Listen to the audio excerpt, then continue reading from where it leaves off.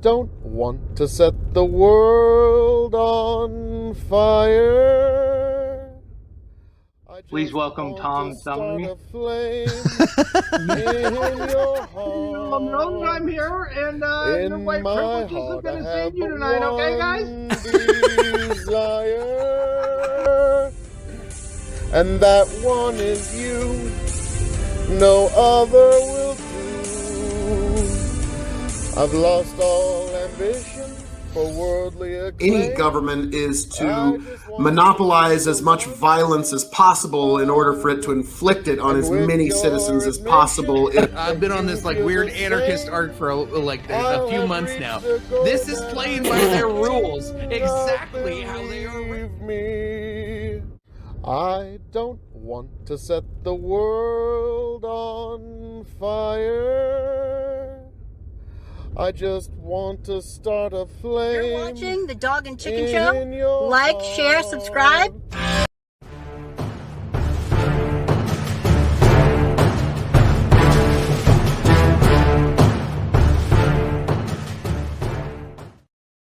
Well, welcome one and all. How are we all doing this evening? Let's see. Yes, you are getting the beautiful, sweet summer sounds that are my voice. Welcome one and all to the K.O.E Nation, folks. How are we doing, all of you beautiful people this evening, folks? I am the man of the hour, the man with the power, the man that makes it a podcast cower, your king of extreme, Phil K.O.E. You can find me at K.O.E Nation on YouTube, K.O.E Nation on Twitch, K.O.E Nation on TikTok, folks. Yes, folks, welcome one and all. I'm also broadcasting this evening on Big Buckin' Empire on Facebook. Be sure to head right there, Big Buckin' Empire on Facebook, folks. How are we all doing this evening, all of you beautiful people? This evening, I decided I'm going to get into something a little interesting, something I haven't done before, which is a response. A friend of the channel, Tyberius D, gave me full permission to do a couple of responses to his videos. I was going to do a response to his Why William T. Riker is a Good Officer video. I was going to do that one, but there was a lot of copyrighted material there, and I was not going to fly too close to that son, Icarus. One moment.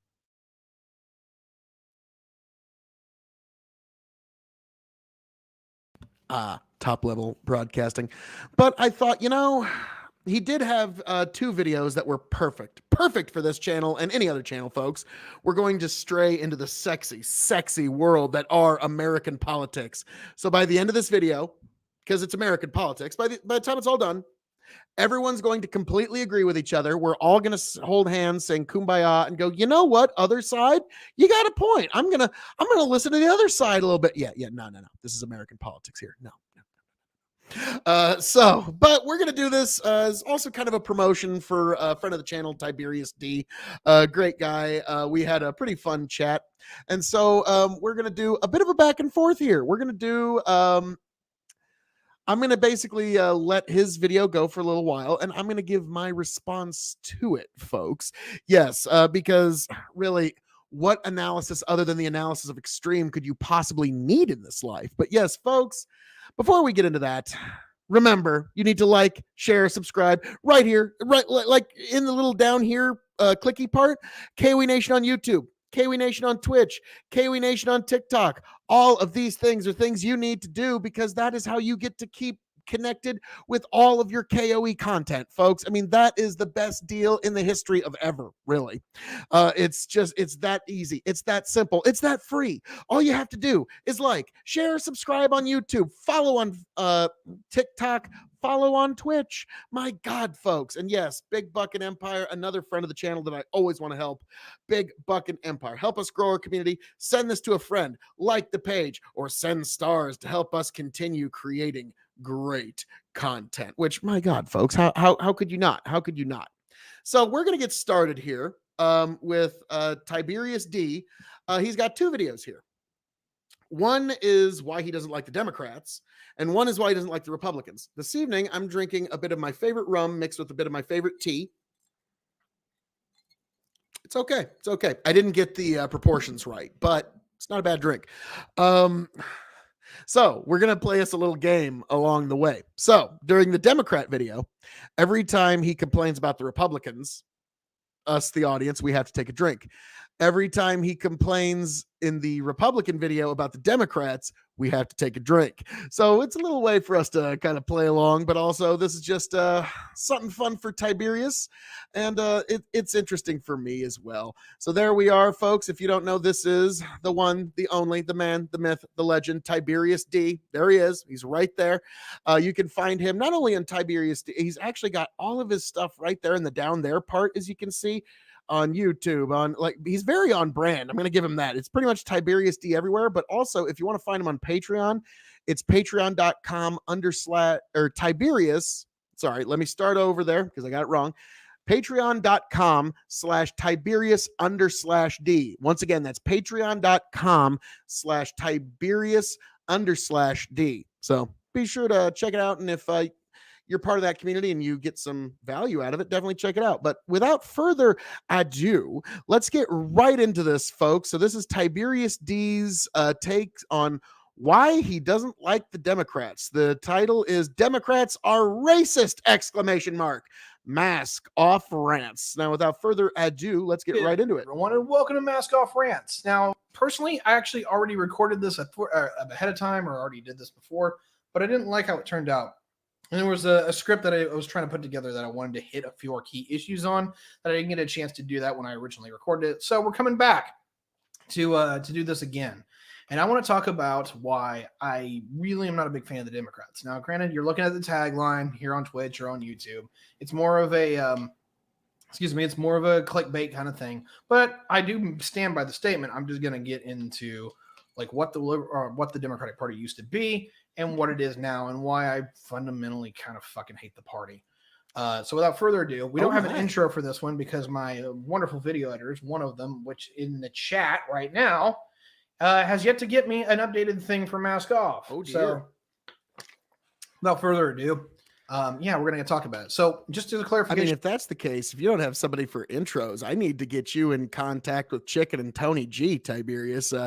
Those guys are fucking meme and video factories. Like, I am sometimes like, it's unto themselves, their skills. So shit, you need to get a hold of Tony and Chicken sometime. I've been talking a lot over the last 2.5 hours. So I've been drinking a lot of water and I'm still kind of raspy. And I apologize for that, but hopefully let's get into it. So Democrats, what's going on? What's the problem with them? Where we at? Okay, so the Democrats used to be the liberal, labor, little guy minority party.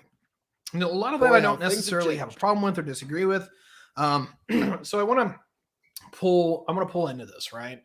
To a large degree, the fifth and the sixth. Excuse me. What is Yum Yum Sauce, Arcade Animal? I'm almost afraid to ask. Party system that was built under FDR is that largely under FDR, it was built out as the as the Labor Party and somewhat of the Liberal Party, and under LBJ, it became the liberal minority Labor Party to an extensive degree. Oh, I think, and like that was the Democrats for for a very long time, all the way up until when I was a kid, maybe even up until now. But it's definitely been changing, and I'm not liking the change that I see. Now, I'm not saying that change is bad. I'm saying that what the Democrats' changes have been absolutely horrible. I'm not going to say the Republicans are doing much better. The next rant is going to be why I'm pissed off at Republicans. So definitely be on the lookout for that.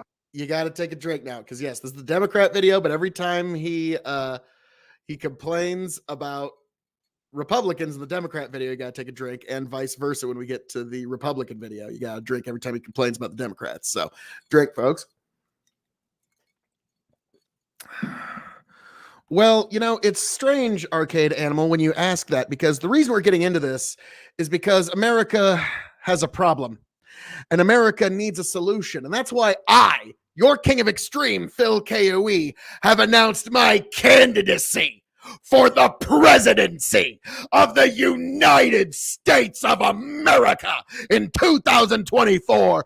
Do the right thing. Vote extreme. So yes, there's several parties that are vying for my candidacy to head their ticket. So we will see which one ultimately wins out. Me personally, in the last election, if you paid attention to my content at all, to me, it's like, shit, I don't have a Biden impression. I need Trump to win. I totally need him to win. Like, just totally 100% Trump needs to win. So yeah, that was so that's something to keep in mind. Oh, thank you. Thank you. Yes, obviously the best thing you could vote for, the King of Extreme, folks. One moment here.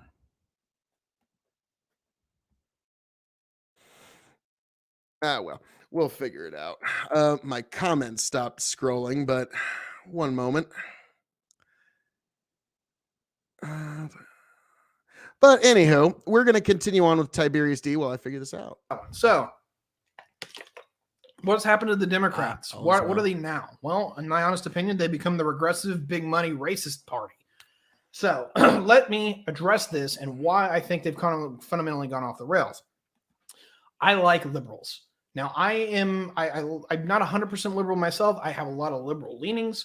And it's not necessarily because I openly agree with liberalism, but I think that by doctrine, it actually does better than most other major like social contract theories that are out there. I like liberalism a lot more than I like fascism or communism or any of the other isms out there.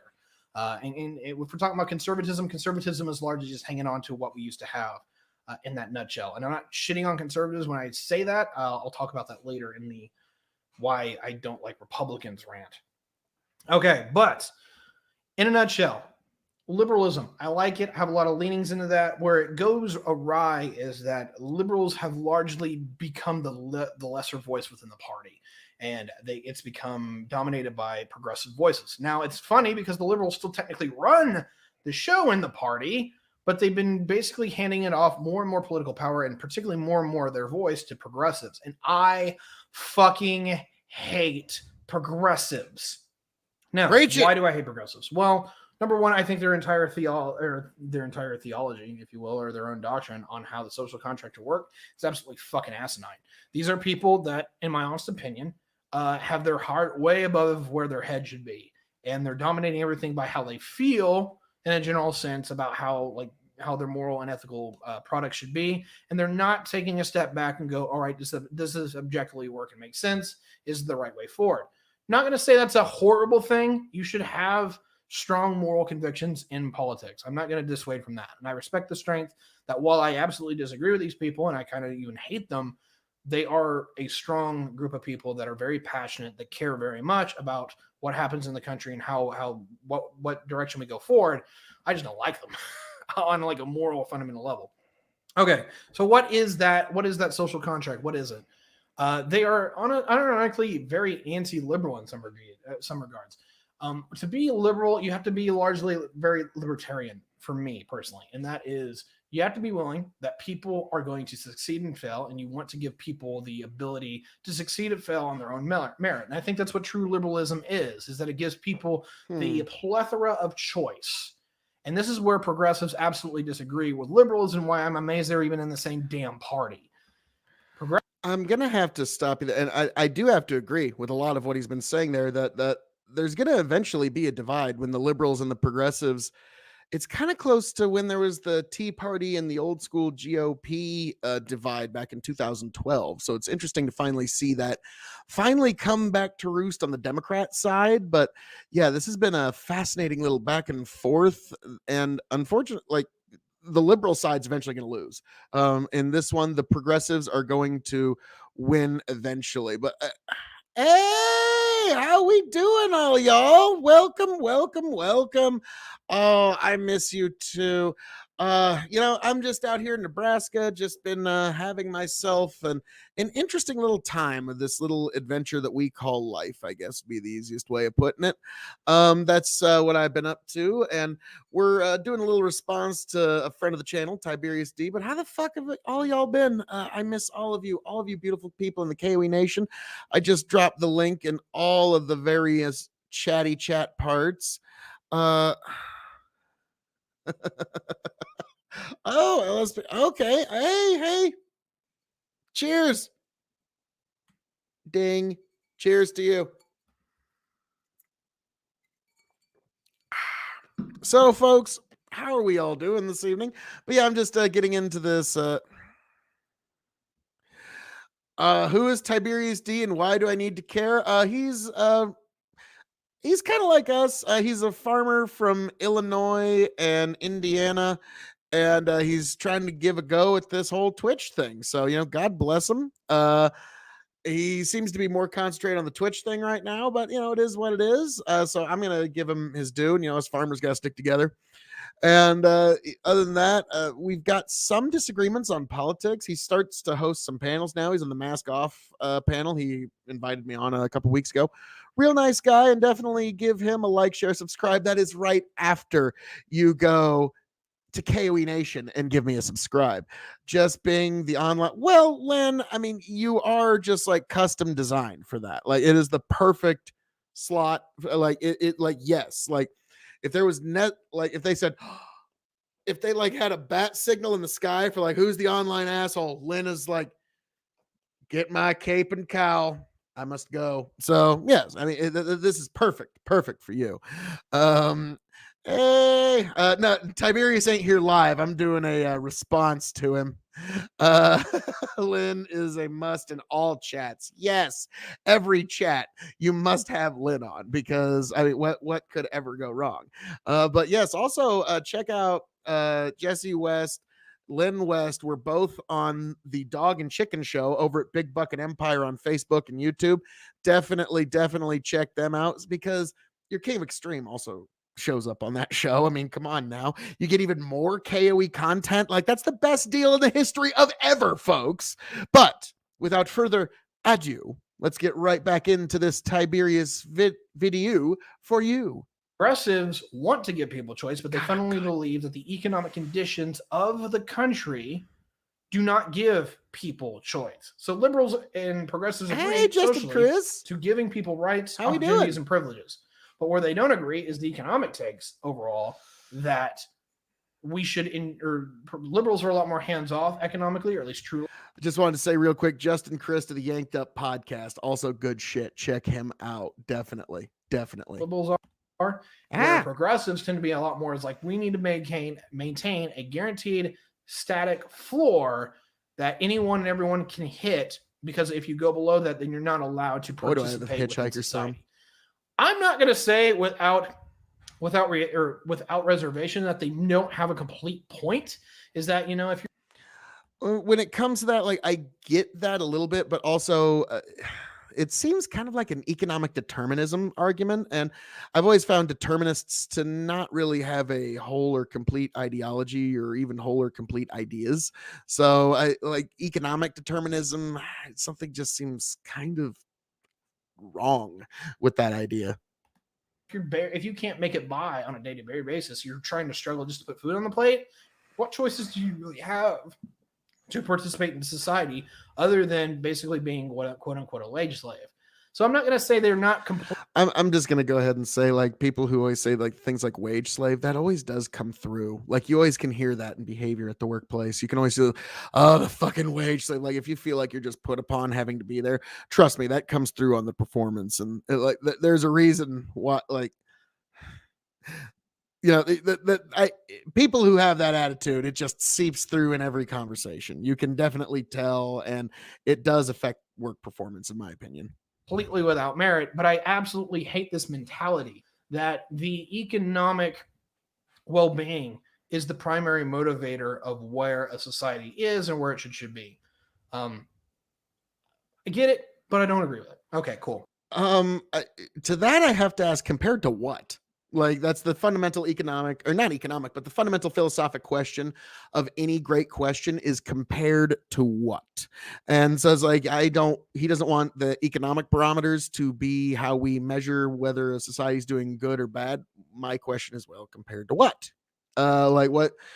No real barometer was put there. So I think that one is, I don't know about that one, to be honest with you, because the economy is something that touches everybody, whether we want to admit it or not. It touches everybody. So it's kind of what do you want to use? People's happiness? Like that's one that, makes me scratch my head more than just a little bit. So for me, when I see a lot of the policies they put forward, some of them I agree with, actually, because I'm more of I have some right-wing populist tendencies. I think things are rigged up to where a lot of people don't feel like the systems work for them. And then that's one of the things the right-wing and the left-wing populists absolutely agree on. The systems don't work for the little guy. They don't work for people.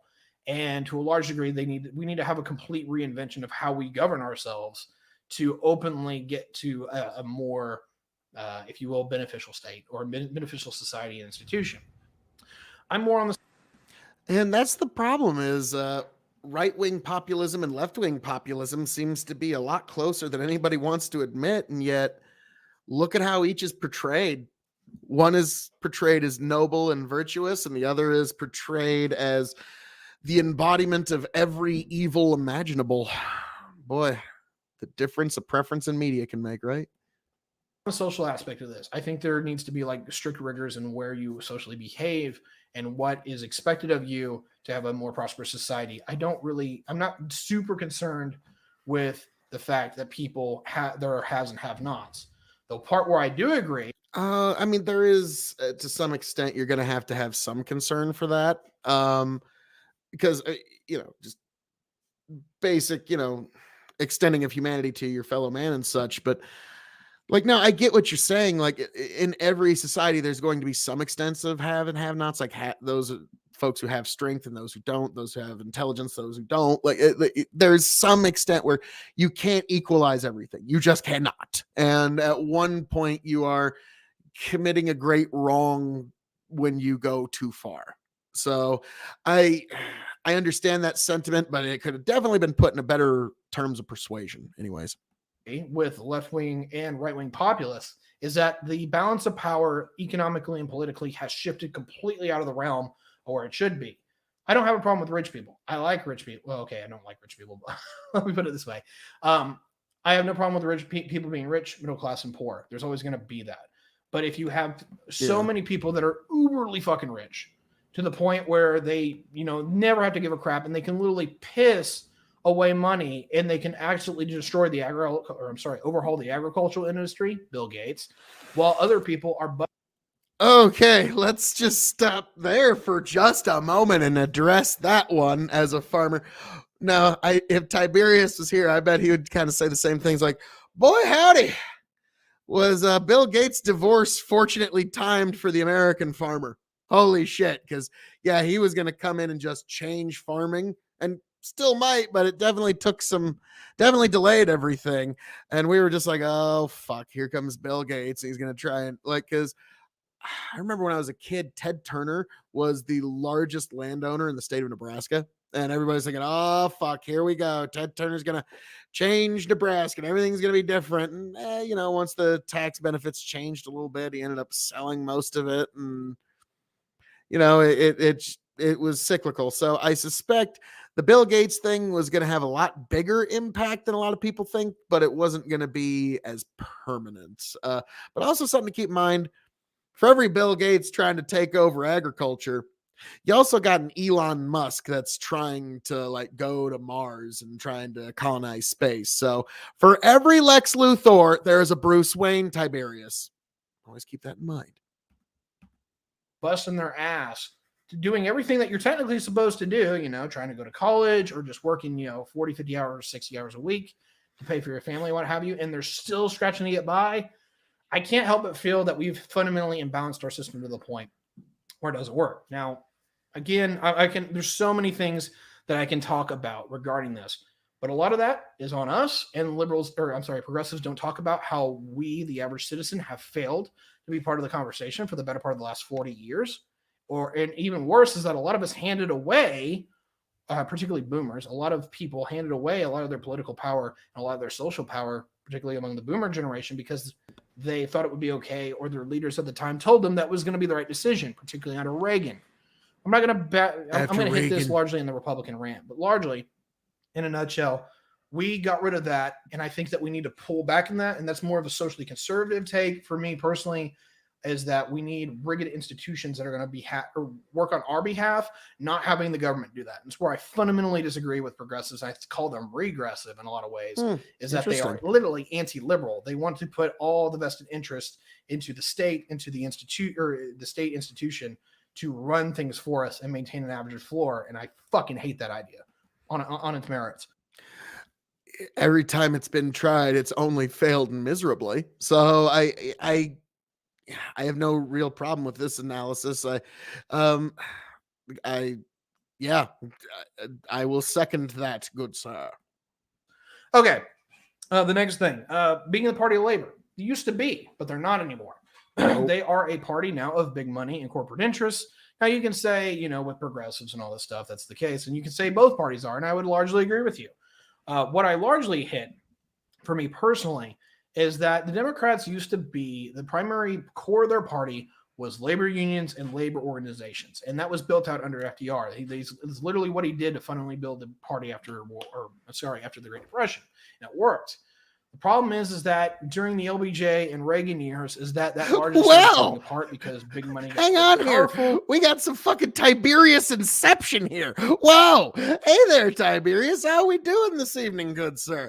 I'm actually doing a response video to your why you don't like the Democrats and then the Republicans. I was gonna just gonna jump between the two. How we doing there, good sir? Oh, well, glad to know you're good. Yes, Tiberius inception this evening. But yeah, I was just kind of giving my general thoughts here on thus far. Like with a lot of your takes on the Democrats, it's been a lot of you go, girl, you got it. But but with the Republican one, I suspect there might be a few more disagreements, but hey, it's glad to see you're doing okay. I saw you're on live earlier this evening. If you want, I'll send you the StreamYard if you want to hop on. Otherwise, if you just want to stay on and watch, that's fucking perfectly fine. But definitely, folks, check out Tiberius D on YouTube, on Twitch, everywhere. Also, go to patreon.com/Tiberius_D. Definitely, and Tiberius, if you want to drop that in the chat, fucking go for it. But all right, well, let's continue onward and upward with Tiberius D while we have Tiberius D in the chat. Like, yeah, Tiberius, you're always going. All right. Hey, man. Sweet. Can't wait for you to watch it. And I hope you fucking do a reply too, because I feel there's going to be like 3 or 4 points where you're just going to King of Extreme. But hey, God bless, man. You take care.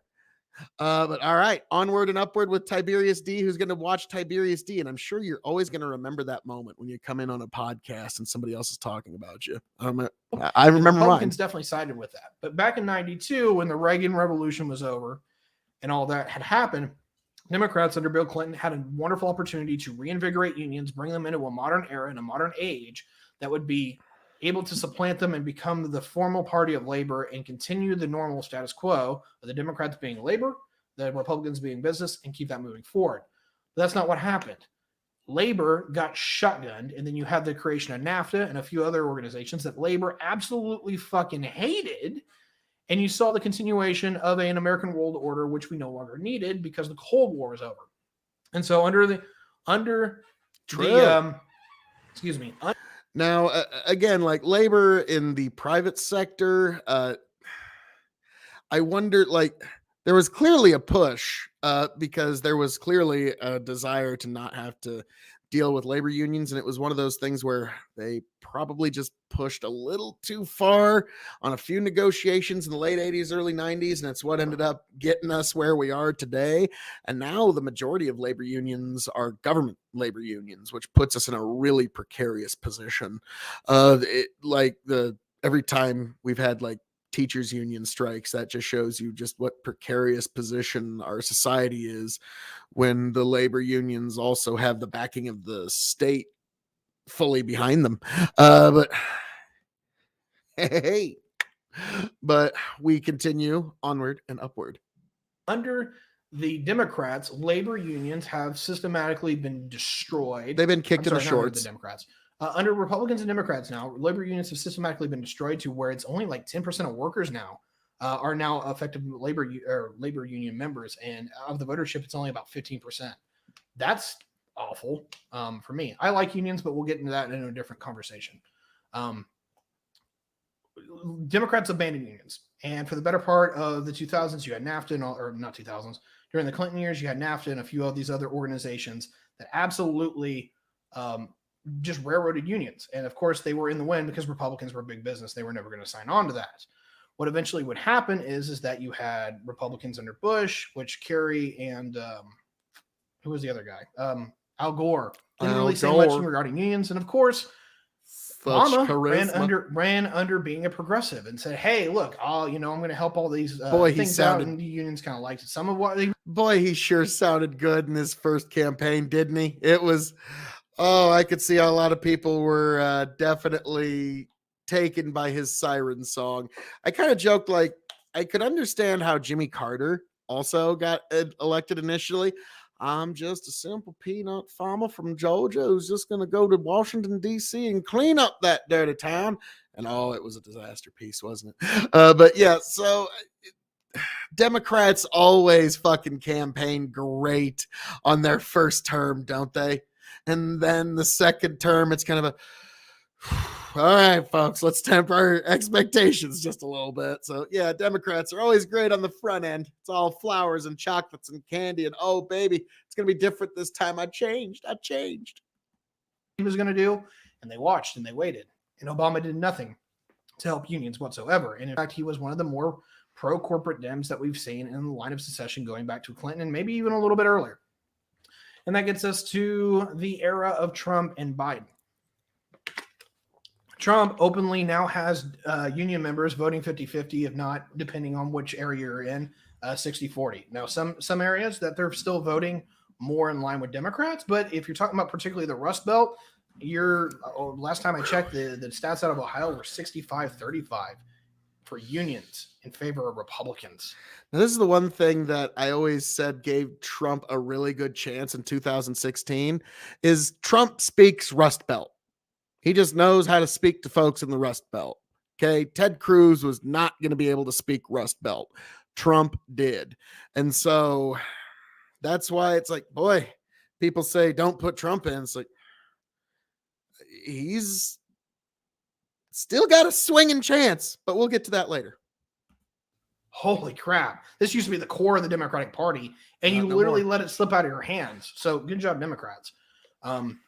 Looking at where Biden is on it, he said a lot, particularly his campaign promises about how he's going to help unions. But if we're actually talking about legal doctrine and administrative doctrine as far as how they're going to help unions, they haven't at all. And so it looks like, for me, Biden is now the most corporate Democrat that we've seen, literally since the Democrats were the pro-corporate party all the way back in the 1800s. And going forward, I see hey, lefties, liberals, Democrats, and all general Biden voters. I fucking told you that during the fucking campaign, and none of you goddamn believed me. Yes, Biden was going to be more corporate than any motherfucker. Like, he was going to be so centrist and milquetoast, and the party's going to learn, don't put any of those far lefty folks that are going to give you anything you want. Just go with the safety pick. And so, yeah, that's what you're going to get for the next 30 fucking years. You're not going to get anything you want. I mean, hey, let me ask you, Biden voters, how's all that student loan debt forgiveness doing for you? Yeah, I'm just going to leave that one right there. Yeah. Ever increasingly more pro-corporate Democratic big money party that actually reminds me a lot of the Republican Party, just only of a few years ago. And so I'm not going to say that these people are absolutely evil. I'm not going down that particular road. What I have a problem with is that I think, one, the balance of power is completely out of hand in favor of big money and big corporations and Apple and all this, where we don't go trust busting anymore. We don't go hitting people in a substantive degree, where we break down these institutions of power, we separate them and make sure that they're not a threat to national security. And now we're seeing the right wing actually pick up a lot of the talking points that the unions have been wanting to hear for the better part of 30 years. Being pro-tariff, talking about trust busting, all of this stuff. Completely reinventing. It is kind of strange to see how there's been kind of a shift, because now you've got like these teenage commies with little like Che Guevara and hammer and sickle shirts saying, hey, now Twitter can ban whoever they want. They're a private company. And you've got right wingers that are making some very creative arguments. Like, even me, I've like said, hell, you look at like something like Google and Twitter and Twitch and not. Yeah, but you get like Google and YouTube and Twitter, and Twitch, or yeah, I'll throw Twitch in there, but they've got all this bandwidth, all this taxpayer subsidized bandwidth that they have to consume just to go through a single day of their business operations. And they're calling themselves a fully private company, which is a little cute, playing a little fast and hard with the definitions. And these are the kind of arguments that conservatives are starting to come up with should these places really be able to ban certain speech and ban certain ideas and ban certain political ideas from even being discussed. Because to me, when it comes to political ideas, I don't really think you should be able to have prior restraint, so long as it's a political idea and you're talking about some, what you want to be done with your society in terms of politics. I think even really bad ideas should be exposed to sunlight, but that's just me. I am one of those sunlight's the best disinfectant types. The American workplace. They're not doing it in policy yet, but at least in what we're seeing with the votership and the talking points is that it may be heading in that direction, which is honestly a thing that I really like about the Republicans now. But we'll deal with that. So if the Democrats want to be big money, that's fine. But that's one thing that I'm absolutely not going to want to be in favor of Democrats moving forward. I liked when they were a liberal party that was for, working class people, because I'm working class myself. My family is working class, even though we do pretty well for ourselves. And I see so many people that bust their ass, and the Democrats just don't seem to be in favor of helping them anymore. And that's unfortunately true. Like, yeah, there's a lot of working class folk that the Democrat just don't really seem to care. And like, they don't really understand. Like, God, I've often said if the Democrats would just drop the gun issue for like 20 years, they'd be a lot more competitive in a lot more states, and the Republicans would be in a lot more trouble.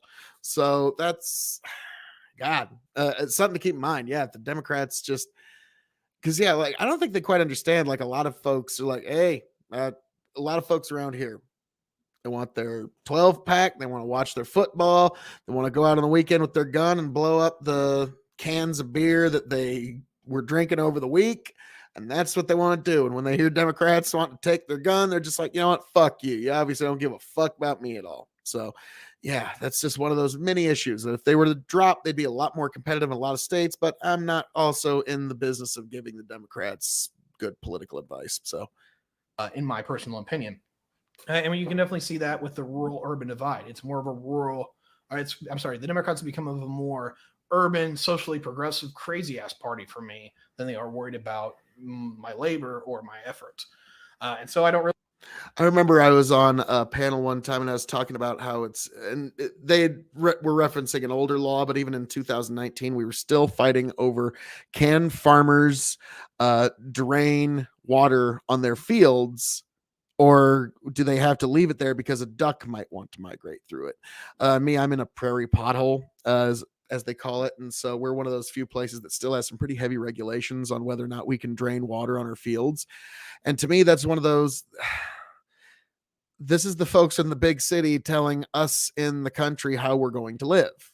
And it feels good, but it also says that these folks in the city care more about a goddamn duck than they care about any of our way of life, our fucking ability to make a living, or really who we are. So it's very grating, and it's very like they have no idea just how condescending it is that they care more about a duck than they care about our way of life. So I now granted, the ducks are nice, they're lovely, and they have their own havens. I actually drive by a duck haven.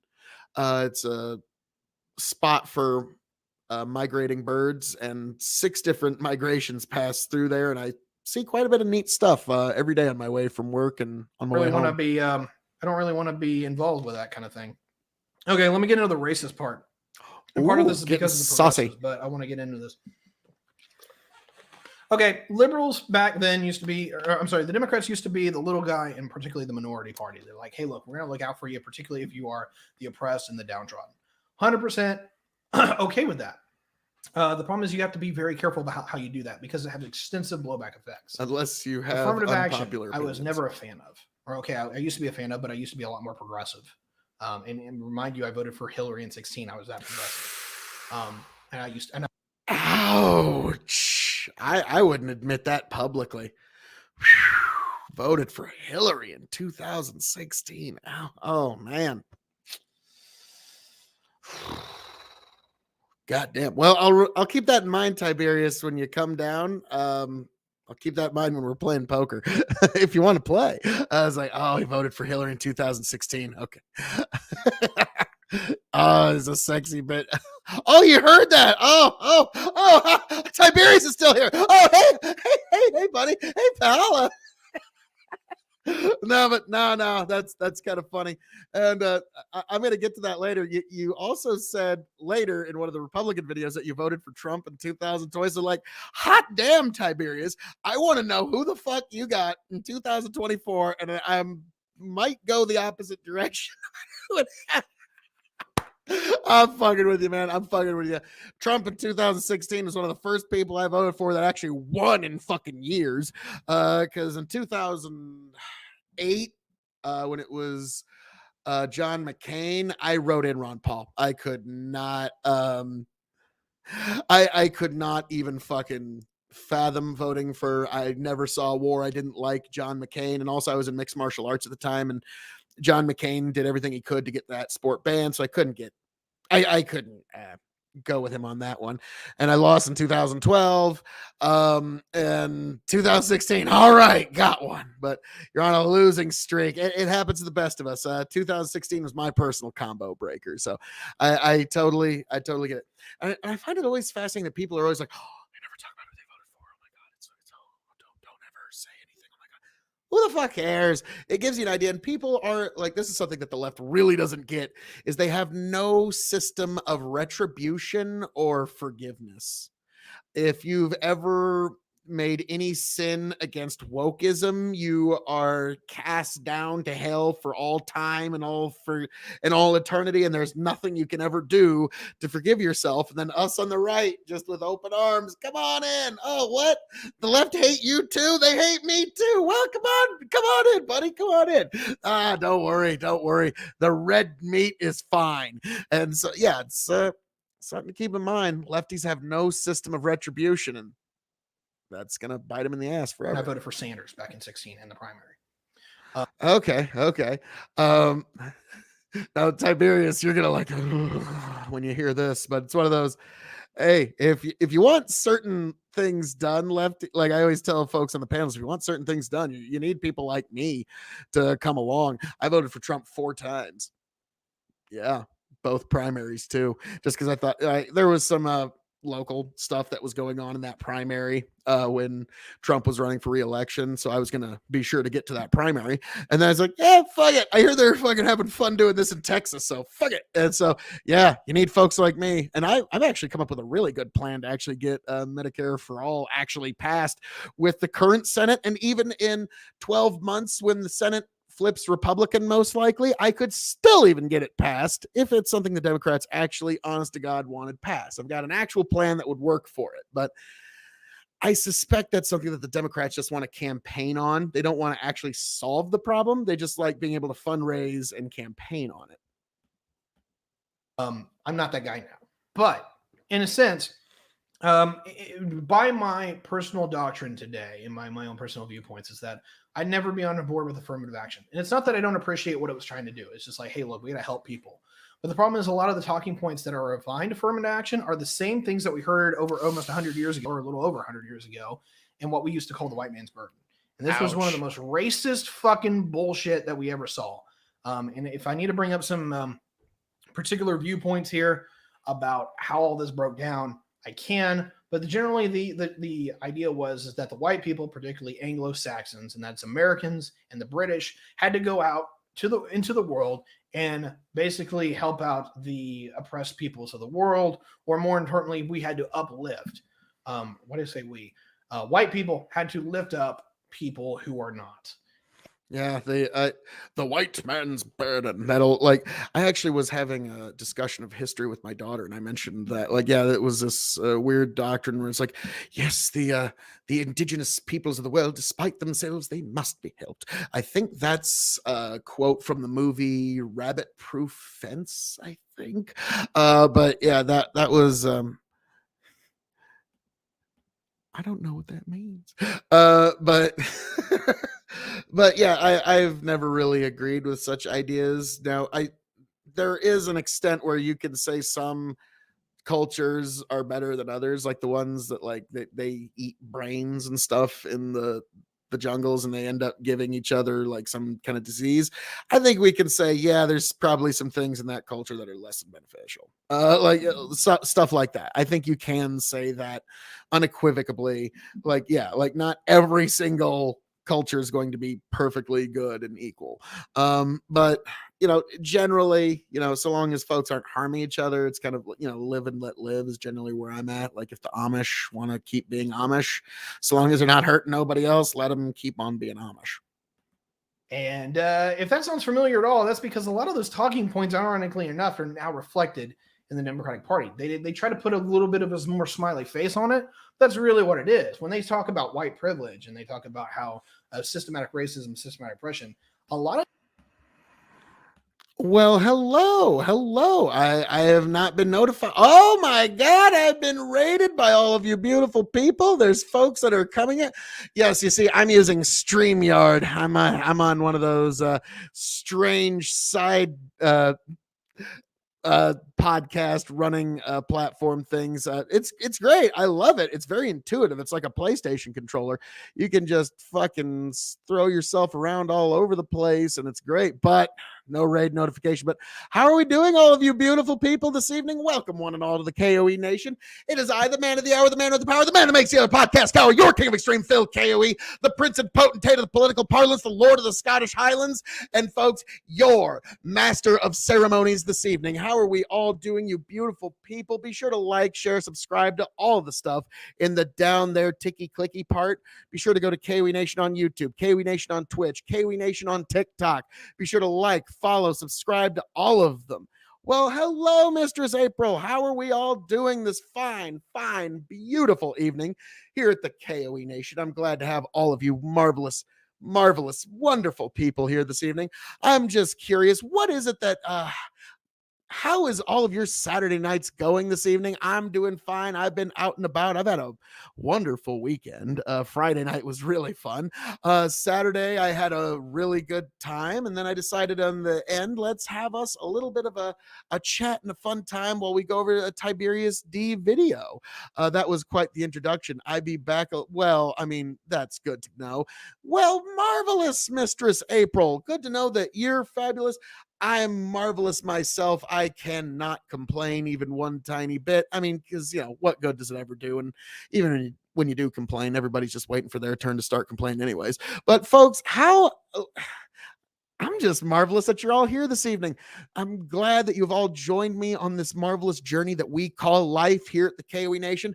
This evening, I'm in the Mill of Extreme. This was a mill that was actually built by my great-grandfather. My grandfather improved on it. This office here part was actually built by my dad, and I'm broadcasting out of it because the upload rate out of here is fucking amazing. Oh my God. Like, we've got security cameras here, so a video that takes me 2 hours to upload at my house is uploaded in 7 minutes here. So, oh yeah, I'm gonna host some shit here. But folks, that's just a little thing. We'll get into this particular facility and some of my farming stuff after these videos here, but I'm glad that you've all joined me, and I'm going to continue giving my responses, my ideas, my analysis to all things Tyberius D, but it's also, fuck it, it's an AMA. If you got anything you need to know in the comments, fucking ask me. I'm an open book, folks. A lot of these literally line up just reworded with white man's burden.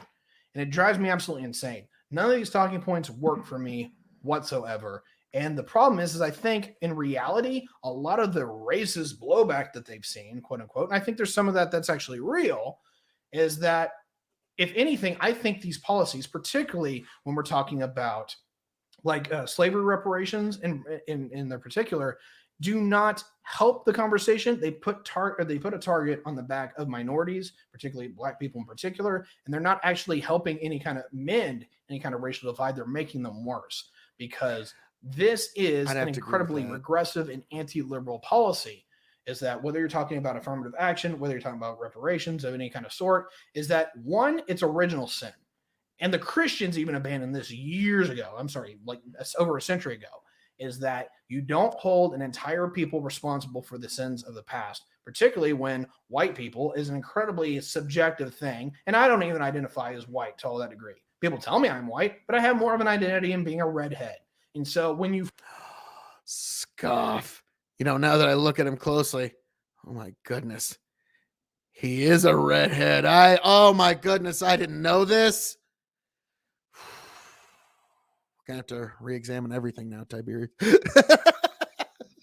I kid.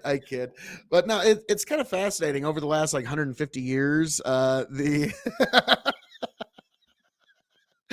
kid.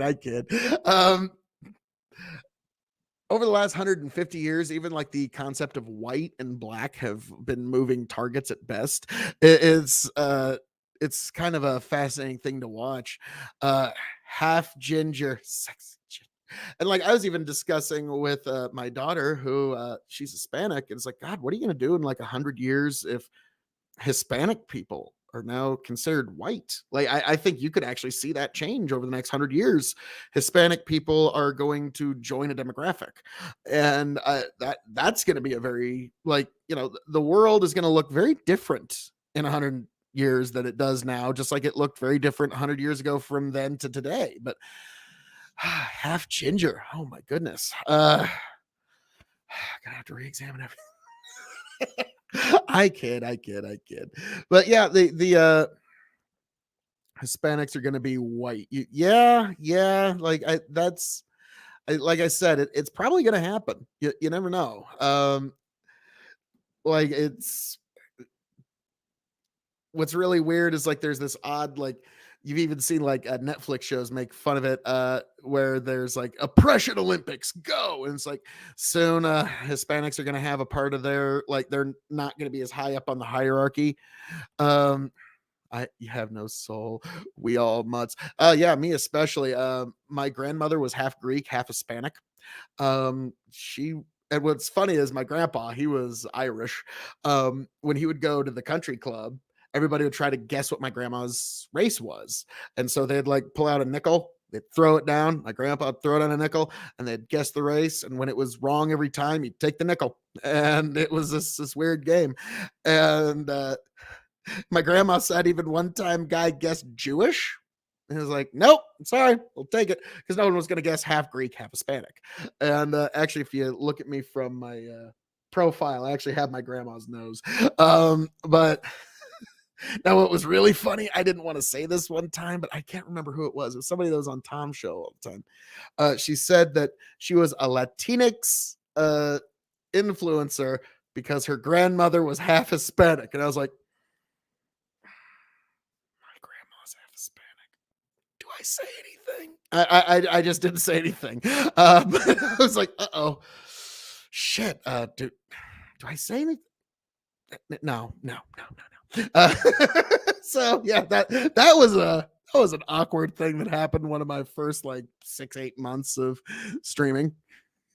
Force that identity on people. One, it doesn't go over very well because you kind of just invalidated them, which honestly is fucking racist. But number two, and more importantly, is that I was about to say, it's like, boy, I mean, if there's anything that folks on the left should sympathize with, is some people are kind of particular and they don't take it all that well when you tell them what their identity is. Who'd have fucking thunk it? Who would have fucking thunk that road goes two ways? force them in a position where they have to pick sides. And more often than not, when you force people to pick sides, is that you're more likely to get them on the side that you don't want them to be on. So this is not an open door policy. This is not a liberal policy of, hey. Very, very, very true, Tiberius. But I'll get Mistress April. I'm afraid to do DNA tests because it would probably confirm I'm adopted. It's kind of like if you ever seen the Assassin's Creed game, people get into this thing called the Animus, and it takes them back through their genetic memory so they can actually remember their memories of their ancestors. And I don't think we need to have that kind of technology. We don't need to, like, somebody hops in the chair. It's like, so what did you learn? Well, I found out that my great grandma was a lying, cheating, no good husband. Like, yeah, like that's all we're gonna find out. Like, we don't need none of that shit. Like, no. So there's only so far back you should really try to pull back, I think. Hey, We need to be the open-minded, excuse me, we need to be the open-minded, tolerant party to bring people in. And I miss that, and I didn't put that on the list. But Democrats used to be a lot more tolerant. Now, there was people that were really pissed off, that were the radicals. They were like, oh, well, Republicans are homophobic and racist and all this shit. And you know what? I said it too. But in reality, to some degree, some of it may have been true. Some of it wasn't. I don't care. What I do concern with is that if you are going to be the party that says, hey, look, we are the minority party, the party of tolerance, what have you, this is not the way to go about it. And what has really concerned me about the Democrats, particularly in the last about 7 years, is that the Democrats went from being a party of being open-minded and being open to change and new people coming in to being the most purity-tested, driven people I've ever seen. And I've said this as a meme, but I really mean it. I live in a world where liberals are now acting more like conservatives, and conservatives are acting more like liberals. People are like, what do you... Oh, I said that when during last year when Trump was 2020 when Trump was still in office and COVID was hitting. Like Trump broke everybody's brains. The left is the right and the right is the left. During Trump's years, the Republicans were wanting to send out universal basic income, and the Democrats were the how are we gonna fucking pay for this means testers. It was like Trump literally broke all of our brains. It was pretty crazy to see. But yeah, like I've never had to do this, but I actually had to block a user from commenting before because they advocated for violence in my chat. We do not advocate for violence on this show of any kind. Just the initiation of the use of force is immoral under every circumstance. Self-defense being your defense against somebody's initiation of the use of force. But yeah, on our show, we just don't advocate for that under any circumstances. What do you mean by that? Conservatives purity test openly. They should. That's kind of their doctrine is, hey, do you socially conform to the social aspirations that we outline for you? Are you paying your dues? Are you doing the things that we expect? Nowadays, if you love the Bible and the Constitution, that's about all you need at this point. Like shit, like that's like you're into the conservative movement. It's a lot more big tent than a lot of people give it credit for. You to do. And actually, Republicans and conservatives sometimes I'll just settle for the Constitution too. Things. You're seeing a lot more open-minded Republicans and a lot more open-minded people within the right of the last couple of years. And I'll get to MAGA whenever I rant about them. But an overall sense is that there's a lot of people, they'll say, look, this is where I stand, but they won't openly shun you straight out of the party for not agreeing with them. And that's something that has fundamentally changed on the right that is blow my mind. But on the left, it's literally become the inverse. Yeah, I mean, like on the left, if you fall short of their purity tests, you are fucking gone immediately, and there's no chance for any kind of redemption. Meanwhile, the right, they tend to definitely circle the wagons around their controversial figures a lot more. But like to me, it's like I can understand that. Like it's, why are you going to throw out your good friend in the name of somebody that hates you? Like I totally like you do have to understand that a little bit. Where the Democrats used to be, look, I don't agree with you. This is where I stand, but we'd love to have you on the team because we need a big coalition to take on the Republicans or the right or what have you. And if anything, they've gone the complete other way with that. Now you have so much fucking purity testing within the left, particularly the progressive, the leftist left, that I would never want to touch these people. They're insane. And what's worse is that I have so many people, whether it's on Twitch or just in reality, come up to me after a debate is over or after I say something, and they're like, well, I actually really agree with you, but of course I can't say that aloud. Are you fucking kidding me? Oh, we all know that's the way it is. And like I said this when I was in my last conversation with Tyberius, is what you find on Twitch is something kind of opposite of me. To me, I'm not going to be serious, but I am sincere. I hope the things that in like, say, Mistress April or Tiberius D or anybody here in the chat, I hope everything, whatever personal thing that's going on in your life, whatever personal picadillo's giving you trials and tribulations, I hope that works out a hell of a lot more than some political ideal of mine coming manifest. Meanwhile, on Twitch, you get the opposite where they're very serious, but they're not sincere. You don't feel that they're what they're saying is what they really think. And like Tiberius is just kind of confirming it, that, well, I believe that, but I can't really say it. That, you know, they're not sincere, but they're very, very fucking serious. And I feel like those people would break their finger hitting the button that would vaporize their political opponents, that would just make them all just explode, their heads explode like scanners. They would break their finger hitting that button if it would mean that their political ideal ended up working out in some way. And that's a real big problem that I don't know how you really solve on Twitch, but that's something I've definitely picked up, is definitely that idea of the left really don't like their opponents much. Like, no, seriously, if you have a lot of people within your party apparatus who openly secretly don't even believe in your whole premise, but you've purity tested people to the point where you beat the shit out of them where they have to go along with it, that is some of the most authoritarian crap I have ever seen. And here in the United States, literally, this is the kind of shit I expect from fascists. And yet, unironically, the people that are more fascists are fucking Antifa and the crazy ass end of the Democratic Party.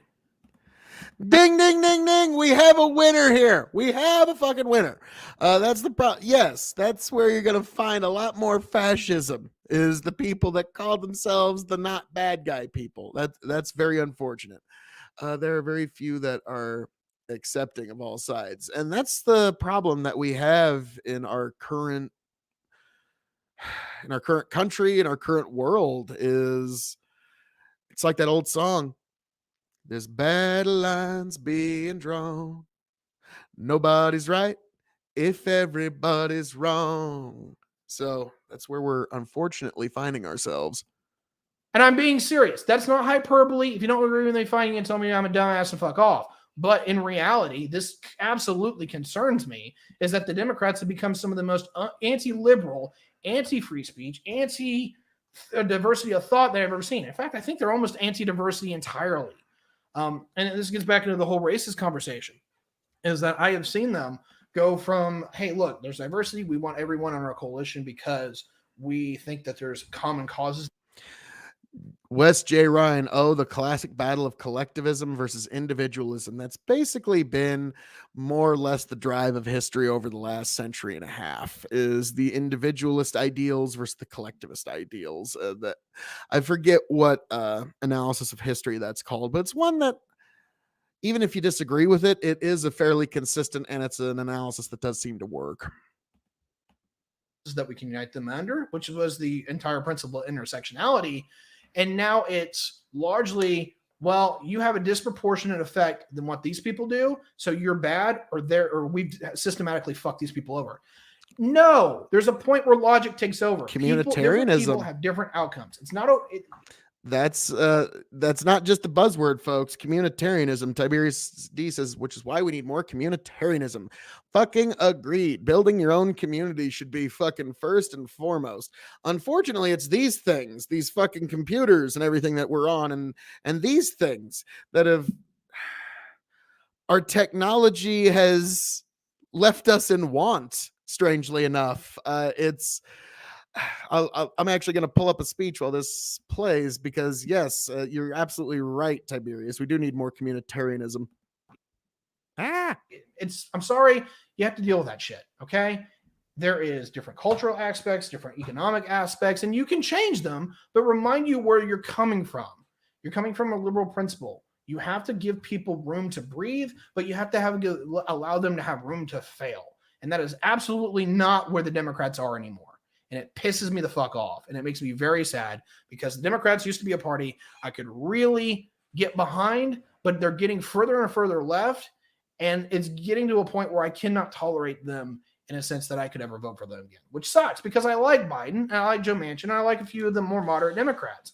But the Biden, I don't know about, but Joe Manchin, boy, howdy. That guy has proven to be the fucking adult in the room, hasn't he? Because him and Sinema are like, yeah, no, we're not going to blow up the Senate and destroy the filibuster, because they're just going to do it to us in 12 months when they take over the Senate. So we're not doing that. And yeah, in terms of Biden, all you Biden voters and all the folks who support him, how's all that student loan forgiveness? how's that? Has that really helped you out? All that student loan forgiveness he promised you on the campaign trail, and I'm sure it's really helped out things. Really, I'm sure it's been great. Like I said earlier, I'm just gonna leave that one there. A device that has all the possibility of bringing us together has been weaponized to separate us. Yes, I'm going to find a piece of a speech there. Biden has really pissed in everyone's shoes since this video. Boy, he has. Now, here's a great speech. It's from Charlie Chaplin's Great Dictator, of all things, and it's a very misquoted is very misquoted, but it's when you're talking about these devices and everything.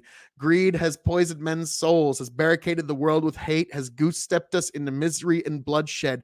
We have developed speed, but have shut ourselves in. Machinery that gives abundance has left us in want. Our knowledge has made us cynical, our cleverness hard and unkind. We think too much and feel too little. More than machinery, we need humanity. More than cleverness, we need kindness and gentleness. Without these qualities, life will be violent and all will be lost.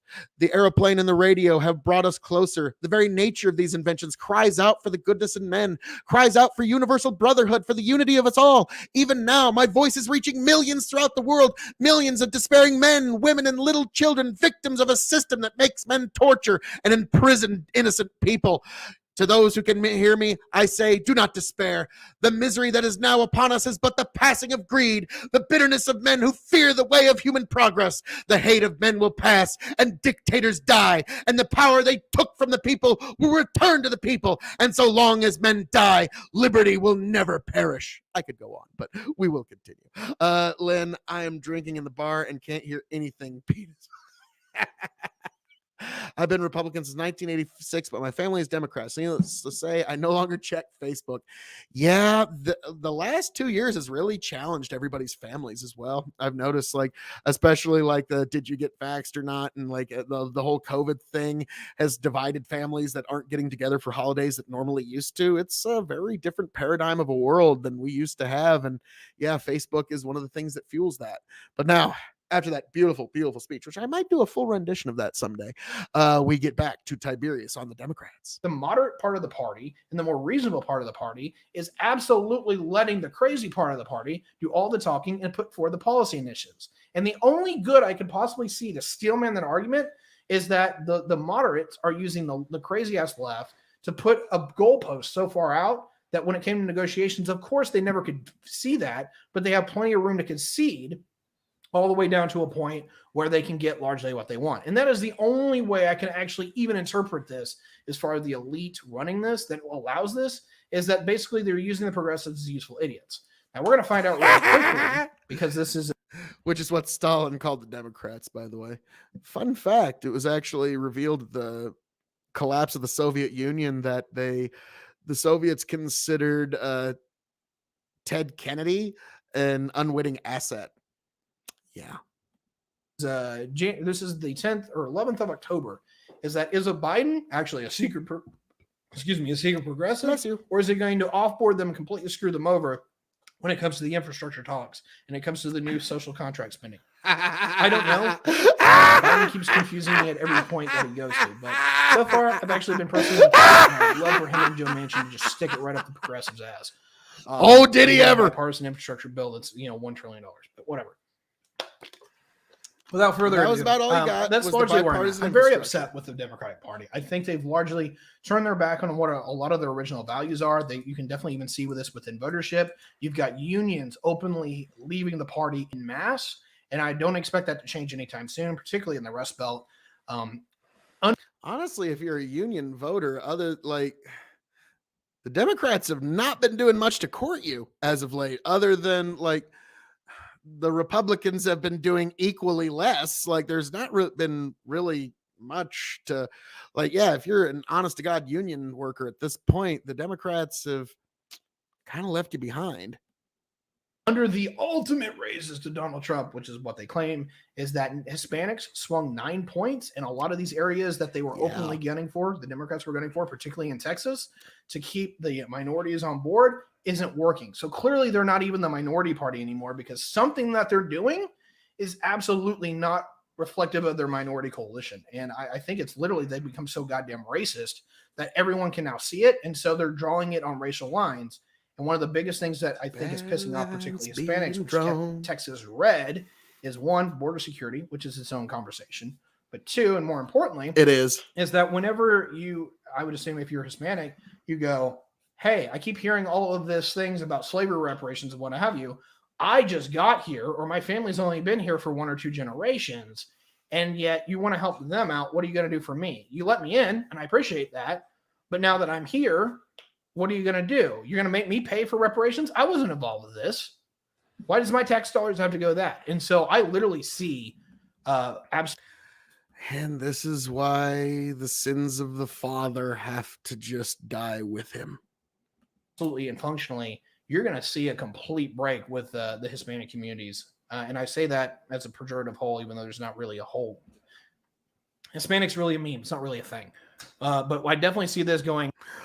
Oh, liberals, leftists, keep pushing that. Keep saying that shit. Oh, yeah, you'll fucking win all the Hispanics over saying shit like that. Like, yeah, they'll run to the fucking Republican Party in open arms because, Hispanic community, they're in, very great family values. I'm kind of shocked that they're not voting Republican in higher numbers. It looks like they're going to over the next few years. Like you just said, when people say like, oh, Trump shouldn't be the guy to run the party.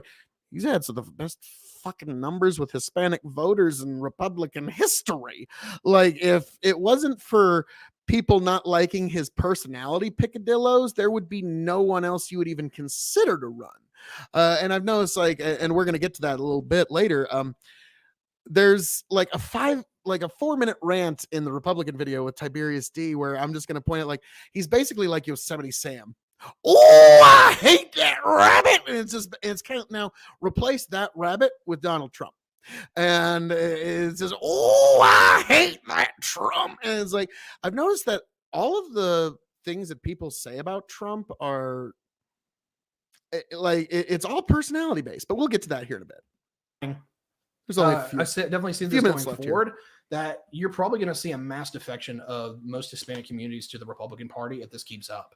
And if what we're seeing from any kind of polling data, whether it's real or not, 9-point swing under Trump between 16 and 19, it kept Texas red and it almost flipped Miami-Dade red.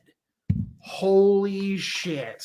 If that happens ever again, if Republicans can pull another 9 points of that community over, holy crap. Now we'll have to see if they can even hold that 9 points that they gained. But what I'm talking about is this.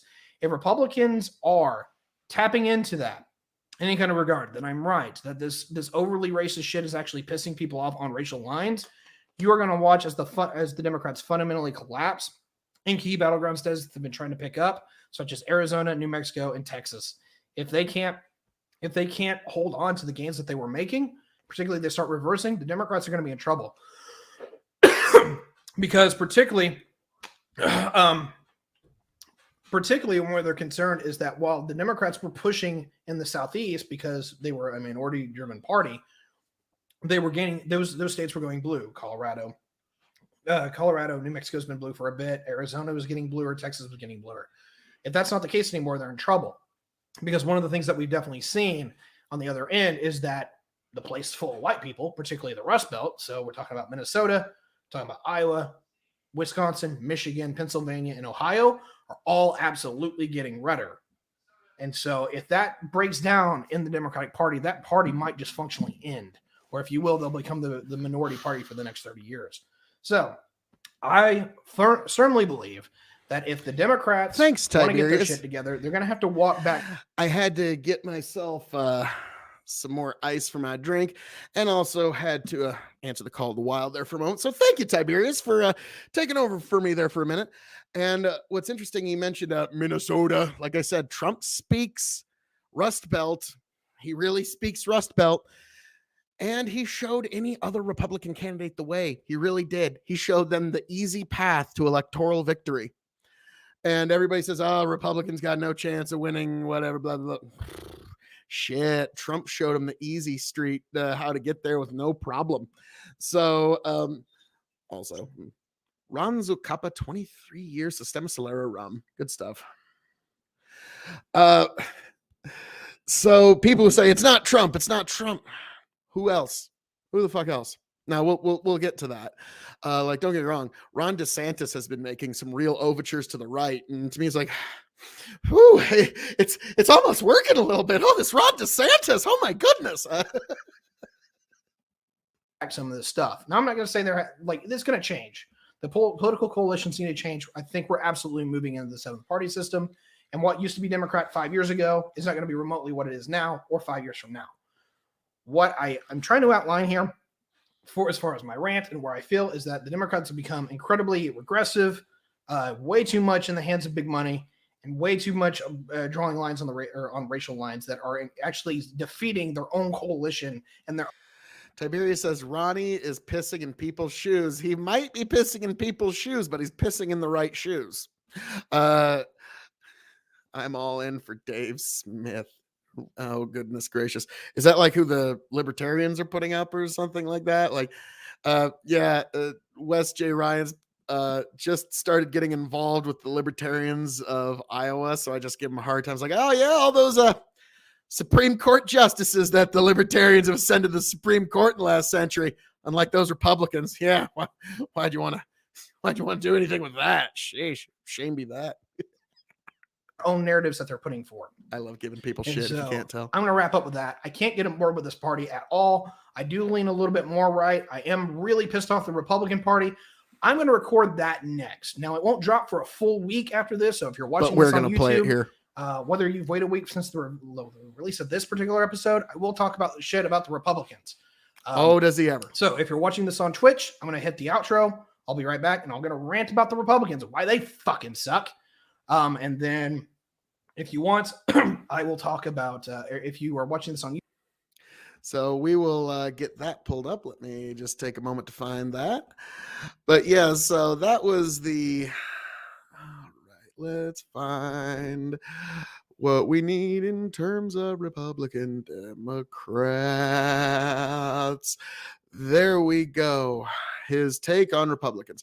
Now, I would have been doing a video on William. And welcome back. I would have been doing the William T. Riker video, but I just felt that there was a little bit too much copyrighted content, and I know nowadays the rules are like it'll just give you a little finger wag, but today's finger wag is tomorrow's beheading, so I just didn't want to fly too close to that sun. Otherwise I'd be talking about Star Trek tonight. But Tiberius, if you're still within the sound of my voice, I've got an idea where I want to do a panel, or it's more like a courtroom setting where some folks are going to be arguing for Star Trek, some folks are going to be arguing for Star Wars, and there's going to be a Supreme Court panel that decides. And I don't know. I think you might, at the very least, need to be on the panel for that to decide Star Trek versus Star Wars. So my Generations review got blasted. It is what it is. It is what it is. But yeah, so just something to think about, Tiberius. I think you definitely need to at least be on that particular Supreme Court. Well, hello, professional card counter. Night, folks. Enjoyed debating your uniparty candidates. I, for one, will spend my time ruining your...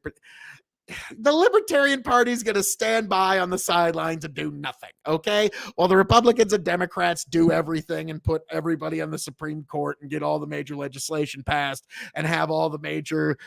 pretty much everything. So, like, I'm sorry. Like, I get it. You need to have third party for protest votes, but that's what it is. It's a protest vote. So just understand that. And Chicken, you're in a swing state, god damn it, or sort of a swing state. So this is, I wag my finger at you. You are Professor Professor Chaos. What's the topic of discussion today? I'm responding to Tiberius D's why he hates the Democrats and why he hates the Republicans video. We just got through the Democrat video, and we are now going to start. Bam. There we go. Look at him. We're going to start as to why he doesn't like the Republicans. Now, I have a feeling we're going to disagree here. Now, there's at one point, it's at the 12-minute mark of this video for about 4 or 5 minutes. He just goes off on I hate that rabbit. He goes off on a Yosemite Sam, I just hate Trump rant. And it's one of those, something I need to say on the front end here. And I'll probably call back to it later. people, like, whenever they talk about things that they don't like about Trump, notice that it's all personality stuff. It's all just personality traits, personal picadillos, and just the human element. Because what I've often said is Trump, if you look at the fruits of his labor, is a fairly moderate Republican president at best. I mean, like, really, if you really want to break it down, he's fairly moderate. He's not, like, if you remove all the rhetoric and just look at what he accomplished, like his tax bill, fucking Mitt Romney or Ted Cruz would have signed that tax bill. Fucking Neil Gorsuch on the Supreme Court, fucking John Kasich would have fucking nominated and fucking ascended him to the Supreme Court. So he was a fairly moderate Republican president, but the rhetoric and just the things he said in his personality is what really animates people against him. No, I actually, like, if you missed it, I admitted it earlier. I voted for him 4 times in both primaries and both general elections in 2016, 2020. So I think that should probably give you at least a bit of an idea.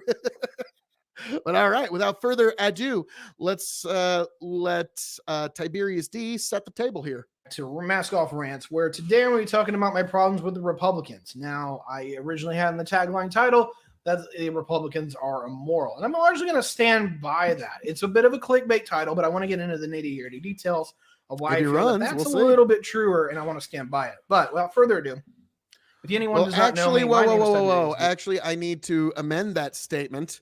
He asked if I'm going to vote for him again in 2024. That depends, because what a lot of people don't know is I have actually announced my candidacy for the presidency of the United States of America in 2024. Do the right thing. Vote extreme. So yes, folks, if Trump doesn't run again, you know where that vote needs to go.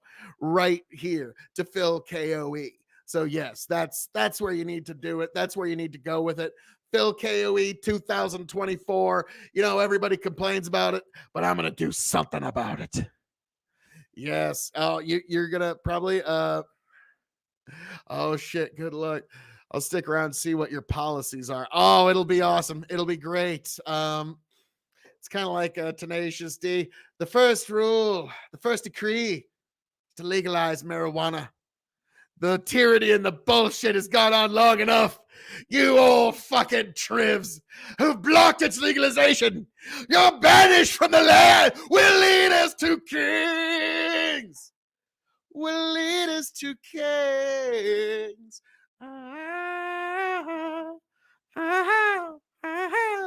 Lead us to kings. I study in economics, political science, and I actually do lean center right. Or maybe even some degree right, where unfortunately, when you have a political, because I studied a little bit of political science in college, and you know what you could do with a political science degree? Teach other people about political science. What the fuck? This is a goddamn pyramid scheme with a degree. What the fuck? I kind of have a right-wing populist bend, and I'm not politically housed in the Republican Party by any stretch of imagination. In fact, this entire video and conversation and rant is going to be about what's pissing me off about the Republicans. So if you checked out the last thing, but I mean, come on, Tiberius. Everything about the Republicans has just been a box of fluffy doves as of late. How could you have anything objectionable? Now, I will say, boy, I've even said this to Hans one time. It's like, boy, I'm really happy Mitch McConnell's on my side, and I'm not having a fight against him. God damn, if I was like, for you Democrats, Mitch McConnell's got to be just like an eternal foil. He's got to be just like the great fucking nemesis. Whether you're here on Twitch or YouTube, we just got done writing about the Democrats and what my problems are with them. I want to smack down on the Republicans right now because they're pissing me off almost as much as the Democrats are. So who were the Republicans? What did they used to be? Well, under Nixon, Reagan, and Newt Gingrich, they largely were built out during the fifth and the sixth party system as being the conservative party. And on the level here, I generally favor liberalism more than I favor conservatism. And it's not necessarily that I have a problem with conservatives. Liberalism, in a nutshell, is that it gives everybody, if you will, inalienable rights that you are at least entitled to some general level of social norm. That is, I'll put it this way. And liberalism preaches in the social contract that there are certain things, no matter how much political power you amass, you can't do to other people. You can't take away their right to freedom of speech. You can't rob from them. You can't take from them, all that kind of stuff. And while some of this gets a little nebulous in taxation and what have you, liberalism in a nutshell is there's a certain point where no matter how much you disagree with somebody, you have. One of the great questions that for some reason, like to me, it didn't really take a lot of brain power to figure out, but for some reason, other people just they can't seem to figure out the whole taxation is theft things. Like, well, I mean, is it voluntary? No. Well, you get fucked up if you don't. Yeah.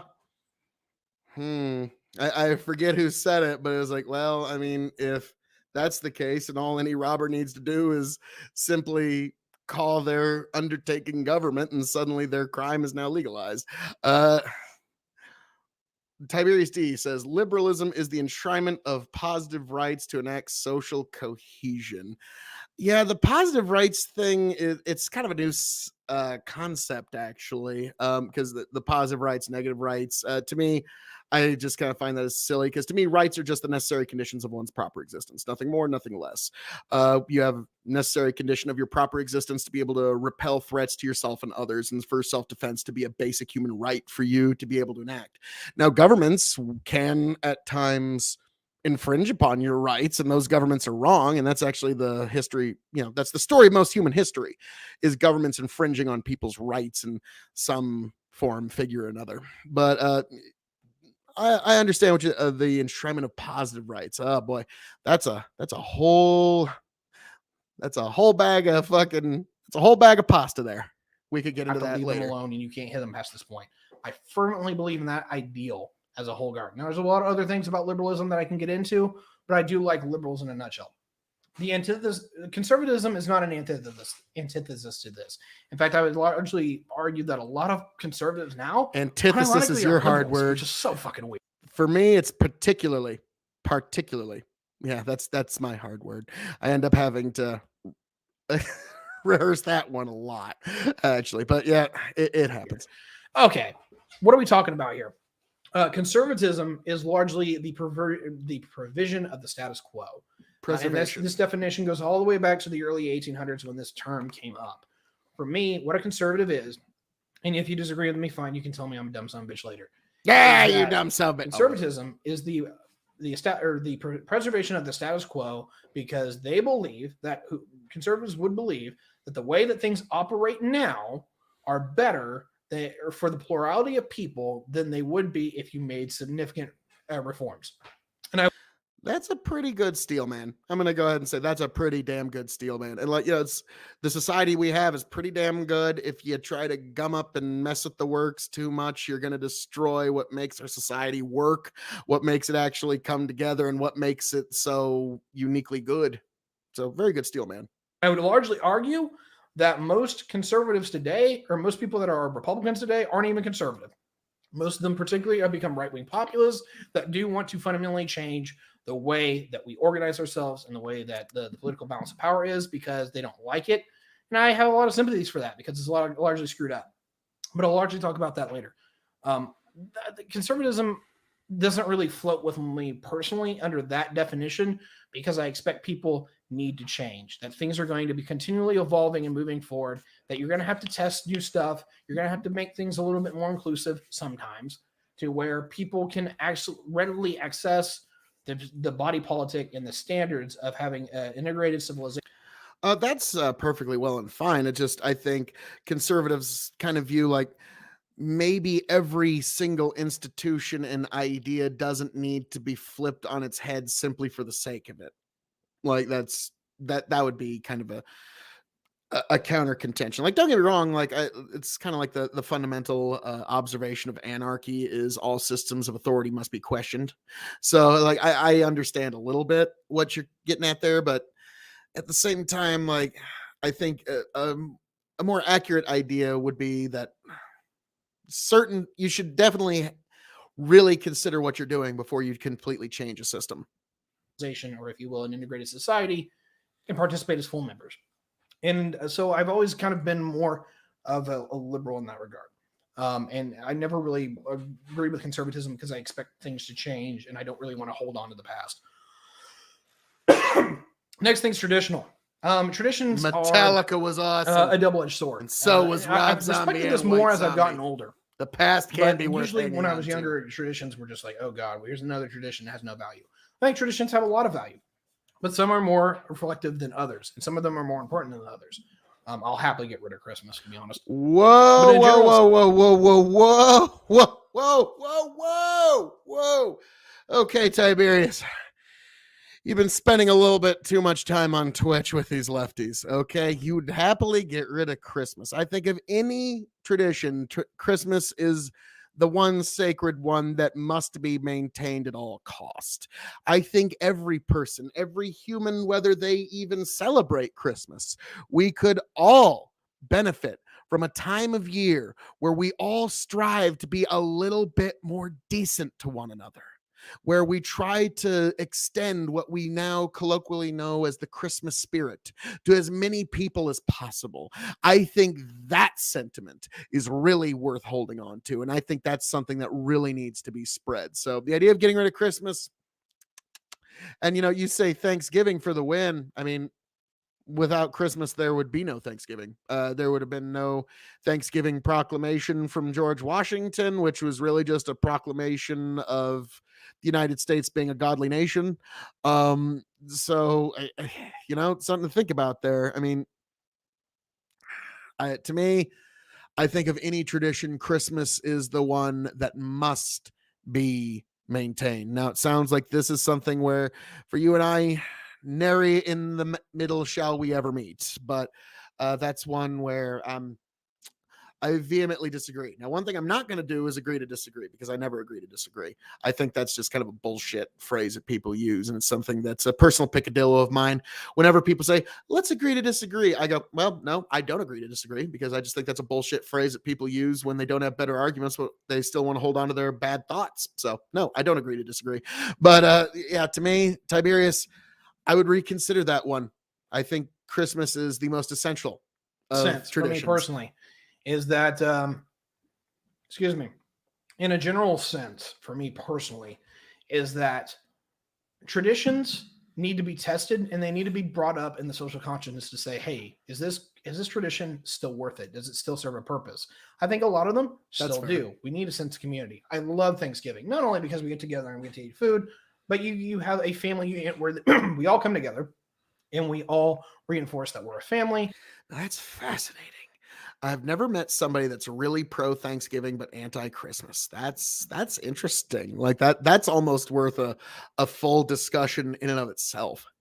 That we're thankful for having each other and being each other there. And even if it just seems to be one more year together, that's important. And I like traditions because they embody basically a social construct that is, we are people, this is our community, and this is who we are. Okay, so traditionalism doesn't innately offend me, but it's one of those deals where it needs to be tolerant. It needs to have some level of temperament, that it continually goes on age by age by age, where we consistently reevaluate what the traditions are. Next thing, big money. I don't have a problem with people being rich. So when it comes to traditions, like if it's a tradition that's valuable to you, then yes, you should keep it. If it has no value to you, I guess but like to me, it's like, oh man, Christmas, that's a big one. Like if you don't value Christmas, like it's kind of a hierarchy of things. Like to me, it's like I'm suspect to people that don't value Christmas. Now, full disclosure, Tiberius and anybody else within the sound of my voice, when I get to my 50s and 60s, I actually have, if the Lord is so good as to let me make it to those ages, my goal is I'm going to let my beard grow out, and I want to join the Fraternal Order of Real Bearded Santas. And they're going to like send me a legit belt buckle. And I'm going to be the best fucking Santa there ever was. Minute that red coat goes on, I'm in character until the red coat comes off. Now what do you want for Christmas, little girl? And oh yeah, I'm fucking ready for that shit. So yeah, I'm going to be the best goddamn fucking Christmas time Santa there ever fucking was. I'm already fat and jolly. So fuck, I just got to grow the beard out and I'm fucking set. You kidding me? What I do have a problem with is that if the balance of political and economic power has gotten so absolutely fucking ridiculous that you have people who can literally piss money into agriculture and screw up the entire industry, Bill Gates, while also having the problem where you got or maybe Melinda now. I don't know. people working 50, 60 hours a week, and they're doing technically everything they're supposed to. They've got a nice little family. They're just trying to pay off their mortgage, pay off their house bills, keep everybody fed, and they're struggling their fucking ass off. And that's not, there's always going to be poor people. There's always going to be rich people, middle class people. But when you have like 100 million Americans that are consistently registered as poor or near poverty, you've broke something. And I fundamentally now believe that there are people there. While I have no problem with there being rich and poor, there is such a thing as so rich and too poor, and we need to reconcile that to some degree. The social and political infrastructure doesn't help people maintain a balance of power, and that is Yikes. There's people that are too rich. Oh, God, Tiberius, you've been spending too much time on this Twitch stuff. One of those guys that's too rich is trying to make our species an interplanetary species so we can't become extinct anymore. Yeah, one of those guys that's too rich is trying to get us to Mars. And the minute we become an interplanetary species, we effectively can no longer go extinct as a species. So, I don't know. Like you're putting a lot of trust into the folks with all the guns that can do anything they want to anybody, and they have absolute power. I don't know. Whenever you put that much trust in the government, what could ever go wrong? Incredibly destructive to the body politic, and this is how you get extremism, in both politically on the left, which is like communism and socialist and all this other shit, and like crazy ass fascists on the right. It's that if you don't have a reasonable balance of power that make people think that their institutions work for them and that they interact well together, that they won't believe in it and they will advocate for radical reform, or if you will, revolution. And that's not good. I don't like revolutionaries. They tend to break all the nice things.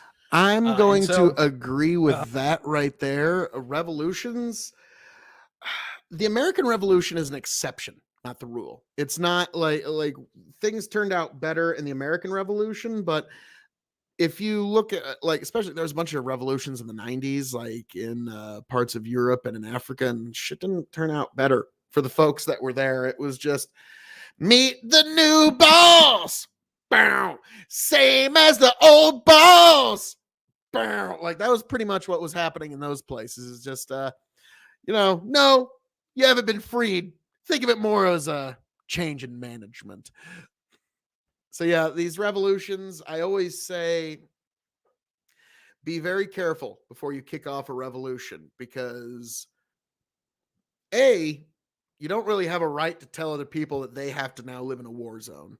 So that's something you always have to keep in mind. And B, are you actually going to be improving the lives of those that you're revolting for, or are you just going to be ruining the lives of everybody in that area? I putting that in a nutshell, big money doesn't bother me, but to a large degree, I'm more of a little guy, populist union kind of guy. I want to collect the get together with my neighbors, organize with them, and oppose bigger interests because I'm not I'm not in the big group. Institutionalism. I really want to get this. And that is, these are people, Republicans, who are largely made up by administrators and bureaucrats that I had a lot of respect for. Now, when I was younger, didn't care for these people. But as I've gotten older, this is the one thing that I really, really like about the old Republican Party and I really miss is... Well, the reason why it works out like that is because Republicans tend to concentrate more on systems. If you know, systems and strategies, they're not really as outcome oriented. Like they think if you just have a good system and a good strategy, then you'll have a good outcome. That can often be the case, not always, but yeah, that's generally the way that they look at it. Well, Democrats, liberals, what have you, they're much, much more outcome oriented, and they're really not going to be as concerned about the systems or strategies. And I think that's why you have a lot of problems for folks on that end of the political spectrum who they're the folks that also look at wage slave and all that kind of stuff when they come to the work site with that kind of attitude. Yeah, it's going to be a problem that they're going to run into. Is that these were people that are like, no, I'm going to join the fire department. I'm going to be a teacher. I'm going to be a police officer. I'm going to join politics. I'm going to do all this stuff because I feel that it is socially responsible for me to do. And you know what? Sometimes I'm not going to get the best pay, but people need to make sure the trains run on time, things work well, and shit is getting done. And I really miss the institutional and professional part of the Republican Party, and there's very little of that still left. Last thing I want to mention is the Dixiecrats. And what the Dixiecrats are is they used to be Democrats that were conservative from the South. I generally, in a nutshell, kind of hate Southerners. And it's not that like the South isn't great. I like the Southern hospitality. But they've got some really, really particular opinions on race relations and shit that I don't really particularly abide by. Now, I'm just going to go ahead and say here, Tiberius paints with way too broad a brush here. Because like even like Tom, he's from the South, and he's very much not a part of like Tiberius. You and I, we're from the Midwest, and our thought processes are not as atypical of the average Midwesterner. So now I get what you're saying. Like you have to at some point have some sort of generalized language, and that's the thing. Like on Twitch, especially, people are like, "Well, how do you define that?" Way too fucking much. And I'll get to that a little later. But yeah, I've noticed that happens a lot. Where I'm just going to go ahead and say this now. I would say 90% of the time when you're on a debate and somebody asks you, "How do you define that?" They don't really care how you define that. They're just trying to give themselves time to think because you just hit them with something really good. Like when I ask somebody like, "So would you consider that valid?" "Well, how do you define valid?" It's like, oh my fucking God, you know exactly what the fuck I mean. But now you're going to play pretend because you need to give yourself some time to think. 90% of the time when people ask, how would you define that? It's not valid. It's just somebody trying to give themselves time to think. 10% of the time it's actually useful. Like to me, I don't ask, how do you define that term? I'll just usually, when somebody gets done saying something, I ask, well, what do you mean by that? And that's much more fruitful for me. But when you're talking about, excuse me here. Goodness gracious. I'll give Tiberius just a moment here while I clear the airways. And a lot of the whole conversations about once upon a time about Republicans being homophobic and racist, I think are actually to some degree valid. And I'm going to take a shot here. Maybe like Look, a few decades I do ago. lean Republican, but if you're running around waving a Republican flag. Okay, I'm going to back up just a little bit here on what he was saying because I want to get into that. But, you know, I decided I was going to read this because you're talking about how Republicans did typically get really into social aspects and they would get involved in their community. It made me decide, oh, you're getting the glasses of extreme tonight, folks. Yes. I need to pull out, it's a classic text.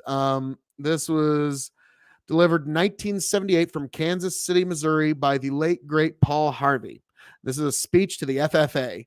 And it's the famous God made a farmer speech. And on the 8th day, God looked down on his planned paradise and said, there we go. And on the 8th day, God looked down on his planned paradise and said, I need a caretaker. So God made a farmer. God said, I need somebody willing to get up before dawn, milk cows, work all day in the fields, milk cows again, eat supper, then go to town and stay past midnight at a meeting of the school board. So God made a farmer. I need somebody with arms strong enough to rustle a calf and yet gentle enough to deliver his own grandchild. Somebody to call hogs, tame cantankerous machinery, come home hungry, have to wait lunch until his wife's done feeding visiting ladies, then tell the ladies to be sure to come back real soon and meet it. So God made a farmer. God said, I need somebody willing to sit up all night with a newborn colt, watch it die, then dry his eyes and say, maybe next year. I need someone who can sharpen axe from a prism sprout, shoe a horse with a hunk of car tire, who can make harness out of haywire, feed sacks and shoes scraped, who planting time and harvest season will finish his 40-hour week by Tuesday noon, and then paying for tractor back, put in another 72 hours. So God made a farmer. God had to have somebody willing to ride the ruts at double speed to get the hay in ahead of the rain clouds and yet stop in midfield and race to help when he sees the first smoke from a neighbor's place. So God made a farmer. God said, I need somebody strong enough to clear trees and heave bales, yet gentle enough to tame lambs and wean pigs and tend the pink comb pullets, who will stop his mower for an hour to splint the broken leg of a meadowlark. It had to be somebody who had plowed deep and straight and not cut corners. Somebody to seed, weed, feed, breed, rake, disc, plow, plant, tie, and fleece and strain the milk and replenish the self-feeder and finish a hard week's work with a 5-mile drive to church. Somebody who would bail a family together with a strong, soft bonds of sharing, who would laugh, then sigh, and then reply with smiling eyes when his son says what he wants to spend his life doing, what dad does. So God made a farmer. Yes, folks, that was the late, great Paul Harvey with God Made a Farmer. So yeah, that's I'd buy. And a lot of I the had to whole get into conversations about once upon a time about Republicans being homophobic and Yeah, you're here. racist, I think are actually to some degree valid. And I'm going to take a shot here. Look, I do lean Republican, but if you're running around waving a Republican flag in this day and age, you need to I'm guessing Tiberius meant to say a Confederate flag rather than a Republican flag, because his analysis makes no sense under Republican flag, but it makes perfect sense under Confederate flag. Me personally, I find the Confederate flag distasteful. It's like, I get it's a free speech thing, and if you want to, you can, but to me, it's kind of like flag burning. I find it, you can do it, but it's distasteful to me. So, and whenever there's somebody waving a Confederate flag in any right-wing rally, my first thought is Fed. There's a Fed right there. Look at the Fed over there. Look at the Fed from Fedville, who's a Fed. shut the fuck up and sit the fuck down. This is not okay. Feds. As a Northerner, I'm not okay with this. And as most people in the South, you all might like it, but go. That's the thing I guess I got to ask. Do folks from Illinois and Indiana, do they consider themselves Northerners or Midwesterners? Because it's funny, like folks from Iowa consider themselves Midwesterners, but me from Nebraska, I'm like, hell, you're back east. I'm like 60 miles from the actual middle of the country. So like, but yeah, we consider ourselves on the high plains. Both. Yeah, it's kind of interesting. So is yeah, Illinois, I mean, that's the land of Lincoln. I mean, for fuck's sake. I mean, so yeah, but yeah, it's a fascinating juxtaposition, I suppose. Go look to your African American friends and ask how friendly they are, because here's the reality. They agree with you on policy 90% of the time, but when you start flying that flag, they don't want to be anywhere near you. It's time to move on. It's time to change. You shouldn't be proud of Southern pride. You really shouldn't, because it's nothing to be prideful in. Piss off with that shit. Now, I will say, Southern style biscuits and gravy. I mean, if loving Southern style biscuits and gravy is wrong, God, I don't know if I want to be right, Tiberius. I'm sorry. But I kind of get what you're saying, but again, it's kind of when you paint with one of those broad brushes, can you really like, because again, there's a lot of folks who don't fucking agree with that shit and they think it's fucking awful. And they like, but again, I get that you have to have some sort of generalized labeling because that's how language works. But to me, yeah, like when you say fuck the South and all that kind of stuff, I don't know about all that, but I definitely agree with the general idea. Like the whole like Confederate flag thing, I find very distasteful. Now, I will say this fucking happened to me one time. Memorial Day, I was taking my daughter to the different graves. Because actually, her great grandpa, my grandpa, was actually a World War II veteran and actually got a Purple Heart in the Battle of the Bulge. And so when we were laying flowers there, we looked about 60 yards over because you're seeing nothing but, Old Glory, red, white, and blue. And then I don't know, you see one flag. Whoa, what's the rebel rag doing here? So we walk over and we check it out. And it was some guy who served for like the 10th Cavalry Division of Virginia under Robert E. Lee. It had all that shit right there on his, and like, it's like, oh, okay. So obviously he came here to Nebraska after the Homestead Act. He died in 1910. Okay. But yeah, like that was one of those like, okay, all right. I won't pull the flag out and throw it away. All right. I mean, I suppose if you actually want to fucking take that shit to your grave, fine, fair enough. But yeah, I left his grave be, whatever. It's grave. I'm not going to desecrate a grave for fuck's sake. But yeah, that was just like, wow. When you're seeing just a sea of Old Glory, that rebel rag really fucking stands out. But yeah, it was actually a fascinating day. Me and my daughter actually discussed the Civil War because she had only heard like what the public schools had told her. And so we had gotten into like the real deep, like, who like what started what and what states were involved with what, and the moves Lincoln had to make in order to get emancipation, and how it was a real legal battle. And I even used a couple of scenes from Daniel Day-Lewis's Lincoln. Yes, Daniel Day-Lewis, which is one of my favorite method actors. If you're ever going to do an impression of Daniel Day-Lewis, all you're going to do is an impression of one of his roles. You're not going to do an impression of Daniel Day-Lewis, which is the opposite of John Wayne. Let me tell you something, Pilgrim. Every fucking movie, John Wayne is just John Wayne, Pilgrim. Okay.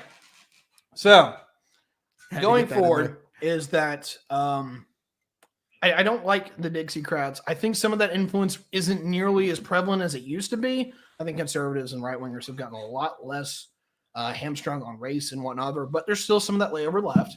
But actually, I've said this. I do need to put this out. Like, there's a lot of lefties who still seem to think it's 1989 or it's 1992 or something like that. Like, and they're like, "Oh, what about the Southern strategy? Oh my God, the Southern strategy, the Southern strategy." Yeah. Some politicians printed some pamphlets to try and fucking pander some folks in the South. Yeah. That doesn't make up for a fucking 100 years of the Ku Klux Klan fucking suppressing Republican votes in the South. I mean, for fuck's sake, like, yeah, that's that was a really creative political sleight of hand. Was the left or the Democrats convincing the world that the Ku Klux Klan was somehow some Republican phenomenon? I got to give them credit on that. That was probably one of the greatest political accomplishment sleight of hands of the last century. I think literally the Democrats are now the more racist party. Ha! Eat shit. Flat out. The Republicans are not openly platforming being racist. The Democrats fucking are. So yeah, in the state of California, they were even like, "Nope, we're going to amend our constitution to allow ourselves to be more racist." Wait, what? What? In Democrat-run California? What? Democrats can suck my fucking nuts on this one. Hey. Okay, so. Let me get into motherfucker spitting. Where are we at now? I think the Republican Party absolutely is in transition, and it's basically in the point of a civil war right now. That's good, because right now the Republicans aren't in charge. They're not in power. This is the perfect time in the defeat of 2020 to reassess and re-equip to say, what is this party? What are they going to be? And what are they going, or what, what's the message? Trump. Here's the problem. Fundraises. I don't like where some of the transitions have gone. There's some parts I like. There's some parts I don't. Let me talk about MAGA. Make America great again. Well, that means a lot. And here's the problem. You can say that, and it means a lot of different things to a lot of different people. And it's actually kind of lazy advertising. For me, for most of what... Lazy advertising. It's one of the greatest fucking campaign slogans of all time. That's saying "I like Ike" is lazy. What the fuck? It's fucking catchy is what it is. The common sentiments of what MAGA is supposed to be, I actually agree with. Okay, what is that? That means putting Americans first and America first. When we have foreign trade deals, we're not in the Cold War anymore. We don't have to keep Germany super happy with us, or we don't have to go into Saudi Arabia and support them to support other allies within the region because we don't need their fucking oil anymore. So for me, we don't need to have all of these entanglements across the world, even though that we are the world hegemon and we have a lot of power. You need to look after Americans first, because particularly right now, Americans are pissed off, whether they are on the right or the left, and feel like that their institutions aren't working for them. And every time they turn around, they're hearing about another $1 billion project going to Israel or going to this place or that place, some of which really aren't deserving of being our friends. And we need to categorically rework the way that we diplomatically integrate with the world. Yeah, I always thought the economic crash of 2008 was a unique opportunity for us to kind of pull back some of our foreign aid to different corners of the world, because we could say, oh, this is a unique, there's a problem. Like, I thought with some of our allies, we've got so much military surplus stuff, we could have kind of made it up to them in other ways. But in the end, the money, it's kind of like Dune. The spice must flow. The aid must flow. And so on that front, 100% behind MAGA. Although there's some things that I would absolutely disagree with some of the MAGA supporters on, particularly Israel. Okay, cool. Like what? Next, Israel is kind of a fascinating one. I'm just going to say, I'm not going to make any declaration one way or the other, but I've actually been in an ex of mine and I, we used to go to these very evangelical churches. Hey, Lesto, how we doing there, Lesto? Yes, I am on late. I got started late. I've been having one hell of a weekend, and I figured, what the heck, why not? But well, hey, you're on late too. Hey, you can't give me a hard time for being up late. You're up late too. Kick the Sandman in his sack. Stay up late, insomniac. Excuse me.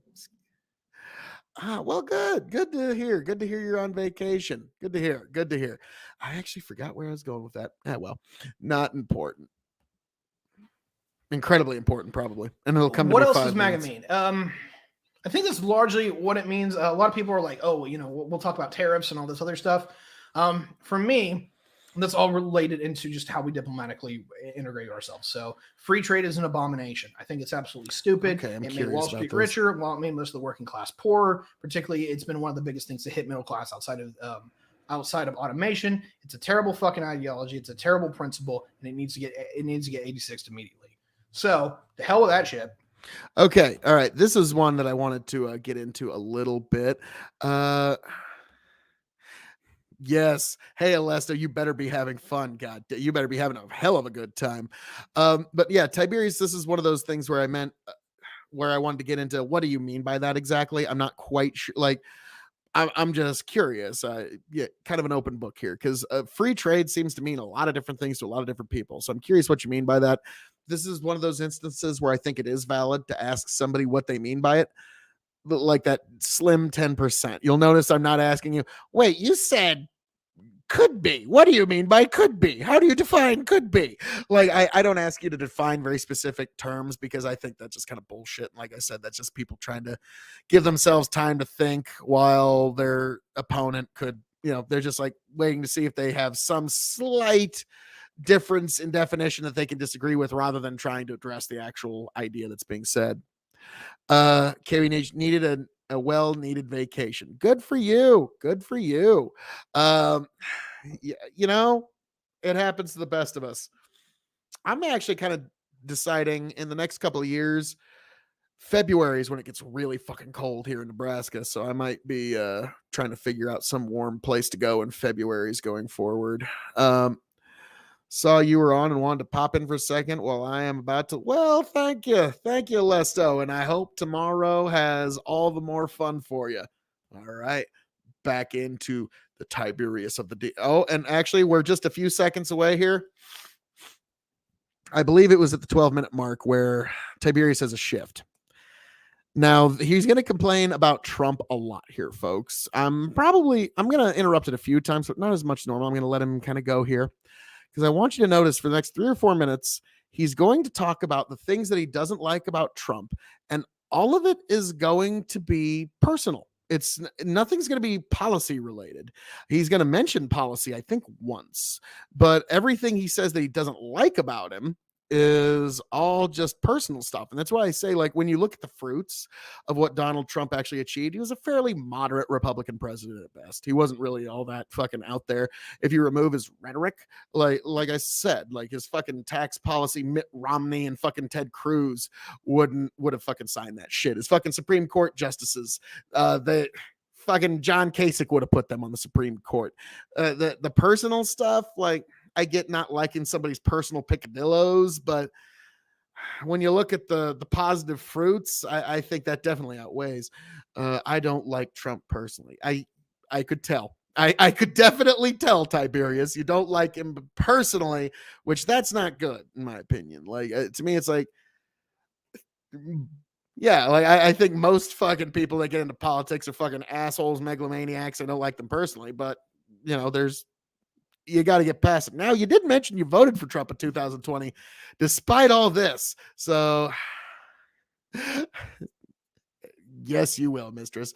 Alesta says most people don't like him personally, but he wasn't a bad president compared to Biden, which Biden will go down as the worst president next to Nixon.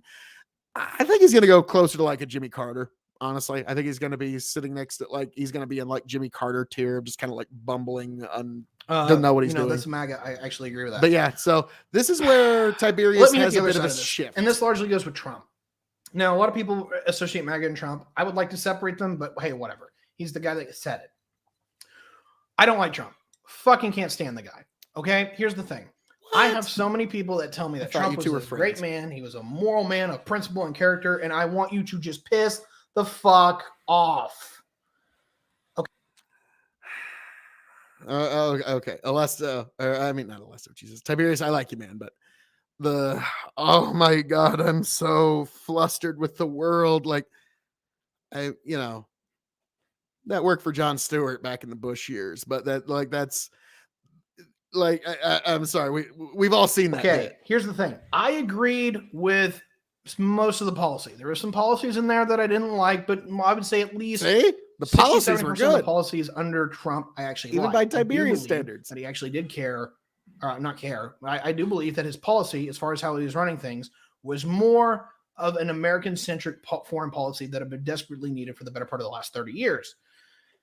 Everything else was largely shit. When it came to domestic politics, is that number one, he has no civility, no ability. Yeah, this is like, now you'll notice this is just like, he has no civility, no ability. Like, it's all just like personal picadillos, which I've noticed. Like, now that's not unimportant, I've noticed, but like I just find it so fascinating that like so many people were taken by just the personality aspect, when like, to me, it's like, it just comes with the fucking package here.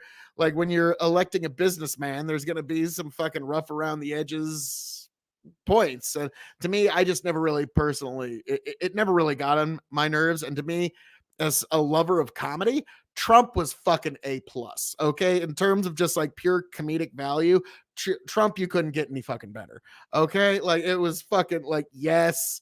Like, to me also, it was like, I didn't have a Biden impression. I needed Trump to win because my impression of Trump is the best. There is no impression that has ever been better. It's pretty much basically, it's a spectacular, tremendous impression.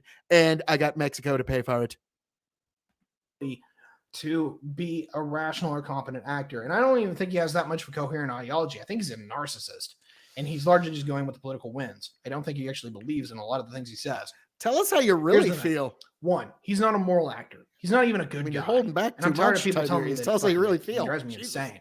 Okay? This is a guy who we put up for expediency. And I voted for him in 2020. Okay? So, if anyone's asking that, I actually signed off. Boy, howdy. You're just, like I said earlier, Tiberius is just like, I'm going to ask what he's hoping for in 2020, who he's voting for in 2024, because I'll be like, oh, shit. Go to Caesar's palace and put it all on fucking the other guy or the other gal, whoever's the fuck.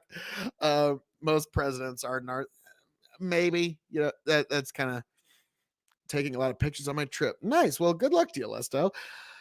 Like some, like I'd say yes, but like not all of them. Like, I don't know. I don't know if I'd like qualify like an Abraham Lincoln or a Ronald Reagan or like any president like that as a narcissist, but I certainly get the sentiment on this shit. I do regret it, but hey, whatever. So here's the thing. I will totally accept people saying, hey, I liked Trump on policy and position far more than I liked Trump in personality. Because when it came to how he ran the office, when it came to his qualifications in being in the office, he's not qualified for it, and he's not a moral man. You know what qualifies you for being president of the United States? Getting elected president of the United States. That's it. That's what qualifies you. I know. It's like there's some people think there should be more. Nope. That's what qualifies you. Being elected the president of the United States. Enough of us saying you're qualified. So the idea like he's not qualified, it's kind of like saying jazz doesn't belong on this radio station. That's really in the eye of the beholder. We need somebody like with some beauty. Fucking moral character in the White House who make Americans not want to puke or throw up every time that he talks. Now I get it. A lot of throw up every time that they talk. Like again, I get it. This is just a lot of personal vitriol. Now I wonder why Trump gets such a visceral reaction from people. I'm really curious what that is. Like, because he gets one. Boy, does he fucking get one. But I'm curious why he gets such a visceral reaction. like them, particularly MAGA supporters. Oh, well, he says what it's on his mind. Well, he just speaks the truth and all this other shit. Fuck you, okay? He certainly doesn't have the same bullshit political filters, which some people found refreshing. Myself among them. There's a level where I get the anti-PC shit. I'm not going to be on board with progressives and just going around with all this stuff. And I've openly been on panels and on the like. I'm like, hey, look, I'm not going to use your terminology. I'm not going to use your language. And you're going to have a one-on-one conversation with me. If you want to just call me racist or sexist or what have you, this conversation is going to be over. And we shouldn't be subservient to the crazy ass left's talking points. I'm 100% with that. But let's be honest here. This man is less civilized than me. And even with me like being tilted out to 11 right now and being like hyperbolic and being openly, ranty, is that Trump makes me look like a saint because he has no moral lines. You don't get to say the election was fraudulent. I'm sorry. The big lie is bullshit. If you think that Trump had the election stolen from him, get the fuck out. I don't want you in my community. I don't want to talk to you. Piss I just the always fuck think off. I just always think it's funny when like I'm more civilized than Trump. Like, and I heard this for years. Like people are claiming that they were smarter than Trump and more than that. Like, I can get not liking his style, but the guy's a billionaire who got himself elected to the presidency of the United States. Chances are he's a wee bit crafty.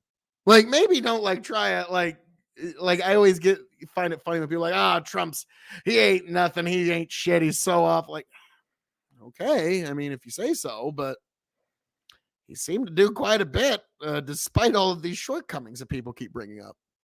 We lost fair and square. That's the end of that conversation. Okay, cool. Certain desperation in the tone. Okay, cool. There's certain things that you do and you don't do. If you want to say Democrats are pieces of shit, totally on board. You can say that Democrats are pieces of shit. If you want to say that they're all traitors, that they're trying to overturn the country and steal the elections, we have no proof of that. And you cannot make... I was just gonna like I'll never forget. I can't remember who it was, but I was on a panel one time and I forget. Like somebody was going, "Phil, you can't say that." They're like, "But I just did." Like I didn't get what they were getting at. Like I was like, "But I did." Like I think it was like, you can't say could be. You can't say it could be. And go, could be. I mean, I just did 3 times. Like, so I'll never forget that one. It was like, Phil, you can't say, whatever people say, you can't say that. Like I remember one time, I think Tom was like, Phil, stop saying possible. And I didn't know. I was like, possible.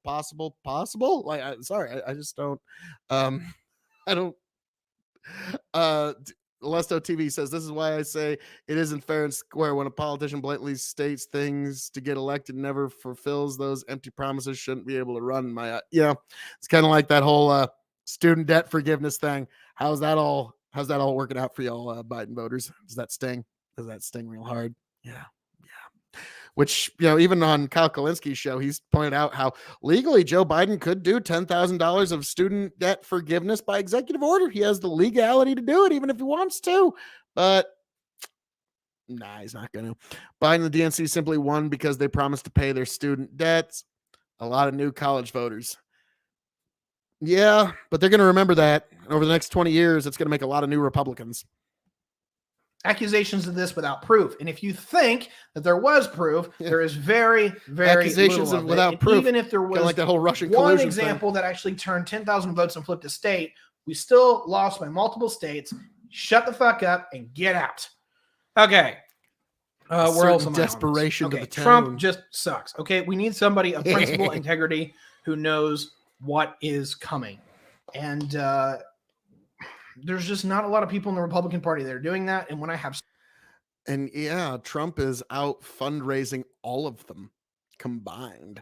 And that's something that the Republicans are going to have to contend with. And yeah, if Biden, like I said, the day Trump left office, every day Biden is in office, Trump is going to look that much better. And he very much has.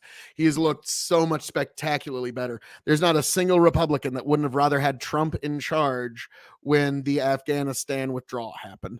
There's not a single fucking member of our military that I've spoken to anyways, that would not have rather had Trump in charge for that particular engagement. So the military vote's kind of fucked. We'll see where the other voting blocks for the Democrats line up in this midterm, but boy howdy, it's I don't know how well it's going to turn out for them. So many people openly simping. I think it's going to be great for the Republicans. He was a moral actor. He was doing the right thing. He was there for us. Until Trump tells them to get vaxxed by Tyberius D. Oh yeah, I mean that's the thing. Like when people say it's a Trump cult, no, it's not. No, it's not at all. You saw how quickly they turned on him when the minute he said get vaxxed. But he tapped into a very real movement in America. A lot of people very much fundamentally misunderstand it. But Trump is, for better, for worse, he's the best that we currently have. If somebody rises up within the next few years, like I said, Ron DeSantis he's really trying to, with those overtures to the right, and boy, it's starting to work on some people I've seen. So we'll see how that goes. But to me, if Trump decides to run again in 2024, he's got the nomination. Whether he wins the general is a different question, because that depends on who he's running against. But if he runs in 2024, he has the nomination. It doesn't even matter.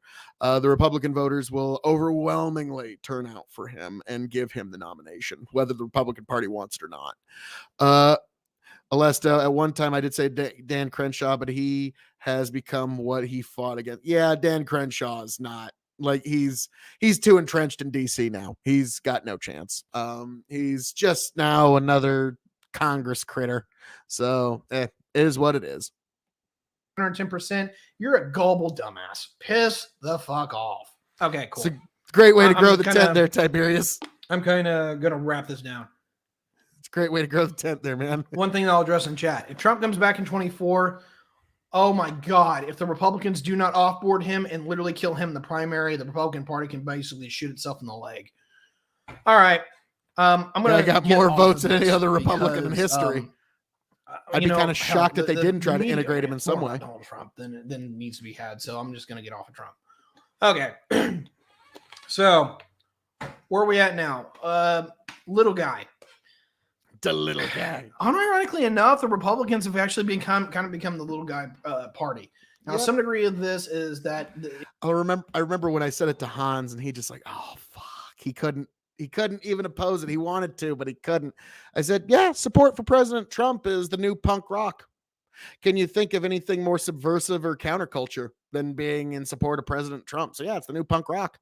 So yeah, it's shocking how much things have fucking flipped. It's more of the anti-PC culture war shit, where they don't like what's coming out of the urban cities and the urban cores, and particularly from the progressive left. And it's more a little guy is in like, oh, well, we're fighting the good fight against the social elite, whether it's online discourse or what have you, is that to a large degree, a lot of this is we're changing. I'll never forget. I can't remember the guy who said it, but it was one of the first times I was ever on a panel. And this guy was saying, I think when conservatives talk about the elites, they're being racist and anti-Semitic. That's what I think they're secretly doing. And I didn't get into it at the time, but I was thinking, my God, I'm going to use like the lefty language here, but that's one of those arguments that if it did not exist, the bourgeoisie would have to invent it. My God, even simply speaking of the elites is now considered racist. I mean, my God, like that's like the true elites of the world. Like, oh, it's perfect. It's perfect. Even speaking of us, we can say is verboten. Like that one I always thought was just kind of funny when like the idea that even saying the elites is for the little guy, but you're really not negative. Yeah, there's elites in the world. There always have been and there always will be. Or definitely like moral conversations where I think the right and the left right now openly disagrees on like what is morally acceptable to talk about and how to talk about it. And that's a conversation that needs to be had to some degree. But on the other end of that is that first time they're basically both sides want to cancel each other. And if anyone says that one side's in favor of cancel culture and other, no. I would agree with that no, there isn't one side that favors cancel culture more than the other anymore. But if you have any honest analysis of the events, you would have to say it was definitely the left that opened this Pandora's box as we know it, where now people go after individuals and try to cancel them and go after them, where you have CNN threatening to dox some dude who made a fucking meme. This isn't like boycotting in the past. This isn't like the fucking crazy fucking Christians in the 80s that would boycott some rock band who actually had the time, effort, energy, resources, and record company behind them to actually defend them. No, this is a completely fundamentally different animal that we now find ourselves in today, where we have massive mega corporations going after individual private citizens. So yeah, it was definitely the left that opened this Pandora's box, but I always say fuck it, turnaround's fair play. If the left wants to play that way, then it's just as valid for the right to want to play that way too. Turnabout's always fair play, folks. Always remember that. Absolutely. There are certain things that Republicans will not, and conservatives, Republicans, what have you, the right, will not talk about. They won't engage with it. They won't talk about it. One of my biggest, as a policy prescription, Republicans need an actual plan on fucking healthcare. How are you going up to the American people who are struggling their asses off, can't pay their healthcare bills, and you've just like, well, we might do something about it, or oh, we're going to deregulate this or that. You need a fundamental. I agree entirely on this particular point, Tiberius. I said the day before the 2020 election that if the Republicans lose because there was no delivery on a healthcare plan, then that's a fair loss. Now, if they lose because people don't like Trump or because of the mean tweets or because they think the Fine People hoax is a real thing, then that's bad because we live in a corrupt system and we live in a system where the media can just manipulate their way to a victory. And that's depressing. But if they lose because they didn't deliver anything on healthcare, that's probably a fair loss. And I remember on January 20th when Biden got sworn in, it was like an hour after the swear-in ceremony, I sent a message to my friends like Tony Chicken, Brendan Roy, Justin Chris, Tony of Tony the Rod 2.0 on Twitch, Chicken of Big Buck and Empire on Facebook, Brendan the Dads Worldwide on YouTube, Justin of Yanked Up Podcast on YouTube. Yeah, we got a little side chat. We were just fucking around. And I sent them, guys, I'm starting to think Trump isn't going to release his healthcare plan. Yeah, I'm starting to think. So yeah, it's an hour after he left office. So yeah, that was one thing that they definitely failed on. I think Trump would have even been able to handle COVID a lot better had they done something on healthcare. Like, no, we will use Trump care to get us through this incredible COVID crisis. Like, even if it was just the use of rhetoric, I think it would have helped a lot better if there would have been some movement on healthcare. Now, the Democrats are about to get fucking walloped in the midterms for doing nothing on healthcare. And that's a deserved loss. If they lose the House and the Senate doing nothing on healthcare, which is the thing that they pull well on, then they deserve that loss. They deserve it. And to me, as a Republican and somebody that like cares a lot about the Supreme Court, I'm just like, okay, let's swing that Senate even by one vote. Let's give Mitch the fucking Senate again, because holy shit, I don't even want to know what fucking Looney Tune Biden would want to send to the Supreme Court with a fucking Democrat Senate. Jesus. Top to bottom healthcare plan. I don't care if you, I'm not saying you have to have it, like have the government run it. You can do healthcare. Just do something. You can do all these different things. But right now, the Republicans do not have a healthcare plan, and you fucking need one. Get on it. Sorry, I'm getting a little too ranty and it's a little too angry, but the reason why I'm more flustered about the Republicans than I am the Democrats is that I do associate this as being more of my team. I'm not hitched onto the Republican Party, but I like the Republicans more than I like the Democrats by a large margin. True. But you guys got to get your head out of your ass, and it's pissing me off. Okay, so I agree, but I suspect that we think that on two very different aspects. Like, to me, I'm like, God damn, the Republicans ain't pro-gun enough. And I know that a lot of folks on Twitch are just like, oh my God, upon hearing that. But yeah, like to me, it's like, yeah, the Republicans have compromised too much on gun rights and stuff like that. So yeah, I'm really hoping this Second Amendment case gets decided in the spring. God, like if like my most sincere hope, Lord Almighty above, please let Clarence Thomas write the majority opinion on that. Oh Lord Almighty. That will be like one of the greatest days in gun rights history. Will be allowing Clarence Thomas to write that majority opinion. I suspect John Roberts is going to do some kind of chicanery to prevent that. But I think, like, there's been rumors that Clarence Thomas has said, you let me write a fucking majority opinion on a Second Amendment case and I'll retire. And Roberts would be like, fucking deal. Because apparently those two don't get along all that well. At least that's a rumor. I don't mind traditions. We already talked about that. And a lot of that is still staying. Like, these are American values. And to some degree, like, some of these things that we call American values are things that I can get behind. Unironically, and I mean this, a lot of conservatives now are unironically liberals. And it's so weird. But literally, that's the state of conservatism now, is that they're like, hey, look, we want to give we want to give people the opportunity and the chance. It's strange, isn't it? To get full screen Tiberius of participating. You can't guarantee it, but you have to give people a level of opportunity. And unironically enough, most people that are center, total like, naughtiness center over left, here, or very, like, largely most of the right and center right, are more liberal than most of the people in the Democratic Party now. So holy shit. Two things I want to hit. And this combination of these two things actually bother me a little bit. I like that Republicans are now actually working on lower income and basically working class people. If that, now granted, they have not done anything outside of tariffs to a large degree as an institutional basis for actually backing these people up. But we're seeing that the voters are starting to flood into those parties. At least they've done something. People under 30,000 points. I think it's like all they've done is tariffs. Well, it's a lot better than the fucking Democrats. They're NAFTA and fucking sending jobs over. Yeah, like fuck a lot better than, like, yeah. Isn't it any wonder why the Republicans are now the party of the little guy? Or $30,000 dollars in income. They moved them 10 points, just between 16 and 20.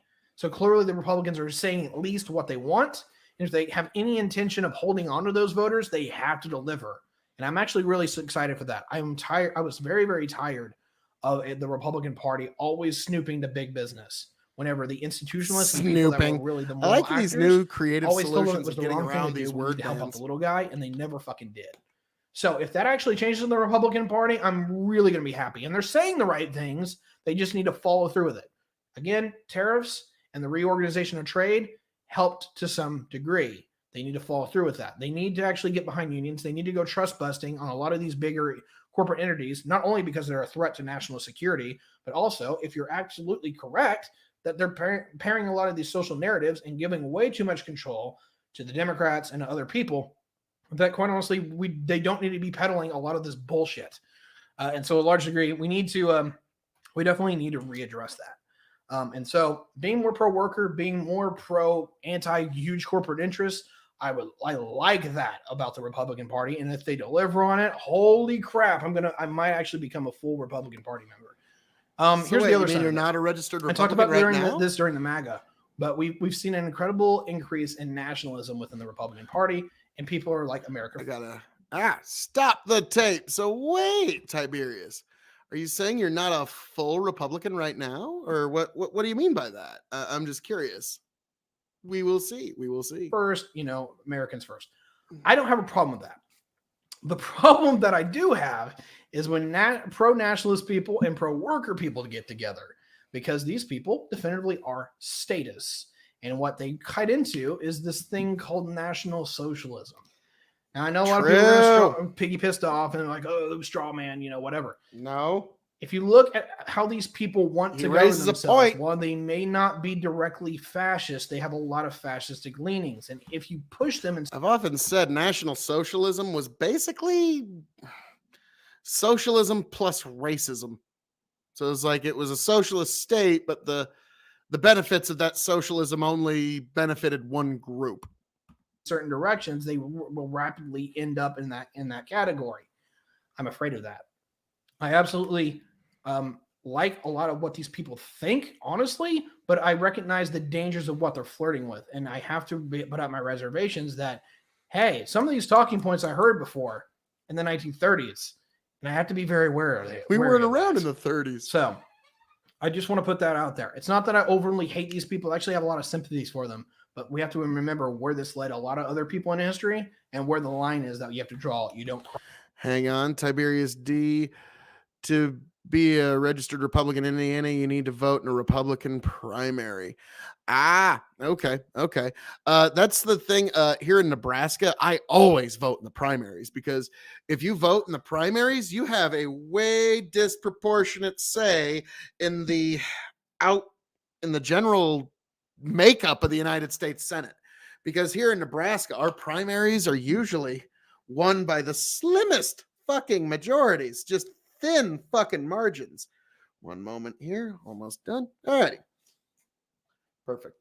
But yeah, I can't remember if it was Deb Fisher or Ben Sass, which one of our senators that's sitting in DC at the moment.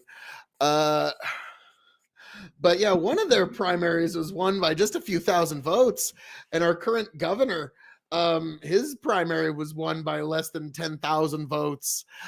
So if you vote in a Republican primary, you have a disproportionate say in the makeup of especially the United States Senate. So here in Nebraska, I make sure to vote in every primary. And what was funny is I don't know what to make of this, but I always joke that Herman Cain needed to move here and just run for governor, because Herman Cain's fucking endorsement made the difference in at least 4 different elections that I watched. And so I was like, God damn, why does Herman Cain's fucking endorsement carry so much weight here? Like, he should just move here, run for governor, and he could be a fucking dictator governor if he wanted to. Apparently, the people just vote for him forever. Like, yeah, so I always thought that's funny that Herman Cain, of all fucking people, had all this support. One moment, I'm gonna let, I gotta just run and just run to the sink real quick, but Tiberius D, take it away. Cross. Okay. The last thing I want to get to is education and teachers. Okay. I got pissed off at Republicans because they don't have a healthcare plan. I am really pissed off at Republicans on how they handle teachers and how they handle their education. Now, openly, what they have been saying for the better part of the last 40 years is that they're for more private education. They want to give people the opportunity to choose where they go to school and who they learn from. So if you don't like this progressive school over here, you can bring them to the Catholic school, or you can bring them to the more moderate school, or what have you. I really like this idea. The problem is they have to back it up. Okay. Most people can't afford schooling. It's $5,000 a year on the. Tiberius D said, America First Committee was back in the 30s. Okay. There wasn't much of a Republican primary in 2020 in Indiana. I got you. Yeah, but to me, I just always make sure I'm involved in that shit, because in Nebraska, few thousand votes makes a difference. And like I said, Herman Cain's endorsement and the NRA scorecards, the NRA grading cards, were the 2 big difference makers in Nebraska primaries for decades. And yeah, the NRA still has despite the fact that they've had a lot of legal trouble lately, in terms of elections, they still have a tremendous amount of influence amongst primary voters in Midwestern states. So, like, yeah, to me, like, I look up the NRA scorecard if I'm unsure about an election. It's like, all right, well, okay, the NRA likes this person better. All right, so that at least helps gun rights in some respect. So, like I keep saying, if the Democrats were to just ever drop the gun issue, they'd be a lot more competitive in a lot more states. But I'm not in the business of giving them advice. At the very low end, and more often or not, it's about $10,000 to $15,000 on the high end. Most people can't afford to put their kids through school in that kind of manner. They can't write that damn check. That's literally $100,000 by the time they're out of school. Easily. It's not going to work. So you need to back that up. Now, the Republicans said that they were in favor of healthcare vouchers. They passed a few of them, but nowhere near the degree that they needed to. If you are fundamentally going to rework education, if they're going to do what they want to do regarding the system, do it. But make sure that when you do it, you don't defund public schools and then leave the average person nowhere to go because you didn't give them the educational vouchers to go to the private school they wanted to do. You're pissing off a lot of people, and particularly a lot of parents, because you're defunding their schools and you're not giving them opportunities to go to any kind of school. Okay, interesting that you bring this up. Now, Tiberius might not know this, but I've actually got quite a diverse experience when it comes to schooling, because I actually came up against the whole, I was living in one town, but my daughter's mother wanted my child to go to a school in a different town. The voucher said, no, you have to go to this particular school. Then at one point, because of a health issue, I actually homeschooled my daughter for 6 months. And so I actually know quite a bit about the difference of transferring schools and the voucher problems and homeschooling and the ups and downs and positives and negatives of all of that. And so to me, I just think the parents should have the right to use the voucher where they see fit, because the parent knows what's best for their child, knows better than the fucking state, and knows better than a zip code. Okay. So I think, and even like if there's just an instance where there's just some faculty or student that's just fucking terrorizing some kid in school, I think the parent has every right to pull them from class. I think that's kind of one of those they have an obligation to. I think, yeah, you definitely need to open up school choice. And I've had like knockdown, drag out arguments with Hans, of all people. Hans of Harkir and I had a knockdown, drag out argument about school choice. And what's funny enough is he actually benefited from school choice. His parents were actually able to transfer his voucher to a different school, and he got a way better education. Like, Hans, I just want more people to have the same opportunity that you did. Come on. Like, and so, yeah, I want people to be able to go wherever they want. Tiberius D, something else I missed. We left schools to the progressive left. Boy, did we ever. So our kids are being raised by left-wing crazies. Boy, are they ever. Like, there's a lot of times when, like, me and my daughter, we talk about life, truth, politic, whatever. And I do find myself having to do some fucking deprogramming from these schools. Some of just the Looney Tune shit that they get taught day in, day out. So, I mean, like... Like I thought it was funny. Like, she had a second grade teacher who, that's okay if you want to be an environmentalist, but every day these kids were getting shown fucking like sad fucking seals and dying seagulls and shit like that. But hey, Tiberius, gotta run. Can't wait to watch this in full. Hey, and I can't wait. I hope to see at least some shape, form, figure, or kind of response in the future, sir, because I'm sure I've said one thing or two that you might disagree with just a little bit. But hey, definitely check out Tiberius D on YouTube. Also check him out on patreon.com/Tiberius_D, folks. You know it's the right thing to do, but that's right after you like, share, subscribe right here at K.O.E Nation. Later, man. Peace. So that they can raise their kids. And parents should be one of the easiest people to get on board with the right-wing coalition. The other thing, and here's the real meta conversation here. Meta. Teachers are some of the hardest working, most dedicated people I know, and they're institutionalists. I would love to have them part of the coalition. Here's the other side. They're starting to come on board. When we abandoned teachers to defund public schools, when Republicans did this, is that we pushed them right in the hands of the left. Yeah. And so you keep hearing about all these institutions and all these teachers telling these kids these most fuck shit and teaching them how to be racist and sexist and all this other shit that we absolutely don't agree with. If we're going to pull them back into the sphere, a lot of people are just like, no, we're going to deadpan public schools. We're going to completely destroy them because we don't want these people teaching our teachers.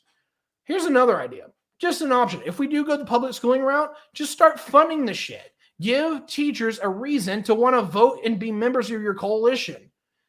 The consequences of actually dismembering teachers and making them outside of our coalition has been immense. There's very few people that are young that are openly going to be moderately conservative or even conservative, or if you will, right wing, because they're being taught by the most just insane fucking people on the far left, because that is who the coalition over there is supporting, while we aren't in the conversation because we're not willing to fund the teachers who do the work.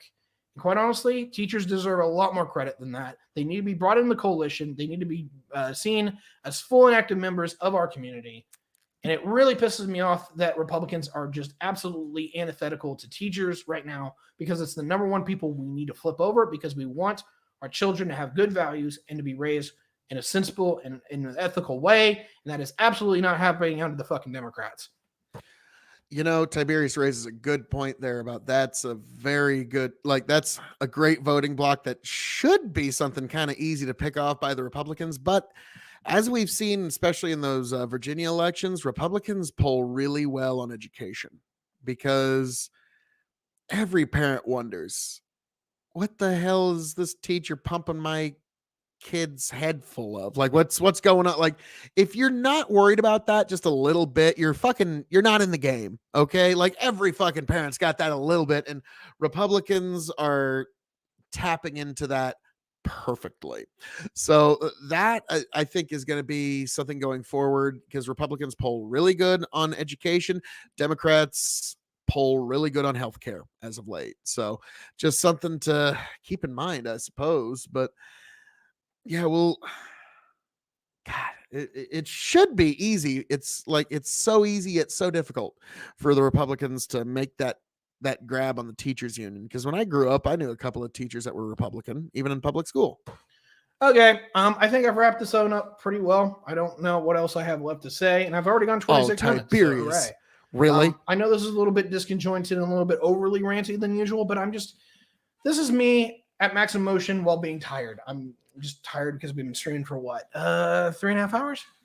And I've largely been talking alone the entire time. I'm really upset with the Republicans, and it's not that I don't like the Republicans less. I'm more energetic about the Republicans because I see a lot of good that is starting to line up in their favor, but they've got to put it over the top. We need good leaders, not Trump. We need moral leaders, not people who are going to be sycophants and act like January 6th was no big deal. You know, here's the thing though. Trump out fundraises all of them combined. You can't ignore that.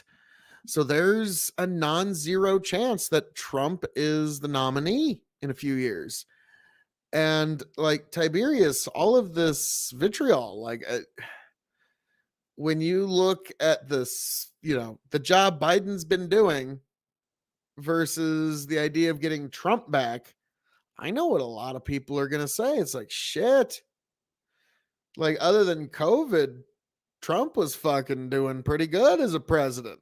Like, they're going to say, other than that one thing where they shut the whole economy down out, even though he didn't want to and nobody wanted to, they shut the entire economy down, and Biden doesn't seem to have any fucking better answer. He just said, leave it to the states, turned around, walked away. So shit, I guess the papers were just looking for any reason to get rid of Trump.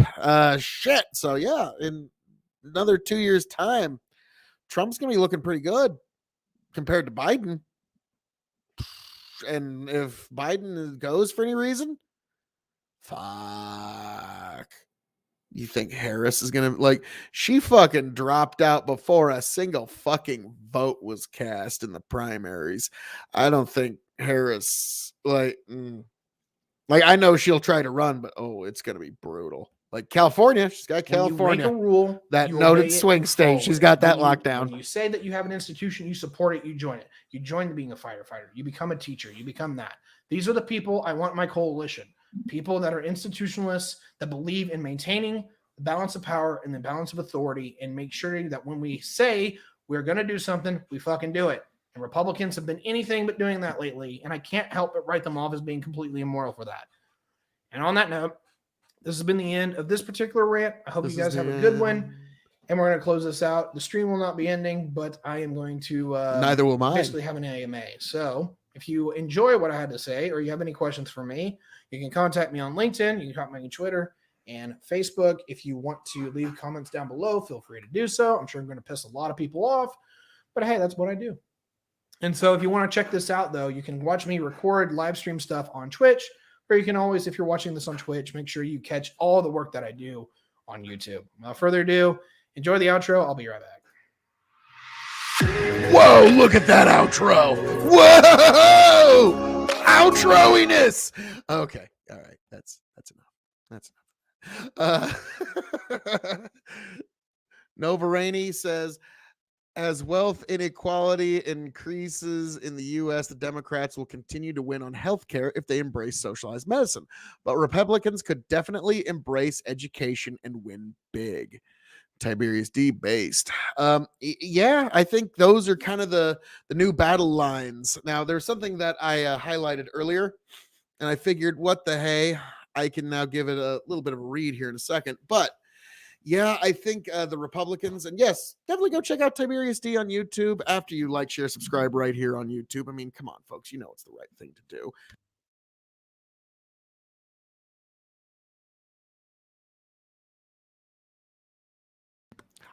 That's better. That's better.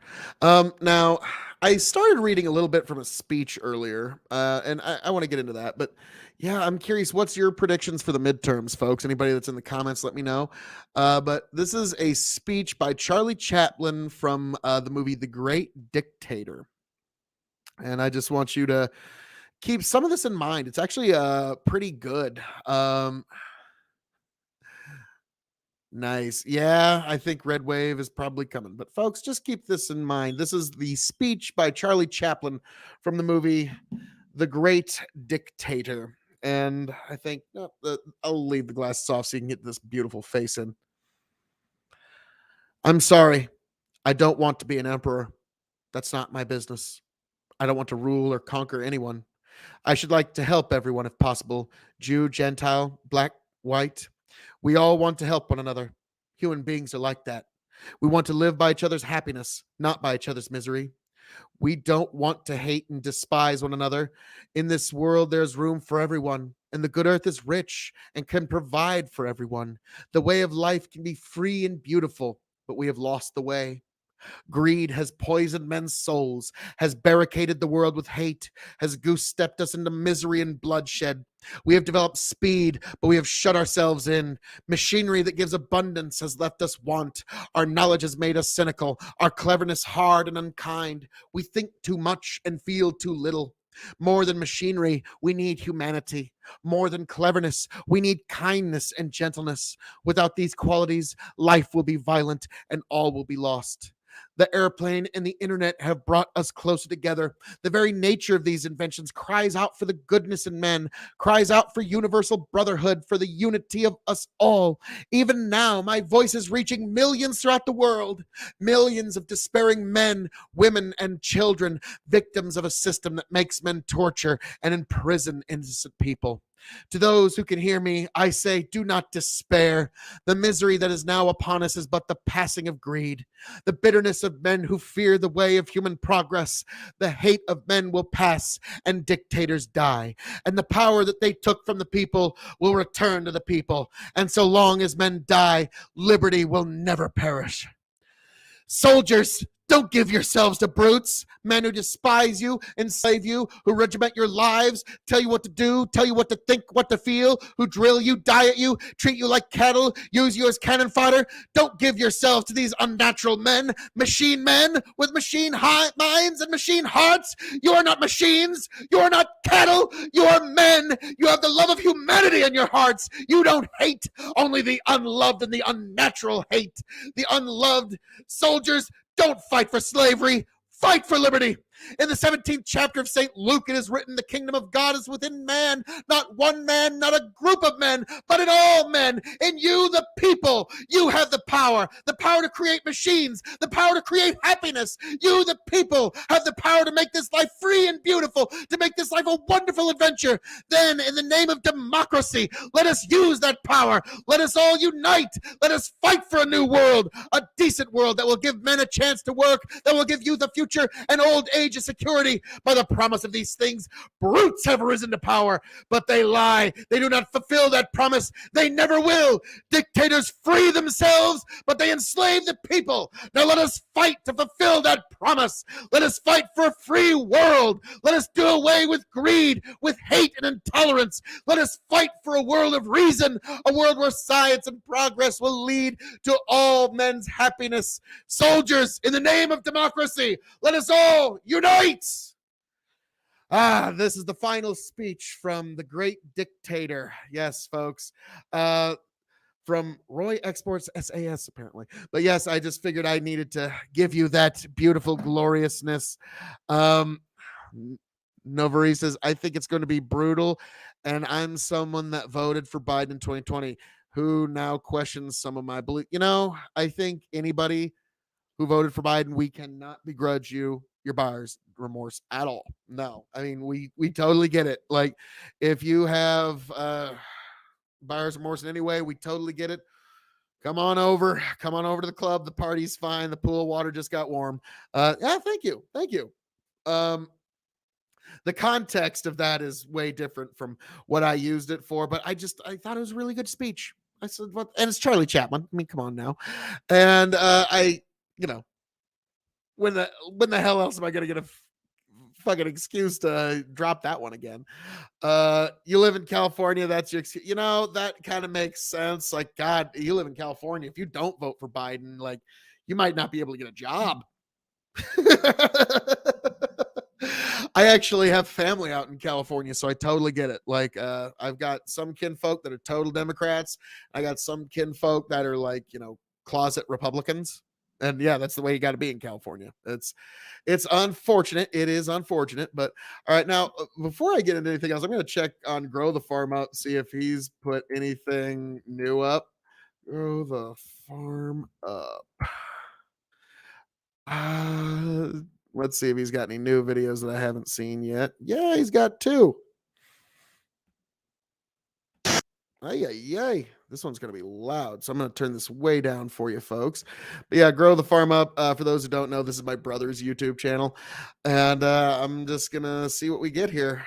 Hey guys, Grow the Farm Up. We are delivering seed beans today to the local co-op.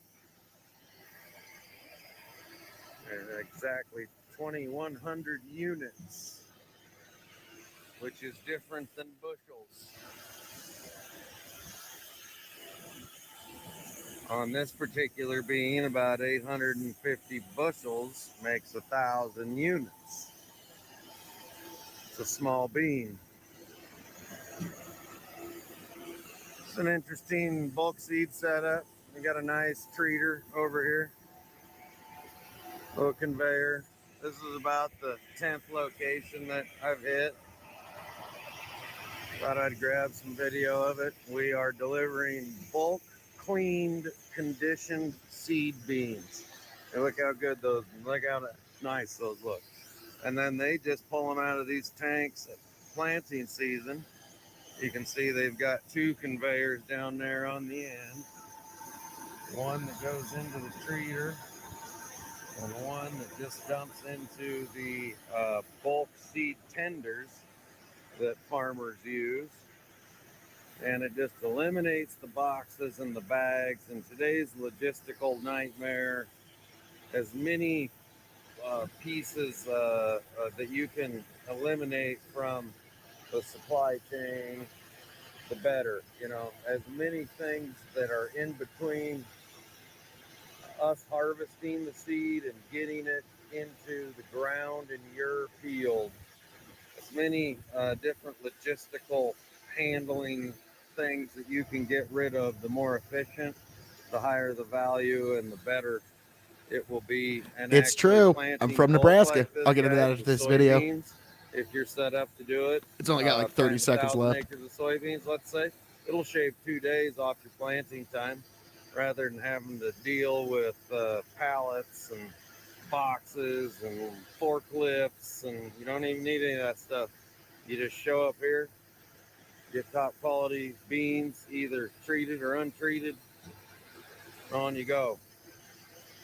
Yeah, we'll always put something in bags, don't get me wrong, but this is definitely the future of soybean handling. We've seen it happen over the last 5 years.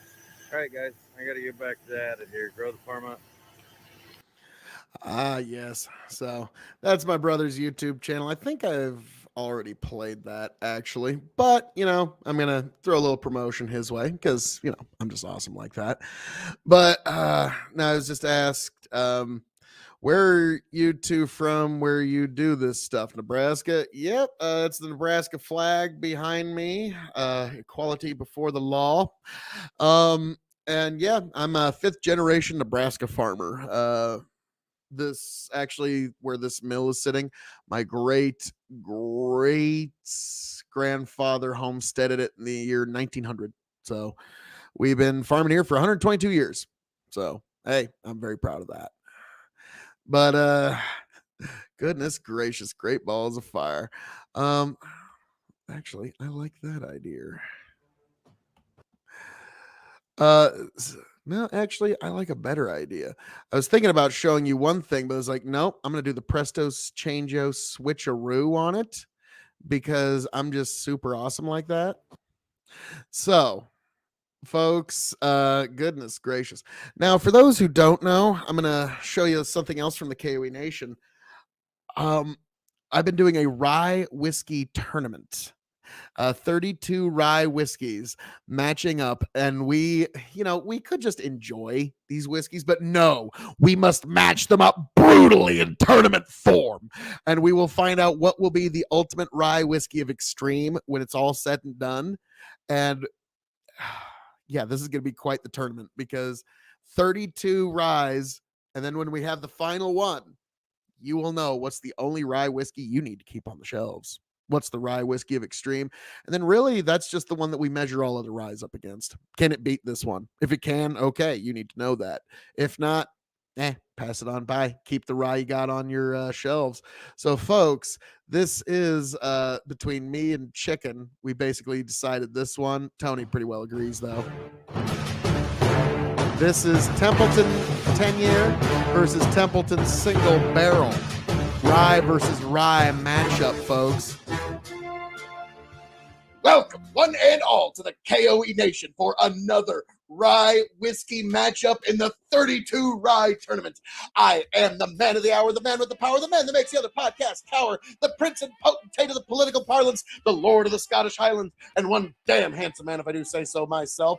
Folks, we are going to once again take a look at the chicken coop, where Chicken is going to give us an extremely necessary matchup.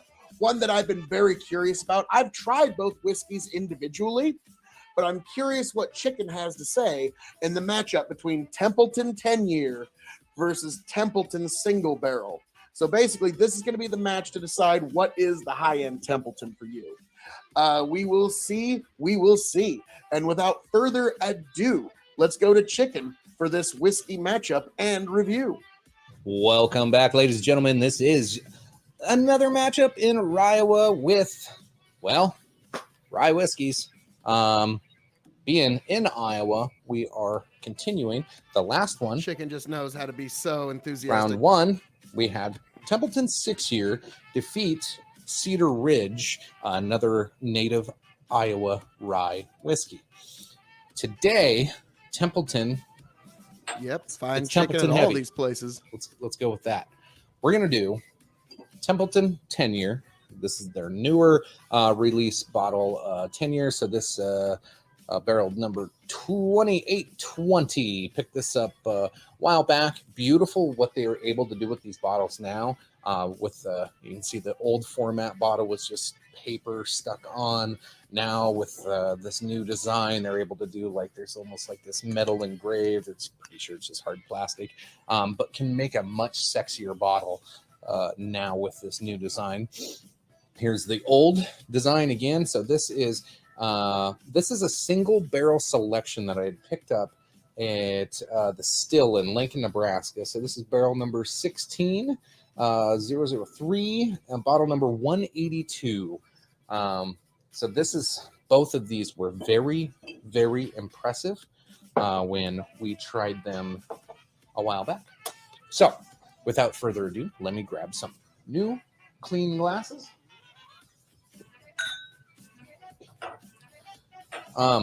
So the history in American rye whiskey goes back to 1700s and 1800s.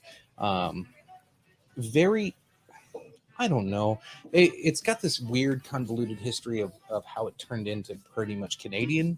And we Americans went more bourbon heavy eventually, and Canadians kind of held on to that. Rye almost completely went away.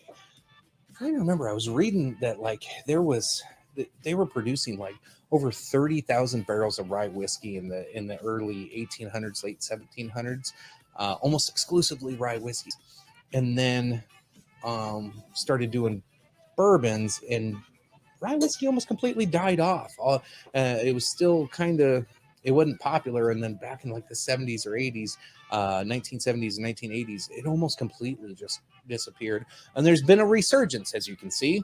A lot more cast finish, different aging statements, a lot of people trying to revive rye. In Iowa is a great place to do it. Iowa Revolution, or or maybe not a revolution, a revival. Riowa revival. Yeah, no, okay. First nose we're gonna go with is with the Templeton 10-year. Oh wow! Now this one I do remember being super. It comes off. Oh, there's that oat butter, a little bit of floral, and almost a vanilla. It's a very good nose. It's very pleasing. Let's get in.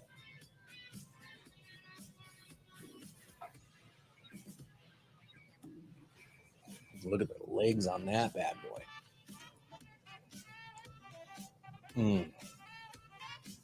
Honey, oak.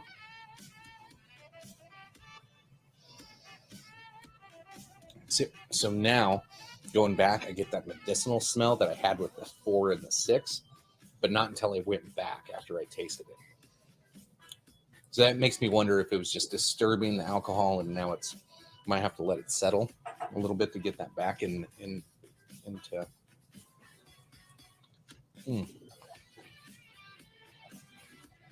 All right. So the 10-year got a good little taste of that. We're gonna jump into this one again. Single barrel select straight rye whiskey. This is 95 proof. Store pick from the still. We were all big fans of this one. And this one I do find store picks of once in a while still. Not very often, but much different nose. This is almost a sweeter. This is like a rye bread. It's like a dull kind of unsweetened like morsels. Nothing offensive there at all. I don't get the medicinal smell. Let's dig in.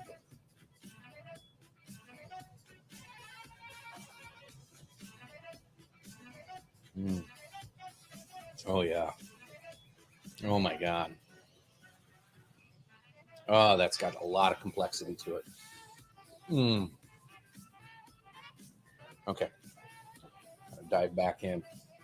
Ah, man, that's so sweet. I get the chocolate covered cherries, maraschino cherries. And it hangs there. It just sits in the back of your mouth, making you want more. Oh, I love it. Okay. The nose is back on this one. It's a good nose.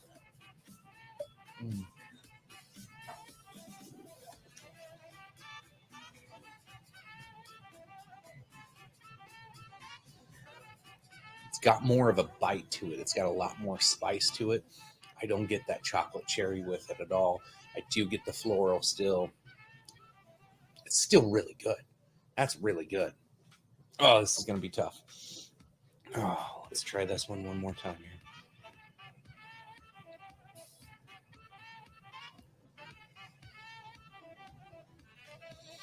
I am heartbroken.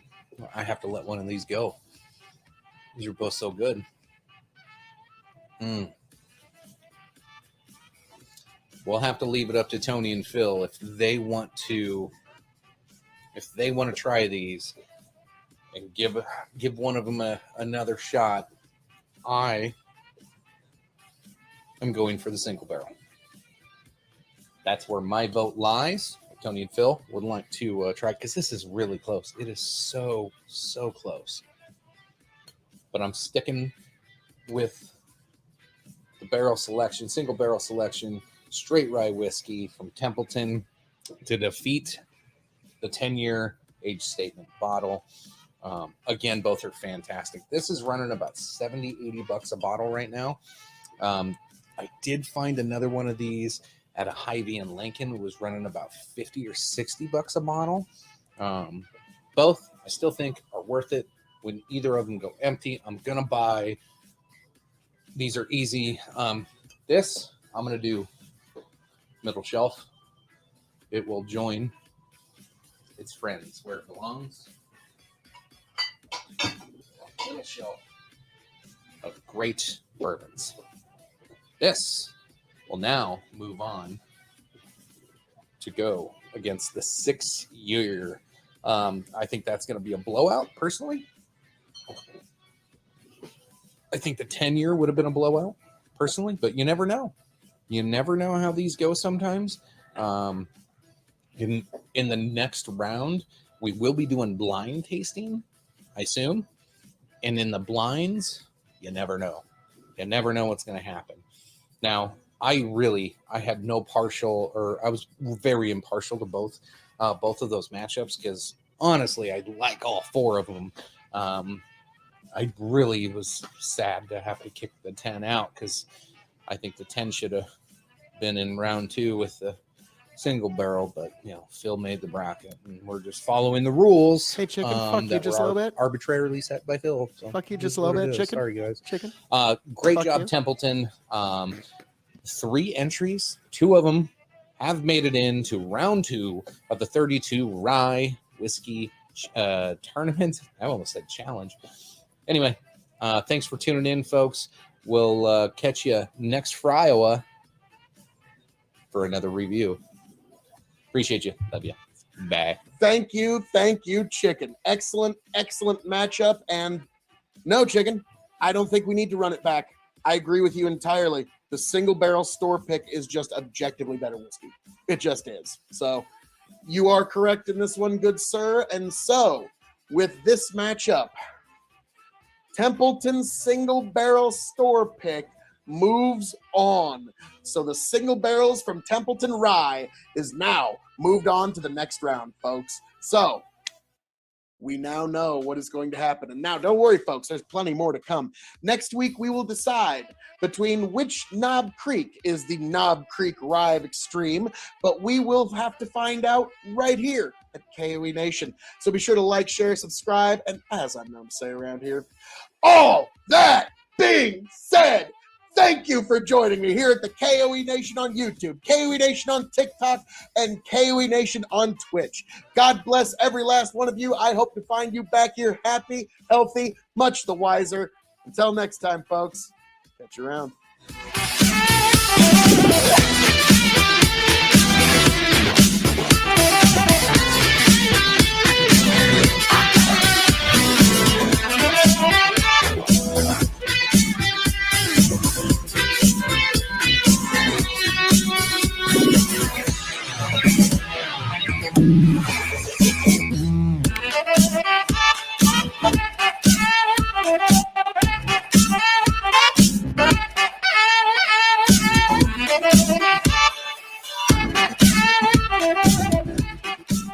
See if it just smooths itself out. Tell you what I'll do if I ever get back. I promise to refabricate you, raging rivers of gold. That's what the brochure advertised. You're getting a duet. And now we're lost. We gotta take it down. Let you down slow. It's hard to survive.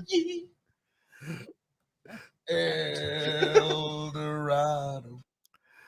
Now, folks, I'm just gonna take it. We can pause that.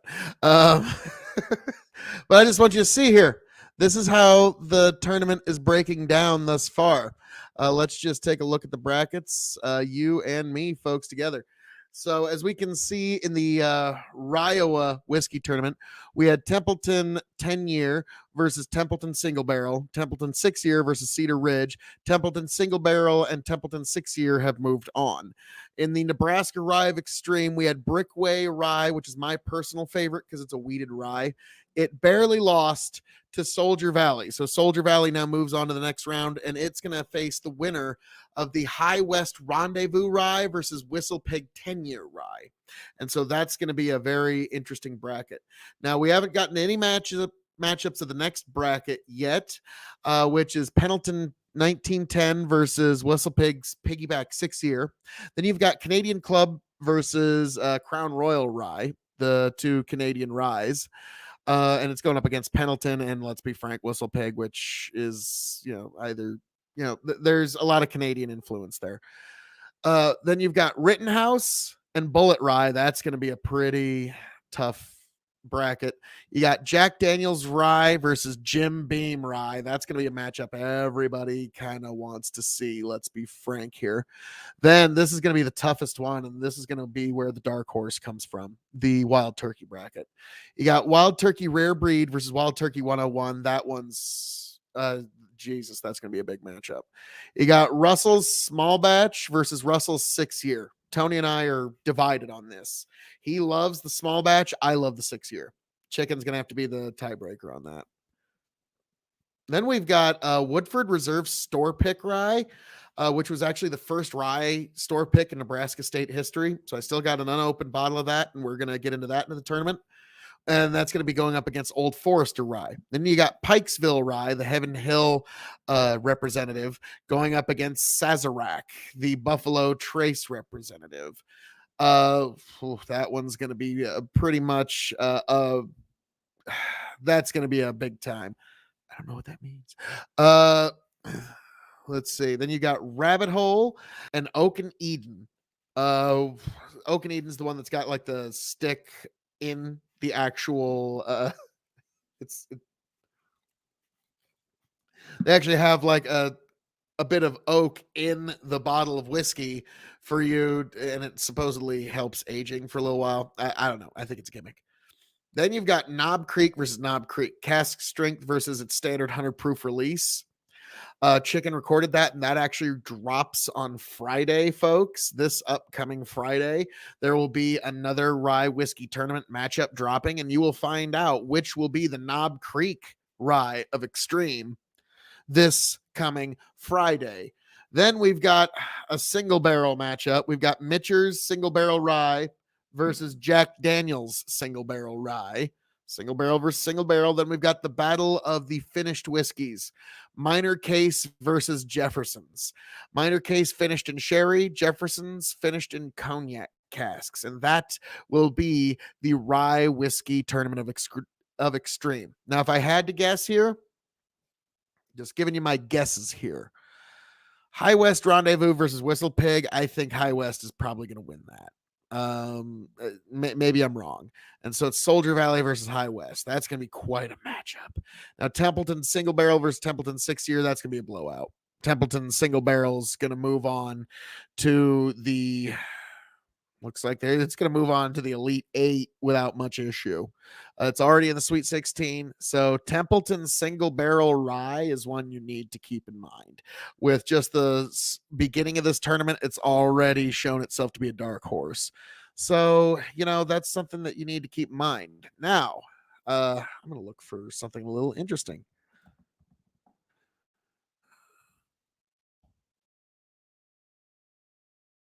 There we go. Now, this is a 5 bourbons video that my good friend Tony G put together for me. I did my own 5 bourbons, and we might get into that. But this is basically, we did a Sweet 16 bourbon tournament last year to determine what was the bourbon of Extreme. And we're going to do another one later this year. But we got to finish up our rye tournament first. But yeah, the bourbon tournament last year yielded some interesting results, and Tony's 5 bourbons you need reflects the things that we found. I only had a few slight disagreements, and I highlighted them. But yeah, after our Sweet 16 bourbon tournament that we did, this is kind of a reflection of what we found. And since I did a video featuring Chicken, which you can find him at Big Buckin' Empire on YouTube and Facebook, definitely check out Facebook, I figured we'd get into something from Tony G, and you can find him at Tony the Rod 2.0 on TikTok, folks.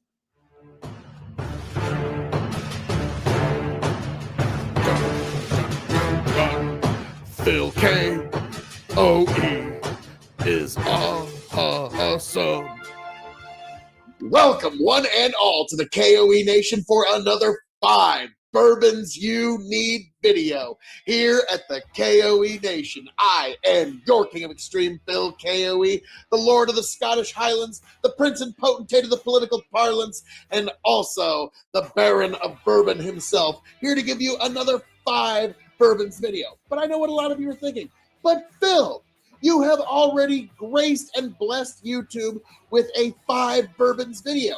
How could you possibly do this again? Well, it's quite simple. You see, I am going to hand it over to my indomitable broadcast partner, the one, the only, Tony G, and he is going to give his 5 bourbons you need, folks. And this is post Sweet 16 bourbon tournament.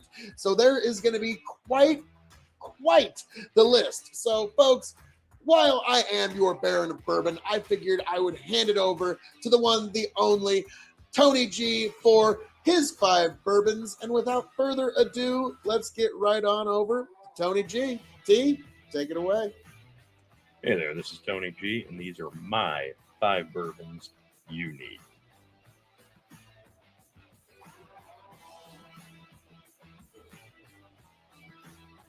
First up, you got to have your cheap mixer. For me, this is a no-brainer. This is affordable at about $20 a bottle. And honest to goodness, Jim Beam Black tastes amazing neat. You can put this on the rocks, you can drink it straight, but most importantly, you're not going to offend anybody by pouring this in a glass and mixing it with your favorite soda. Does not matter. You can put pop in there, you can put ginger ale, you can put orange juice. Granted, it doesn't matter. This is going to go good with anything. This is a versatile, affordable, cheap bourbon. It's an honest brand, and frankly, it goes good with anything. You can cook with this stuff. This is a great example of a good mixer. Sure, you could go with a regular white label Jim Beam, but let's be frank. This blows it out of the park 100 times out of 100. This just tastes better. It is better. And next time you're in the store thinking, hey, I'm going to grab a bottle of Jim Beam white label, do yourself a favor. Pick the black label instead. This is the cheap mixer that you need. You're never going to get a bad pour out of it, and it's just going to be happy to drink. Next up, you need a daily drinker, something that you can rely on no matter what the occasion. That's what I've got in my glass right now. Wild Turkey 101. This is a severely underrated bourbon. This came into fruition around the time that college kids wanted something cheap to drink in terms of whiskey. And for better or worse, Wild Turkey kind of became just that bourbon. But it's not just a cheap, get you drunk bourbon. This is a high-class bourbon disguised in a very affordable bottle. This might not be the most top-shelf name brand out there, but at $20 to $30 a bottle, this is one of the better bourbons you're going to get your hands on. And at 101 proof, you don't need to mix this. You don't need to do anything with this. You can throw an ice ball in there, sure, but you don't need to. This is right where it needs to be in terms of proof. And the flavor is there. It's strong. It gets the point across, but really, it's just so delightful to sip on. You don't need a reason to drink this other than the fact that you appreciate a good tasting bourbon. And that's exactly what Wild Turkey 101 is. A really nice, really affordable, smooth, easy drinking bourbon that represents bourbon in the best way possible. Now you need your Friday night pour, something that you can look forward to after a long work week. Come home, pour yourself a nice dram, light up a stogie if that's your thing. What might that one be for me? Old Forester the Statesman. This is so good to drink. I can't describe to you how impressed I was with this one. We put this one right next to the entire line, the 1910, the 1920, the 1897, and the 1870. And for me, this one just kind of embodies the entire line. This one's just so good through and through. The proof is only 95. If you like yours a little bit higher, I understand if this might not be your first choice after a long work week, but you're going to get everything and more in the flavor profile of this one, folks. This one is top shelf. I love this one. This is something you can actually look forward to. I know this is a great one to gift to someone who enjoys bourbon. This might not be the first one they think of, it. Maybe they've never tried it. This one really kind of shines on its own, aside from the rest of the Old Forester line. So this is one that I really appreciate in terms of a deep profile. This one has characteristics of the 1920 offering, but it's just a little bit smoother. It's just a little bit lighter on ABV. And this is always going to be a very, very nice pour. So after a nice long work week, you don't just need to have something to feel different. You might want a little bit of a reward in terms of what you're drinking. And that's what this packs in its punch. A great flavor profile, an honest brand, and just a great bourbon. How about your impress your guests bourbon? You knew it was coming. It doesn't matter if they respect Blanton's, like Blanton's. Everybody knows Blanton's. And even if they don't like Blanton's, they're lying. They do. If you've got a bottle of Blanton's on your shelf, they're going to take you seriously as a good whiskey drinker. You know your stuff. They see that. They're going to respect it, regardless of what they say. Blanton's is just good. It doesn't matter what you think about their marketing tactics, the beautiful bottle, the little horsey. It doesn't matter what you think about the price point or the secondary market. Blanton's is it's just a stellar bourbon through and through. This is great stuff. This isn't something that you want to burn through an entire bottle one weekend on. This is something you kind of save back once in a while. Not an everyday drinker, not a Friday night drinker for me, but something that you might break out when you have a guest over. Somebody who actually appreciates a good whiskey, wants to drink something neat, wants something with a bit of a top shelf feel. This is it for me. Blanton's, it hits it out of the park. It's got a good flavor. It's got a good nose. There's really not much I can say in terms of bad about Blanton's other than the fact that people exploit the demand for bourbon right now. So it is harder to come across year in and year out, depending on what time of the year it is. But if you can get your hands on a bottle of this, do the right thing, grab a bottle of it, and make sure to share it with somebody who appreciates good whiskey. Last, but absolutely not least, your special occasion bourbon.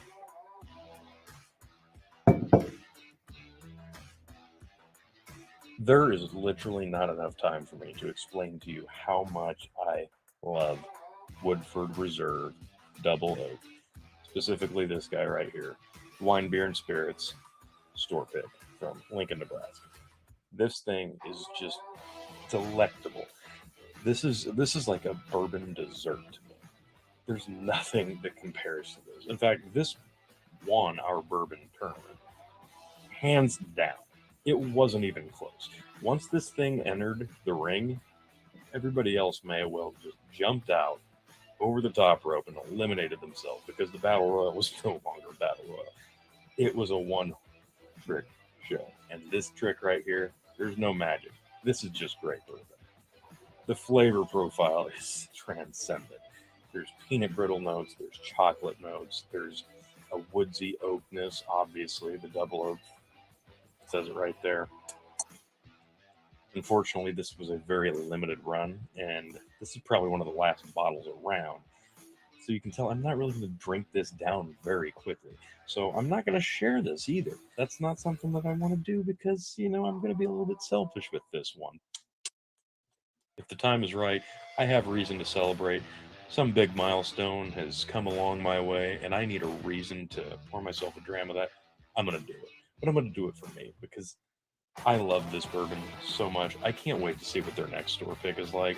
And if you can only get your hands on a bottle of Double Oak Woodford Reserve, there's nothing wrong with that either. But there's just a little something extra special in this one.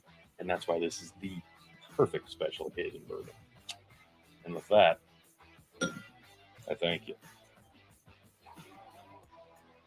And there you have it, folks. 5 amazing bourbons that I really can't argue with too many of those picks. 3 of those picks, right on. The Jim Beam Black as a cheap mixer, it's kind of the king of value bourbon as far as I'm concerned. The Impress Your Guests with Blanton's, I really cannot object to that. It's an excellent, excellent idea whenever you got to impress those guests.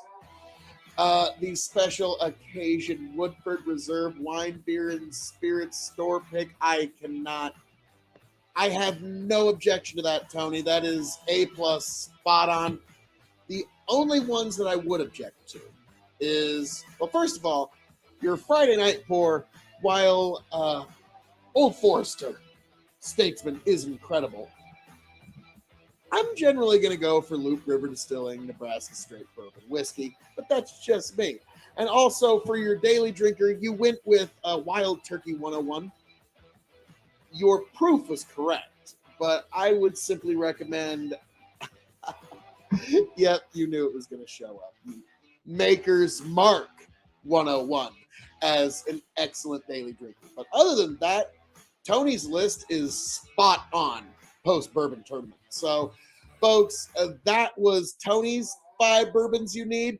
But, folks, thank you for being here and joining us. But, folks, you have no doubt seen my 5 bourbons you need, the 5 scotches you need, the 5 scotches ADHD whiskey edition. I've also got the 5 ryes you need, the 5 grain whiskeys you need, and there is another 5 whiskeys coming down the pike, folks. You know it's the right thing. You know we need to do it. So keep your eyes right here on this space. But as I'm known to say around here, all that being said, thank you for joining us here on the 5 Bourbons You Need Tony G edition. Thank you for being here. Thank you for joining us. I hope to see every last one of you back here, happy, healthy, much the wiser. I pray for it, folks, and I hope you do too. God bless. Godspeed. Thank you for being here. Thank you for joining us. Join us on K.O.E Nation on YouTube and Twitch. You can find Tony over at the Revolutionary Wrestling Podcast on YouTube and Spotify. And you can find him at Tony the Rod on TikTok, folks. But, folks, thank you for being here. And with all that being said, the video's so nice I had to outro it twice. I'll catch you on the flip side.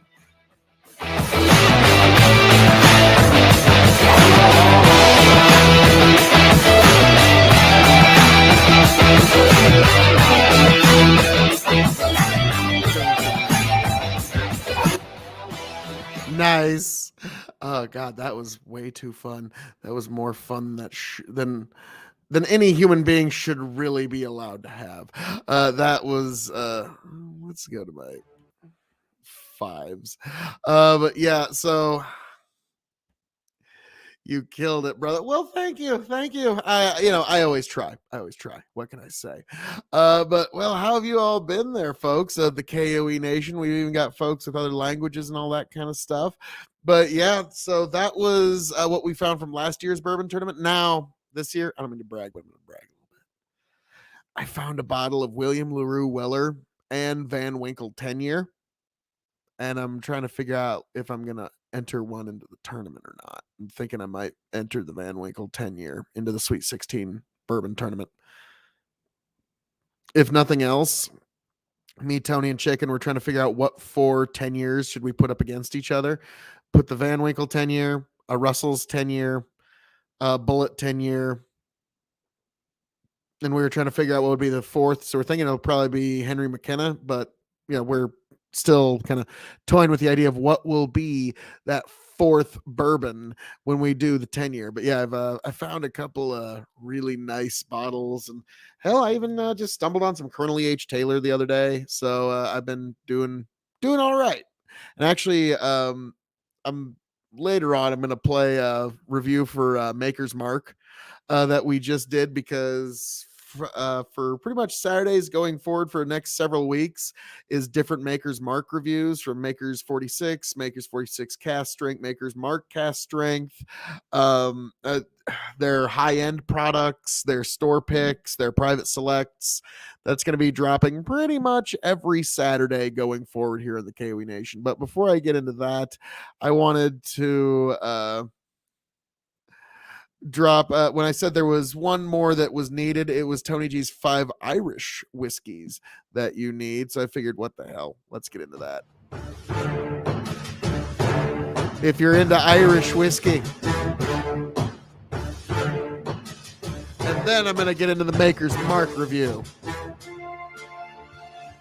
Welcome one and all to the K.O.E Nation for another 5 whiskeys you need Irish whiskey edition. So folks, you've seen my 5 bourbons you need. You've seen Tony G's 5 bourbons you need. You've no doubt seen the 5 scotches that you need, according to Phil K.O.E, the 5 rye whiskeys you need, and also the 5 grain whiskeys you need. But there is an essential whiskey that is still missing from this 5 whiskeys you need, and that is Irish whiskey. So I figured that I would turn to the one true expert in Irish whiskey, none other than Tony G, because that man knows his Irish whiskeys. So I figured, while we agree on quite a few things, I think really Tony's just deep dive omnibus into the world that is Irish whiskey does require a little bit of attention. So without further ado, I am going to hand it off to my indomitable broadcast partner, the one, the only, Tony G, for his 5 Irish whiskeys you need. Without further ado, Tony, take it away. Hey there, Tony G here once again, and these are the 5 Irish whiskeys you need.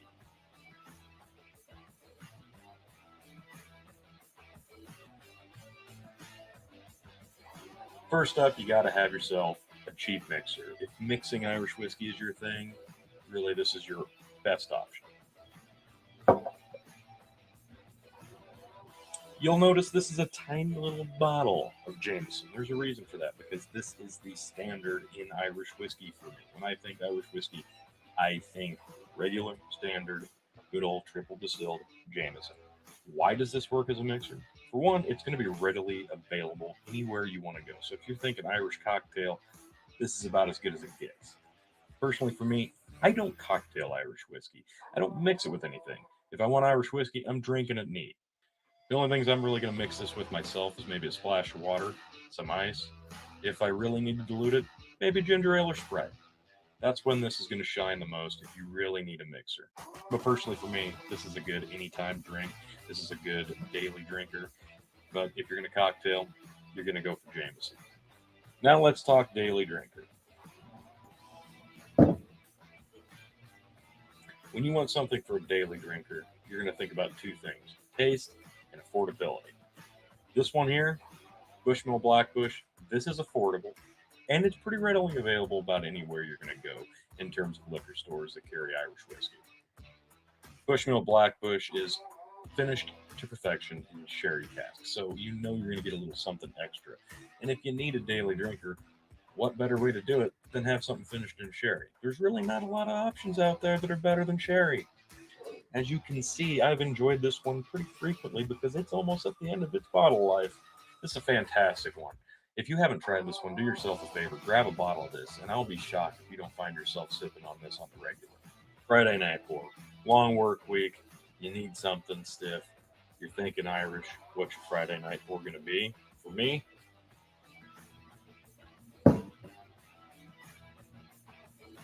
Tullamore Dew 12 year is insanely affordable at $50. And I mean that with all sincerity in the world. After you've tried this, you'll understand completely what I mean. This is a bottle that could go for twice that easily if you were doing a blind taste test. This is so damn good. Nothing against regular Tullamore Dew. I think it goes great in Irish coffee if you're having a real one. But this stuff, you got to enjoy this neat. You got to have this in a Glencairn to really appreciate how complex and good this one is. If you haven't tried this one, do yourself a favor. Even if you got to seek this one out, drive a little bit or call up a favor to a buddy in another state, doesn't matter. You got to acquire a bottle of this stuff. This is some special juice and you will not regret it. You got someone coming over, they say they like Irish whiskey, but maybe they're not really seasoned in terms of different brands or different kinds. Maybe they're not familiar with different age statement whiskey. Maybe they only drink Jameson or regular Bushmills. How are you going to impress your guest?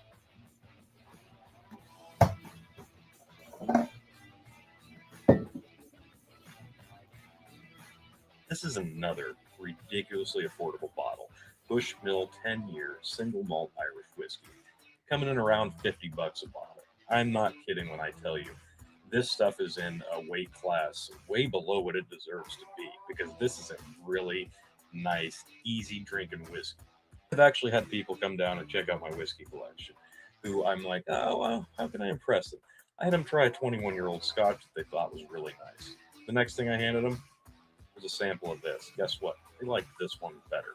Different people have different palates, but when a 21-year-old scotch gets beaten out by a 10-year Irish whiskey, That really says something in terms of how good a quality this whiskey really is at the price that it's at. This is a great one. I definitely recommend it if you even remotely like Irish whiskey. You're going to love it after you try this one. Now, last but certainly not least, your special occasion pour.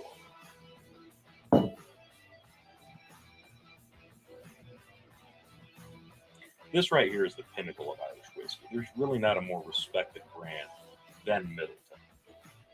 What I've got here myself is the vintage 2019 release. And let me tell you, out of the various ones that I've tried, I think 2019 might, honest to goodness, be my favorite expression in the Middleton line. This one's got a ton going on here. If you can get a bottle of the 2019 and you haven't tried it, definitely pick it up. Doesn't matter what the price point is, because eventually you're never going to find it again. So get it while you can. There's really not a reason not to have a drink of this, other than the fact that once it's gone, it might very well be gone. So that's why I save this one for special occasions. Notice I've enjoyed a bit of it, but it's so good that I don't want to dilute this bottle down that quickly. So I'm taking my time here, and that's how you should enjoy this bottle. This is a masterclass in Irish whiskey. It's Middleton. It says it right here. It's very rare, folks. Come on. They release one expression a year. You've got to appreciate the limited run, right? There's always going to be another bottle the next year, but it's not going to be quite the same. So for me, this is a special one because I like it so much. So this is my special occasion Irish whiskey. Those are my 5 Irish whiskeys that you absolutely do need on your shelf. If you disagree with me or agree, let me know in the comments, but let me know overall what you think. I appreciate you coming by. Thank you, Tony G. That was some incredible whiskeys of the Irish persuasion. That Middleton Very Rare is just, but folks, between you and me, get the Tullamore Dew 12. You'll actually be happier. It's just an amazingly good whiskey. Like, under any way you want to boil it, if you're just going to have one Irish whiskey, make it Tullamore Dew 12. That's just my personal, opine, if you will. But so, folks, that was Tony G's 5 Irish whiskeys, folks. So we have been through the journey. You have hit the 5 bourbons you need. You've hit the 5 scotches you need. You've hit the 5 ryes. You've hit the 5 grain whiskeys you need. And we are now here at the 5 Irish whiskeys that you need. And you now know which 5 you need. And folks, I think there's definitely more coming in this particular space of 5 whiskeys. But folks, we're just going to have to see which ones those are. But as I'm known to say around here, all that being said, thank you for joining us this evening for our review of the 5 Irish whiskeys you need. Tony G, thank you very much. Be sure to check him out at Revolutionary Wrestling Podcast on YouTube, and also check him out at Tony the Rod on TikTok. You can find me, Phil K.O.E, on YouTube and Twitch, and also be sure to check us out at Big Fucking Empire. But folks, thank you for joining us. Thank you for being here. I cannot wait to see you right back here at this space, and I hope and I pray for every last one of you to arrive back here happy, healthy, much the wiser. Godspeed, God bless, and folks, I will catch you all on the flip side.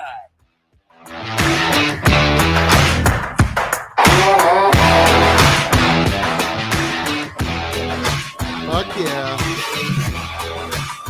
Hells yeah.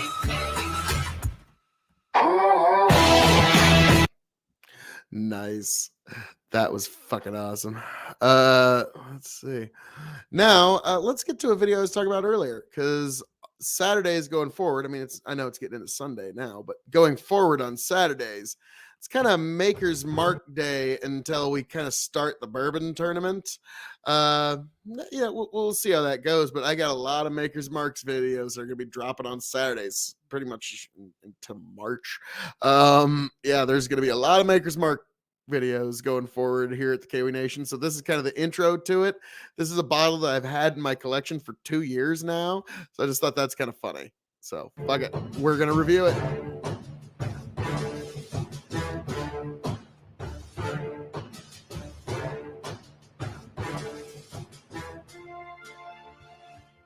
Welcome, one and all, to the K.O.E. Nation for a long-coming Spirits Review.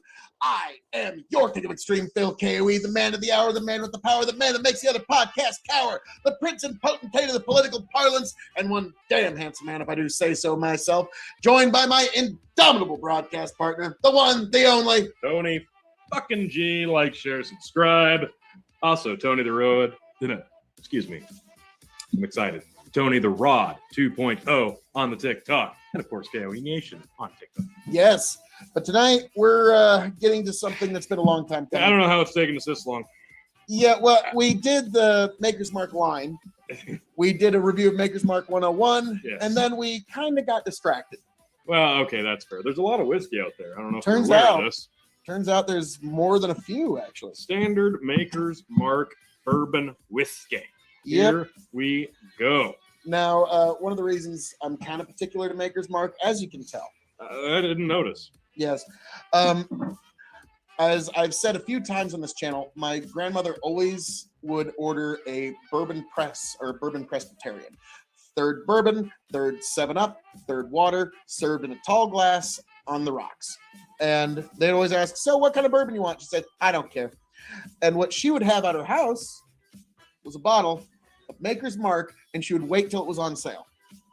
There you go. And so if she would just be like shaking her head, seeing all the like, why would you spend this money on this extra different Maker's Mark? She would not, she would not be down. But different generation. She was from the Depression and also World War II. Which during World War II, you drank bourbon, or you pretty much didn't. Well, there It you wasn't go. like Scotch coming across the way or nothing like that. Yeah. So that's a bit of a little personal history and why. Like me growing up, I always remember seeing the red wax in my grandma's cabinet, and that was where I'd play with my little Legos and micro machines. And so, Yeah, when I didn't know much about whiskey in my much younger years, we weren't feeling a bottle of Crown Royal to mix for the evening. We'd spring for a bottle of Maker's Mark because, damn it just looks badass. Yep, and this is a wheated bourbon. It's not what really. It's been going for about as long as there's been wheated bourbons, but it's not what really started the wheated bourbon craze. But I always say, like, folks, if you're thinking about dropping a whole lot of money on a bottle of Pappy's, I would say don't do that. Get yourself a bottle of Maker's Mark Private Select, and you'll have a great time with it. Yeah. And you and your loved ones, you and yours, will have a great bottle that you'll thoroughly Hell, you'll be enjoy. able to buy like 10 bottles of Private Select. Yeah, or like the FAEO 1 or FAEO 2, like just great products that they come out with. But this, their standard offering, Maker's Mark. So let's see how it hits the nose. It's got that, like, it's got a little bit of that copper. Yeah. It's got brown sugars. A slight stewed fruit. That's very slight. Yeah, there's a cakey. You get more of that in there. You get a lot more sweet and a lot more stewed fruits the higher up their selection they go. But I've been trying to get the nose on this just right. I've got like a cakey sweetness. I could see that. Yeah. Well, It's very nice. You kind of know what to expect with basic standard offerings on most whiskeys, and you know it's not going to be the most intricate aroma, but this one is really nice. Yeah, I've never had anything from Makers that I wasn't pleased with to the capacity that it was meant for. Mm.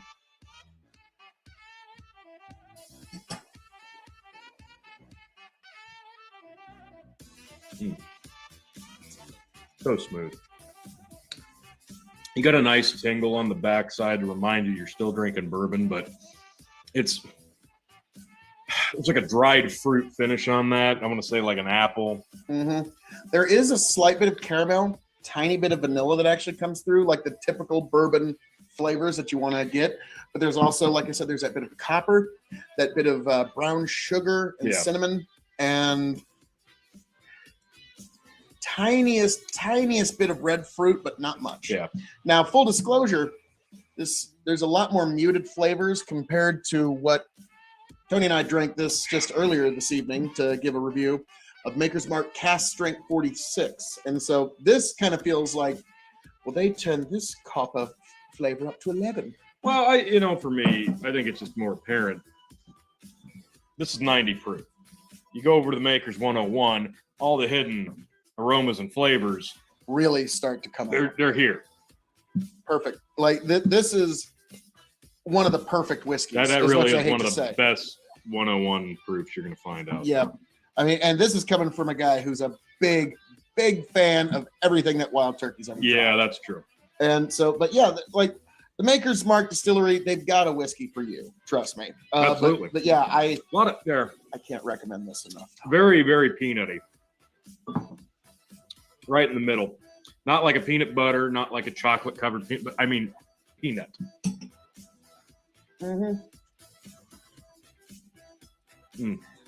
Yeah, which is really nice, honestly. I think, and that comes through tenfold with the 101. It's just this is a really nice drink. Now you say it, I can't. Yeah, you can't. Not. Yeah. That's the power of suggestion. Yep. Really good stuff. So, without further ado, move on to the grading. For those who don't know, we grade on a 5-star scale. 5 meaning you have to have it before you shuffle off this mortal coil. 0 meaning pass it on by. The K.O.E Nation has advised you well. So we're going to grade this as a bourbon, as a whiskey, as a cask-aged spirit. It's shelving the secret 5th question for those that are new to the show. And also, let's just, because why not, as a Maker's Mark, what would you rate this on a 5-star scale? Oh, hell. As a Maker's Mark, you kind of have to go 2.5, don't you? It's right in the middle. No, I would even go 3.25. Like, okay. This has got a really nice proof. It doesn't insist upon itself. This is one of the better examples of a base offering from a really respectable distillery. So no, yeah, I think that's fair. I'll go 3. He can stay. Well done. So now we move on to bourbon as a bourbon whiskey on a 5-star scale. Oh, it's really pleasant, not offensive at all, super drinkable, good flavor profile, a little bit of hidden in there on the aroma and the palate. I'm going to go 3.25. 3.25. Yep. As a bourbon, I'm going to disagree, but only just. And I'm going to give it 3.5. That's fair. Because this has everything you'd look for in a typical bourbon, plus a little more. That's fair. You know what? Yeah, that's fair. I will agree. You're right. 3.5. Power that's persuasion, fair. Folks. That is fair. Now we move on to whiskey. As a whiskey in the whole wide world of whiskey, all your scotches, your Canadian whiskeys, bourbon whiskeys, Japanese whiskeys, anything that you can think of in the world of whiskey. I'm gonna go 3. 3. Yep. Straight up 3. Straight up 3. Okay. Because it's such a wide world. And when we're talking whiskey, I generally want a little bit higher proof if I'm drinking a bourbon. And like the hidden flavors come through a little harder with the 101, which is a little more my jam. So, 3.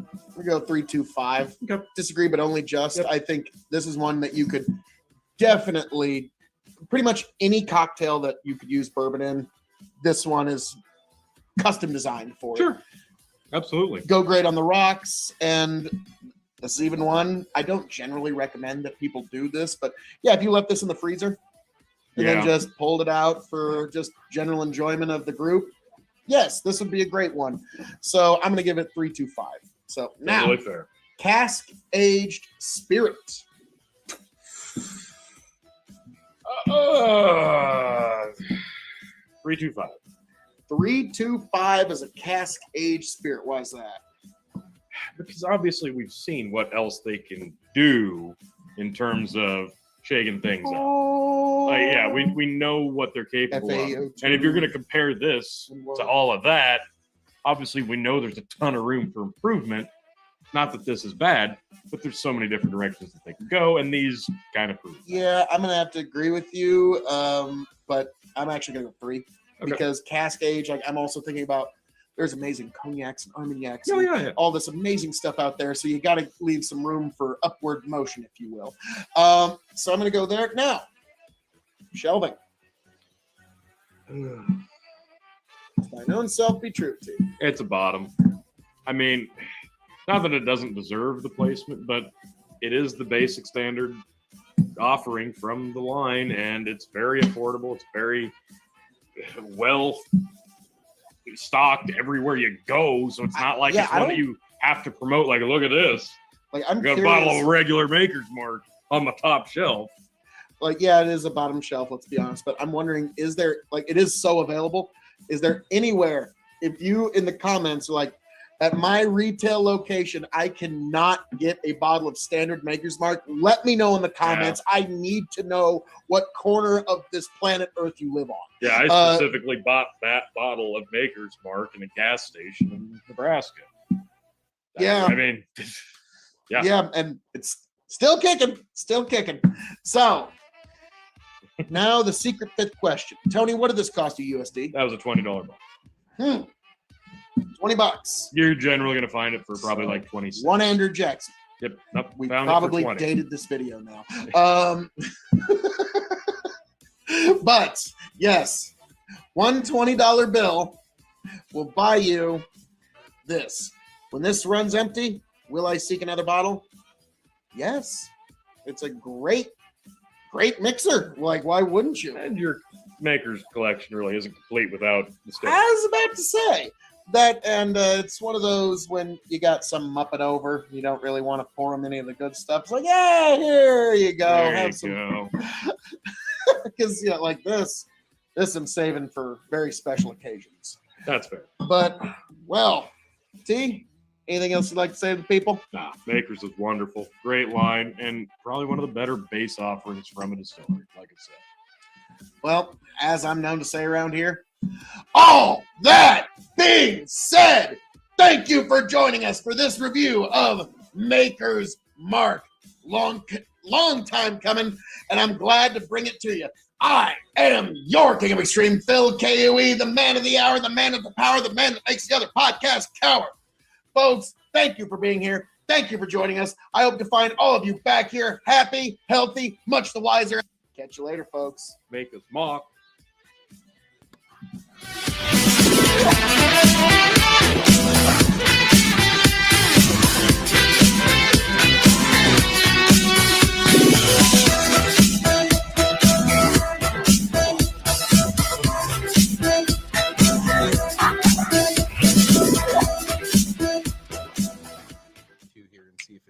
Smooths itself out.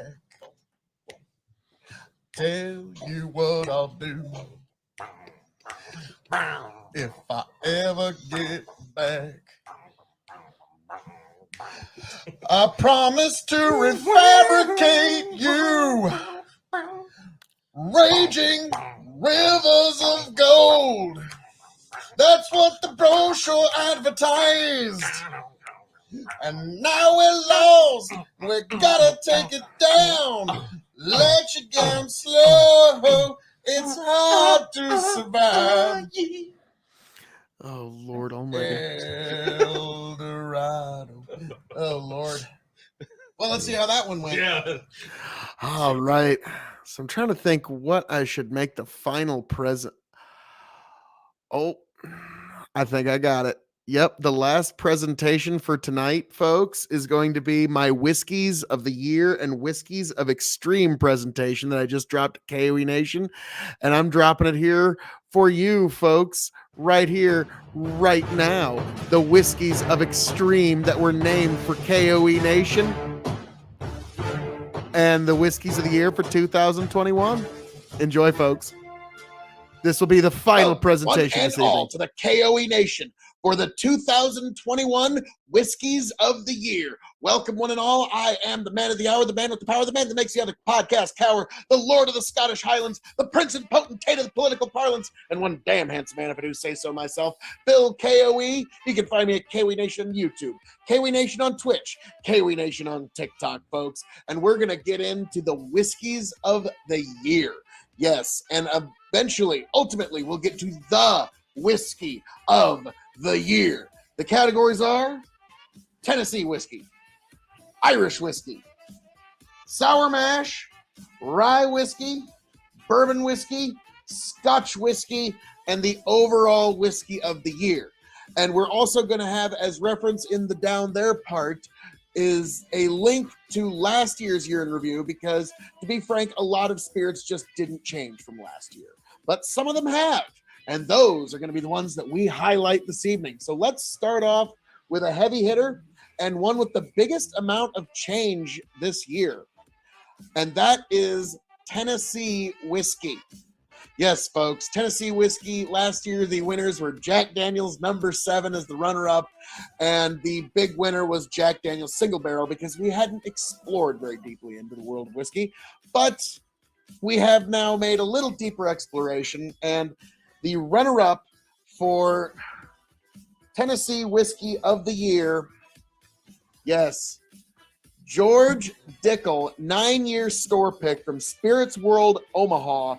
This amazing sour mash Tennessee whiskey, chill filtered, 9-year-old, 51.5% alcohol by volume, 103 proof. Amazing sipper. When we initially got into it, it was a pretty good bottle. When it mellowed in the bottle for a little bit, once it just got past the shoulder, truly, truly ascendant stuff.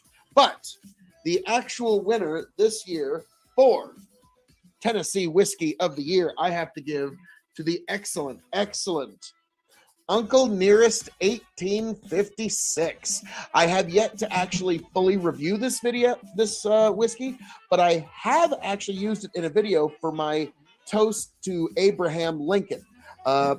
If you're familiar with the Uncle Nearest story, great whiskey with a great story, and I just love everything about this stuff. It tastes great. The backstory about how Uncle Nearest was actually the guy that taught Jack Daniel the Lincoln County process, and this was a person that went from a former slave all the way to the master distiller of a distillery, is an amazing story, and the whiskey ain't bad neither.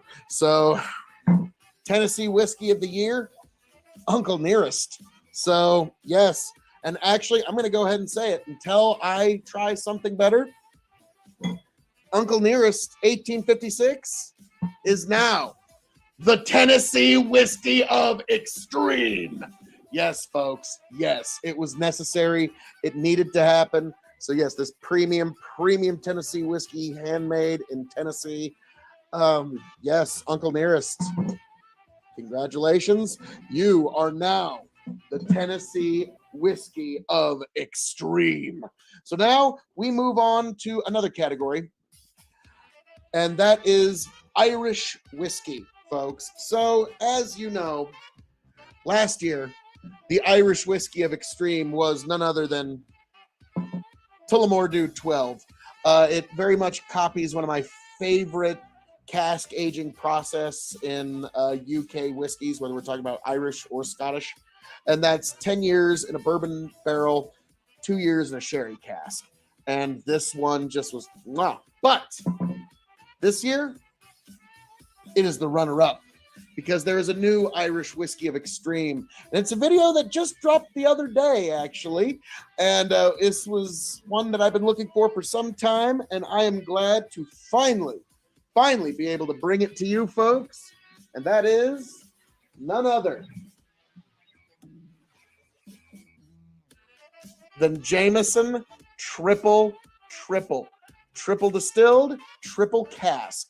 This stuff is dessert in a glass, amazing product. You really need to give this a shot sometime if you ever get a chance. But don't oh God, please don't make this a unicorn bottle, please. It's so good. I mean, but yes, this is the new Irish whiskey of extreme. Jameson triple. Now, if you follow me on the K.O.E Nation at all, you'll know I'm very critical of the Middleton Distillery. I try to be as critical as I can to try and temper Tony's somewhat overabundant enthusiasm. But in this instance, I have to give Middleton its just due, and this particular bottle beats out all Irish whiskeys I have had thus far, folks. So, and I'll reveal what's in my glass a little later. But yes, Jameson triple, the new Irish whiskey of extreme. Well done, well deserved. So now we move on to the sour mash whiskey of the year. Now, this one's pretty easy. Like, a lot of people say, well, this whiskey's a sour mash. This whiskey's also sour mash. If you actually advertise yourself as a sour mash whiskey on the bottle, you qualify. It's pretty easy. So, the runner-up for sour mash whiskey of the year, again, George Dickel 9-year sour mash Tennessee whiskey.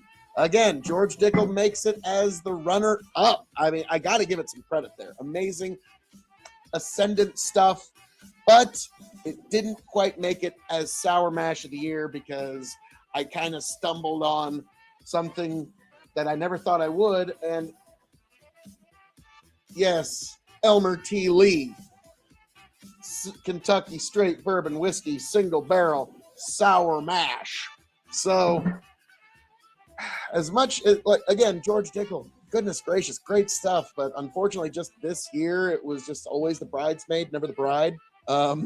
It is what it is, but it made it onto the list twice, which is really something to behold. So definitely, if you can get your hands on any kind of George Dickel store pick, and apparently 9 years is just their secret sauce. When you get to 9 years, it's just mwah. But Elmer T. Lee from the Buffalo Trace Distillery gets the sour mash whiskey of the year. This just topped all. So this one, I have to give it the title this year. We'll see if anything can unseat it. In fact, you're here for it, folks. Elmer T. Lee is now the sour mash whiskey of extreme. Yes, folks. Elmer, well done. Also, check out our Elmer T. Lee versus Blanton's video. Excellent, excellent stuff. So, yeah, gotta give Elmer its proper and just due. Now, we'll move on to another category, the rye whiskeys. This one's going to be a controversial pick because throughout all of 2021, this was my favorite rye. But if you've been paying attention to the rye tournament, which we're currently doing, the matchups have just started. We put Brickway Rye up against Soldier Valley. Soldier Valley defeated it in the tournament, ultimately. But that's this year. Last year, my personal favorite rye is Brickway Rye Whiskey from La Vista, Nebraska. It's got 17% winter wheat in the mash bill, so it's going to remind you a lot of bourbon. So that's my rye of the year. But, folks, it does not unseat the rye of extreme, which remains Mitcher's Rye. So excellent stuff, worth a pour, worth a dram, worth buying a bottle. And it's going to be the whiskey of the year of 2021. But 2022, that whiskey, that rye whiskey of the year, is going to be the winner of the 32 rye tournament. And folks, that's still much, much more to come. So, yes, Mitcher's still maintains its status as the rye whiskey of extreme, but that title is getting challenged. Now, Mitcher's is actually in the 32 rye tournament, so it's also competing for its spot, and that matchup is soon to come, folks, so keep your eyes on this space. But yes, Mitcher's, excellent, excellent stuff. Goodness gracious. Now, we move on. The one that a lot of you are here for, the bourbon of the year. So, we've got not only a bourbon of the year, but also a new crowning of the bourbon of extreme. The former bourbon of extreme, excellent, excellent stuff. Colonel E.H. Taylor, you've been unseated by an unlikely challenger, to be frank. But first, let's get to just what I would call the bourbon of the year that I enjoyed this year. And that would be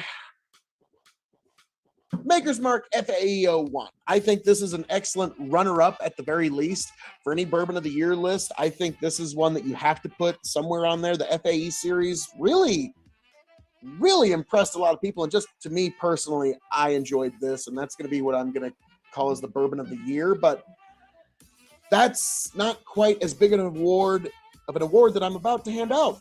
That is the new bourbon of extreme, the one that all bourbon should strive to be. And that is, of course, you should know, Woodford Reserve Double Oak Store Pick for wine, beer, and spirits. This new one that just dropped not too long ago, the toasted marshmallow is a little more muted, and there's definitely more of a coffee flavor. And that is what is in my glass right now, folks.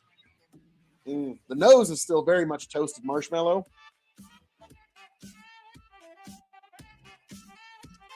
And it's still on the palate, but now there's this very thick coffee flavor in there as well. So this particular store pick of Woodford Double Oak is the winner of the Sweet 16 Bourbon Tournament, if you don't know. That one blew them all out of the water, and it won among 16 of the great bourbon whiskeys of the world. So the new bourbon of extreme, Woodford Reserve Double Oak Store Pick. Well earned, well deserved, though. I remember when I went back to pick one up, one of the folks working there could just kind of sense I was going to yeah, maybe limit one per customer. It's like, well, I mean, you want me to come back in with the little fake glasses, nose, and mustache thing, then, I mean, yeah, they got a kick out of that and let me walk out with a couple extra bottles. So, got to give them props for that as well. If you have a good sense of humor about things, I've found it can make life a lot easier. But yes, Woodford Reserve Double Oak Store Pick, wine, beer, and spirits. I have to give my just due to that particular whiskey. Now, we move on to the Scotch of Extreme. Now, one that I'm going to say for just the year, one of the Scotches of the year, is one that I found out that a lot of you at home are very, very curious about. And it's one that I had no idea there was such an interest in. But I was also kind of curious, and I can see you are too. So the Scotch of the year is a blend, strangely enough, and that is Johnny Walker XR21. It's one that people seem to really be interested in, and I'm just seeing by just what you folks want to see that you're interested in this bottle. So I'm going to have to put this up against some other whiskeys to see how it matches up, to see how it measures up, folks. I think that's only fair. Johnny Walker XR21. But it is not the Scotch of Extreme. The previous year's Scotch of Extreme is Dulmore 18. And it barely beat out Glenfiddich 21. But a new challenger arose. One of the greatest Scotches I have ever had in all my life. One of the greatest single malts I've ever had in all my life. One of the greatest crowning achievements of casking I have ever had in all my life. And that is none other than the Dalmore Dominion. Yes, folks. First fill Methuselah sherry casking.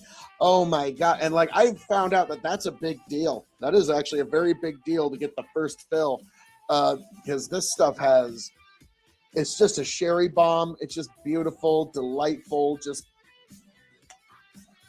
And yeah, so the Dalmore Dominion is now, from this point going forward, the Scotch of Extreme. So folks, this is. Now I will say, we move on to the whiskey of Extreme. This one's going to be a little shocking, a little controversial. Some folks aren't going to quite know what to make of it, but in the end, you'll know it's the right thing.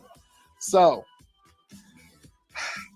the runner-up to the whiskey of the year, for the whiskey of Extreme, the whiskey of this particular year, 2021, that we just left, Blanton's Single Barrel Store Pick from Grand Central, Nebraska. You are the runner-up for the whiskey of the year.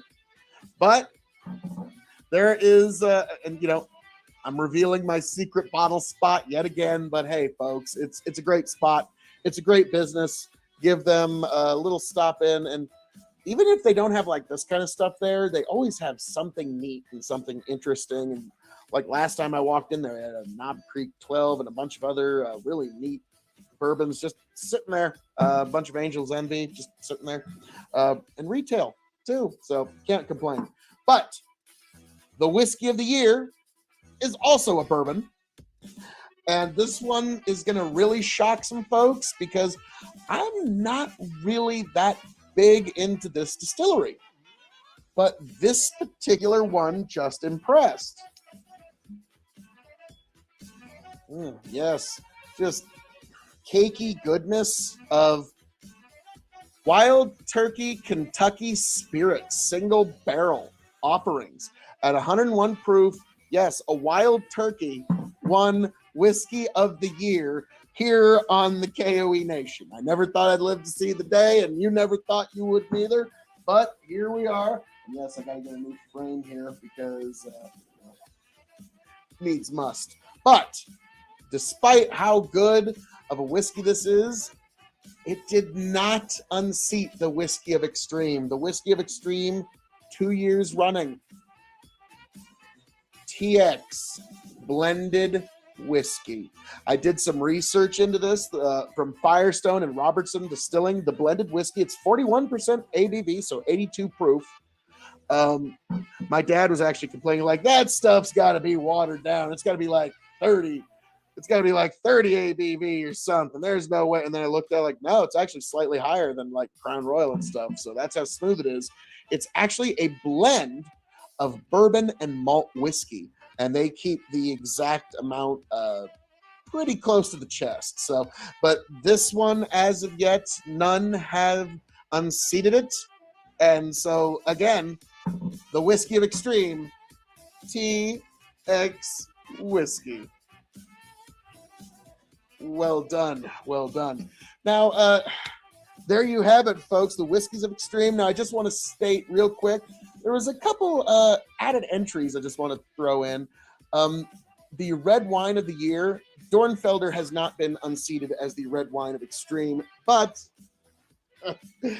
this one got me a shockingly large amount of views because I was doing the Presidential Birthday Toast series. Some events in my life kind of prevented me from continuing that. I mean, you know, like as you know, there's life is what it is, folks. But one of them that I got in, I thought, God, I'm betting it's gonna get like 15 views. Nobody's even gonna know. But I was just doing every president, and one of them was President Trump. And so I did a presidential birthday toast to Trump using his Monticello red wine, a Meritage blend. And I upload it. I go to sleep. I wake up the next day.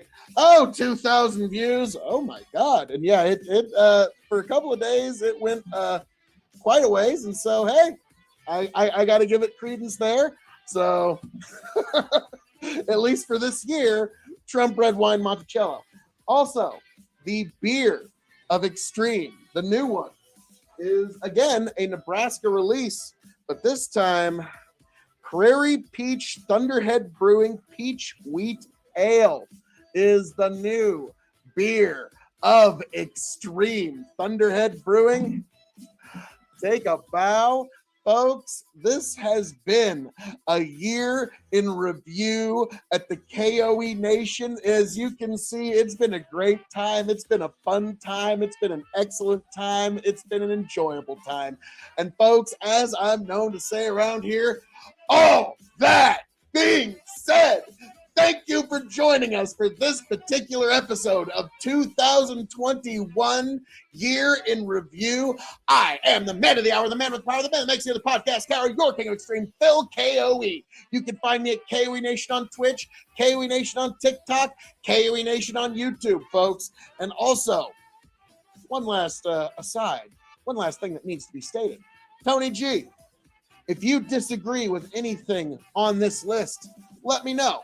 Let us know in the comments. And Tony, give me a response or a reply if you have any disagreement here whatsoever. Otherwise, I'm just going to assume that once again, you have been perfectly persuaded by your King of Extreme. But yes, you can also find Tony G at Tony the Rod 2.0 on TikTok. Folks, thank you for being here. Thank you for joining us. I hope to find you back here at another year in review. Happy, healthy, much the wiser. We got a lot of fun stuff coming down the pike for 2022. Be sure to like, share, subscribe, folks. You ain't seen nothing yet. To here and see if it just smooths itself out. Back, tell you what I'll do. If I ever get back, I promise to refabricate you, raging rivers of gold. That's what the brochure advertised. And now we're lost. We gotta take it down. Let you down slow. It's hard to survive.